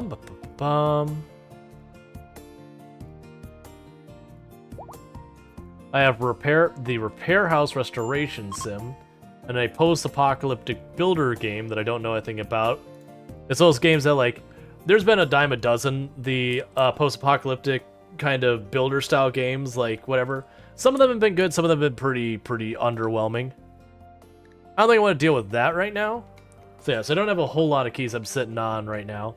Because I had a whole bunch of keys for demos and all sorts of stuff for Steam Next Fest, but that's been a couple months, so I kind of just cleared those all off the plate going, alright, we'll deal with that later. I know I want to try out Palia, but I didn't get a key. I know almost every partner Twitch streamer did, but I checked the place where everyone said they were finding them, and I didn't get one. Which is fine. It is what it is. Because for those who don't know what Palia is, it's a slice of life game, but it's an MMO style game.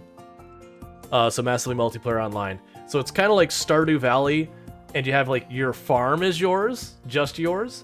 But then when you go out to like the town, there's other players running through. And I guess the way it handles it, where you can kind of like romance the same people and all that, and it doesn't get all weird because you're kind of like instanced to yourself. Kind of like what they did with the Star Wars MMO, where you'd have like everyone would have their own same thing. What is this game I had to reload? We were talking about Palia. Palia goes into open beta very soon, like the next couple days. I've been playing almost every day. It's so good. Yeah, my understanding is it does tomorrow. It's like not today, but tomorrow. Because if I had access to that, I would like that'd be like, all right, well, let's do that. But I don't have access to it, so we gotta wait. I'm actually gonna double check that. So Palia. You mean Star Wars Galaxies? No, I'm talking about the was it Knights of the Old Republic? That one. I don't know how Galaxies worked. I never ended up playing Galaxies. Oh, actually, I do have access to it. I will just secretly start downloading the installer in the background. Don't mind me. Okay. Because I know it's supposed to go open beta tomorrow. Farmville MMORPG? Oh, no, not Farmville. It'd be a lot more of, fertility procedures. Excellent. Oh, that suddenly reminds me. We have a couple here who could maybe have kids. Cool. Forgot about that. But yeah, no, it's a lot more Stardew Valley-esque. And the only reason I specify that is like, you know, Stardew Valley is because Stardew Valley is like slice of life where you meet people, you date them, you build your farm. Usually it starts out as an absolute sty and you build it up. Versus Farmville is a lot, you put the plant, you know, in 2 hours you could pick up the plant again. Like, it's that kind of thing. Like, the entire idea is to get you to want to do the microtransaction to speed up the growth or to expand your farm there versus everything else with Palia's in-game. Yeah, so it looks like I don't know if I have access to the game yet. I am able to install it, so I'm quickly trying to install Palia in the background. Because normally we would have switched games by now, but, you know, Tomb covered my dinner, so where normally I'd go and take 5 minutes away from stream to deal with that. I want to kind of get things set up for when we do the switch. Then what I'll end up doing is I'll probably do like 1 round of words on stream, and then, you know, get back to it. That way I have a chance to eat. Because these things seem like the kind of things that would be one I have to mute the microphone for, or should mute the microphone for, because they got some crunch. Stuff with crunch, the noise cancellation doesn't work, and I don't want to listen to people eat, and so I assume others don't want to listen to people eat. And if you do, then you can go, what is it called, mukbanging? You can find people who do that kind of content, if that's your jam. Like, I'm about to take other players' land and turn their farms into beats, and name their farm Doug Funny's Band. Oh, Doug. Well, so while our base itself hasn't had a lot happen, we did pick up, 3 new pawns. We've got almost our entire outer perimeter built. The kill box is mostly done. We have got an extra one of the trees going here. That some people might not like about Palia is there's hunting, but no actual fighting. Yeah. I mean, I've mentioned before, personally for me, most slice of life games, I would be cool if they just went to the combat and deleted it. Because to me, most slice of life games combat is pretty underwhelming to a point that's like, instead of wasting your time working on this, you know, give me more crop variety, give me more map variety, do like there are better places you could put that effort. There's only been 1 or 2 slice of life games that go, okay, the combat's actually at least decent on here. Otherwise, most of them I'd say the combat's okay. Like Stardew Valley, I enjoyed doing the mine and all that, but if we're being genuinely honest, the combat's just alright. It's not good, it's just alright. Yeah, I played Rocketeer. I played that before. I have a bunch of those style of games that some of them I have and some of them I haven't played. You run a shop and you have to either like go out and get your stuff or send a hero to get your stuff or whatever. Like there's different setups that different ones have done over the years. But then like during the day you're selling stuff to that. You can ignore the combat, but you miss a ton of content by doing so. But the combat is just okay. Yeah, no, that's for slice of life games that's usually true. Or like Potion Permit, the combat was pretty underwhelming. That's actually one of the reasons why I was really happy with what was that game called? Roots of Pacha. That they just like there's no combat in this game. And a whole bunch of people complained about that not having combat. I'm like, no, I'm glad. Did you finish My Time at Portia? I have not. I need to find time to do that. That was one that was fun to do the stream of, but like viewership-wise was really not good on the channel. Which isn't surprising. If people are looking for that, they're looking for My Time at Sandrock. Even though that's not out yet. Like it's early access release, but not done yet. Alright, so we're getting that done. How is... Poly is about 70% done downloading. Because I just want to check before I go we're switching over to it. I want to make sure it's not like this is a pre-install thing. I want to make sure I'll actually be able to get into it. And if I get actually into it, cool. I have been warned with my, with Polia to be careful showing the intro screen. Because I guess it just has your email there. Now granted, it's going to be... Why are you orange? Granted, it's just going to be the, test psychers have arrived. What? Oh, everyone retreat. Everyone get back.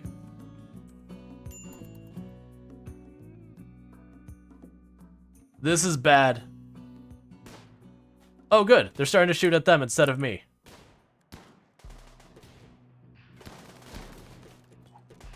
Are you not going to defend yourselves or just...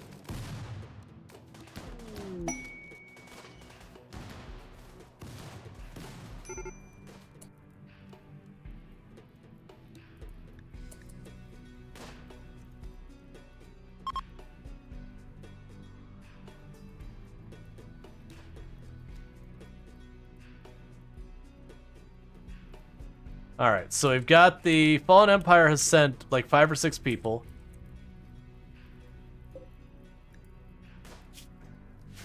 Are you a wimp? You went down really easy. No, oh, you're delicate. That'll do it. Could you not? Beyond check. Do not choose death, friend.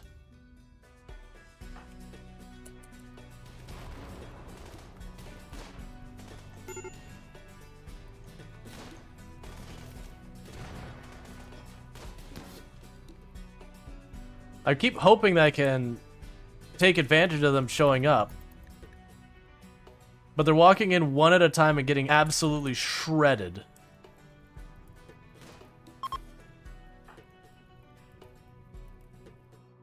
Nope, they are already out. Well that's really unfortunate. What do you have? An EM. Alright, so that person's not involved. So it's mostly short range, but they do have that machine gun there, and they do have that bolt action there. Otherwise, it's almost entirely short range. Alright. There we go. Zone. Restrict everyone to Area 1. Animals, Area 1. And Tox. I'm not too worried about the Tox. This is like Fallen Empires and Stellaris situation over here. Yeah. So literally the Empire showed up and did absolutely nothing.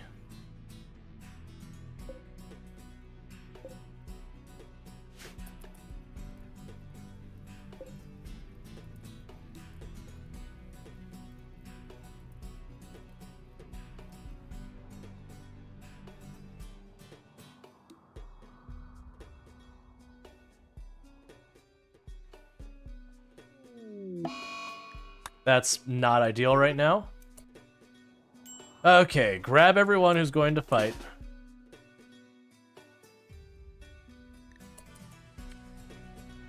Try and force them to come up here. We'll see how it goes.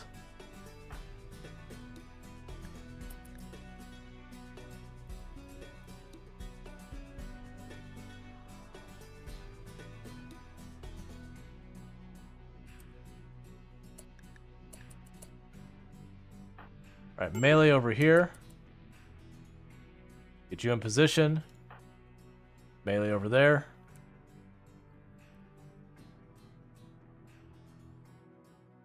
Tolpon's just probably going to get himself killed.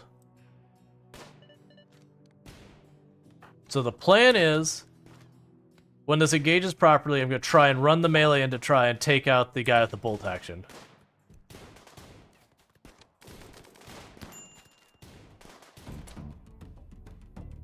Why aren't you letting me... Why aren't you letting... It's fine. Run up. Just do it.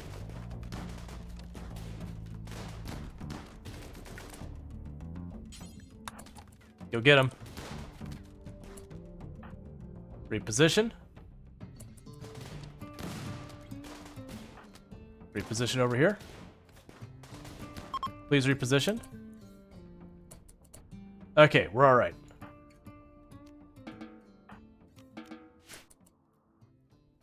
So who took what hits? We have Donkey Duff. Alright, so you all got hit pretty bad. Alright, so we've got all this.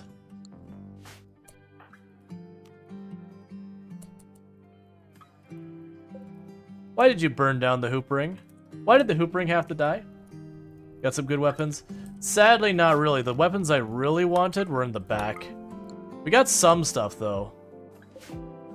Like, those are all poor quality. Those are all poor quality. The bolt action I really wanted was way in the back. Let's have you take it.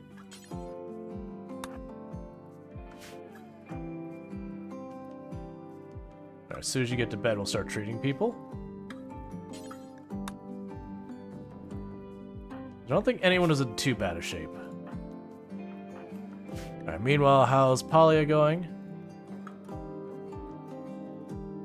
Okay, so let's see what happens if we try and log into the Polya thing. So I apologize if my frame rate starts trying. Give Strider the LMG. Oh, Strider already has a decent weapon.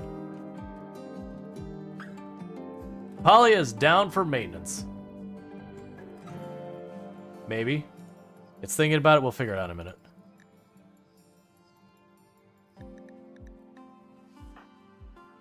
Alright, so you're dealing with that. You're still on a break.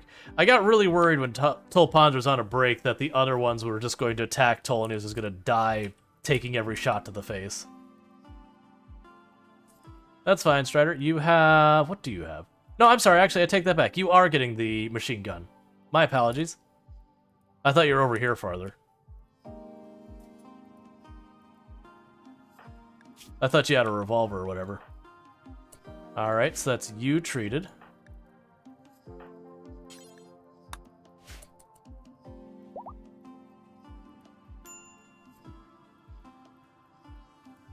Oh, it seems like it's frozen.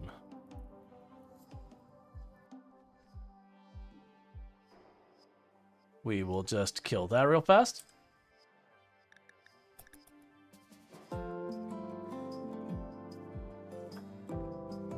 Okay. Oh, so it's down? Yeah, alright. Well, that just takes that off the roster. Yeah, if we gotta wait like another 2 hours or so for it. What I'm going to have to do is I'm going to have to task manager it away, because it is being weird. So that won't be what we do. That said, that'll be fun to do that later. But at the moment, it's not an option because the servers are down. Well, I was all excited, and now immediately let down. Could we, put out the fire? And also, do I have people who need medical treatment not being treated? That would be a normal thing for RimWorld. Oh, you're finally up. Welcome. It's been a long time coming. Where's another one of those spears?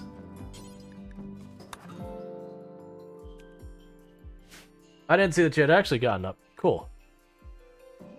Oh, we can turn that off guest room.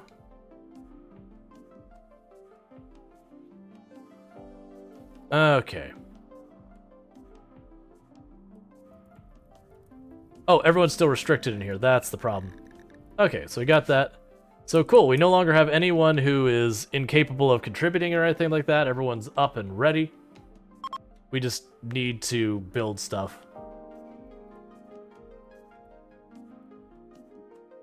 Yeah, so most of the rest of the stuff I don't care about. I don't think anyone got hit too bad at the toxic buildup thing either. Because when I saw the grenade going, we immediately sidestepped it. And then the fight ended like a second later.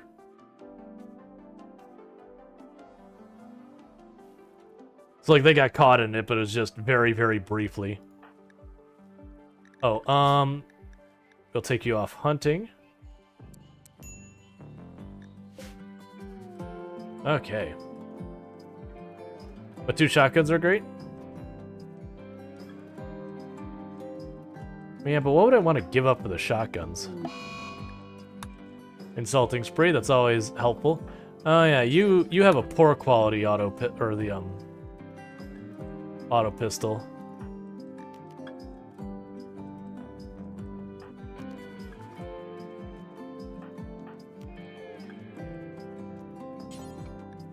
We can go for it.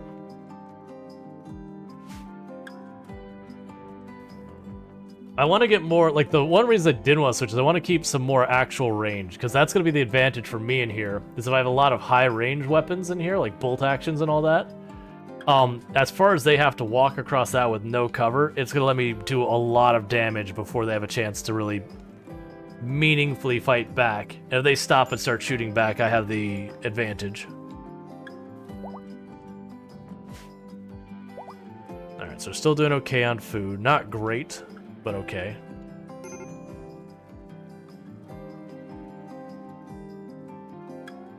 Accuracy by volume. Because poor shooting? Yeah.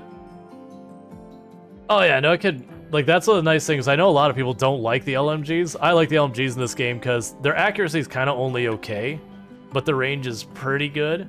But you get enough LMGs throwing ammo at something, other than, like, the really heavily armored targets, you'll usually shred them real easy. And then the armored targets, sometimes you get away with just basically chain stunning them from all, like, the little hits that don't do a whole lot. Of course, those two got into a fight. Alright. Well, if I don't sit there and make myself stop to go on a break, I'll never eat my food. And we gotta figure out what we're playing next. So what we'll probably do for today is we'll put up a poll, and we'll see what we got going on for the next game. So there's stuff you particularly have in mind, we'll make that figure out. Hey, Subway, how's it going? Alright, so bear with me for just a moment, because first, we're gonna pause this. I won't worry about it. We're gonna stop the recording for when we go to post on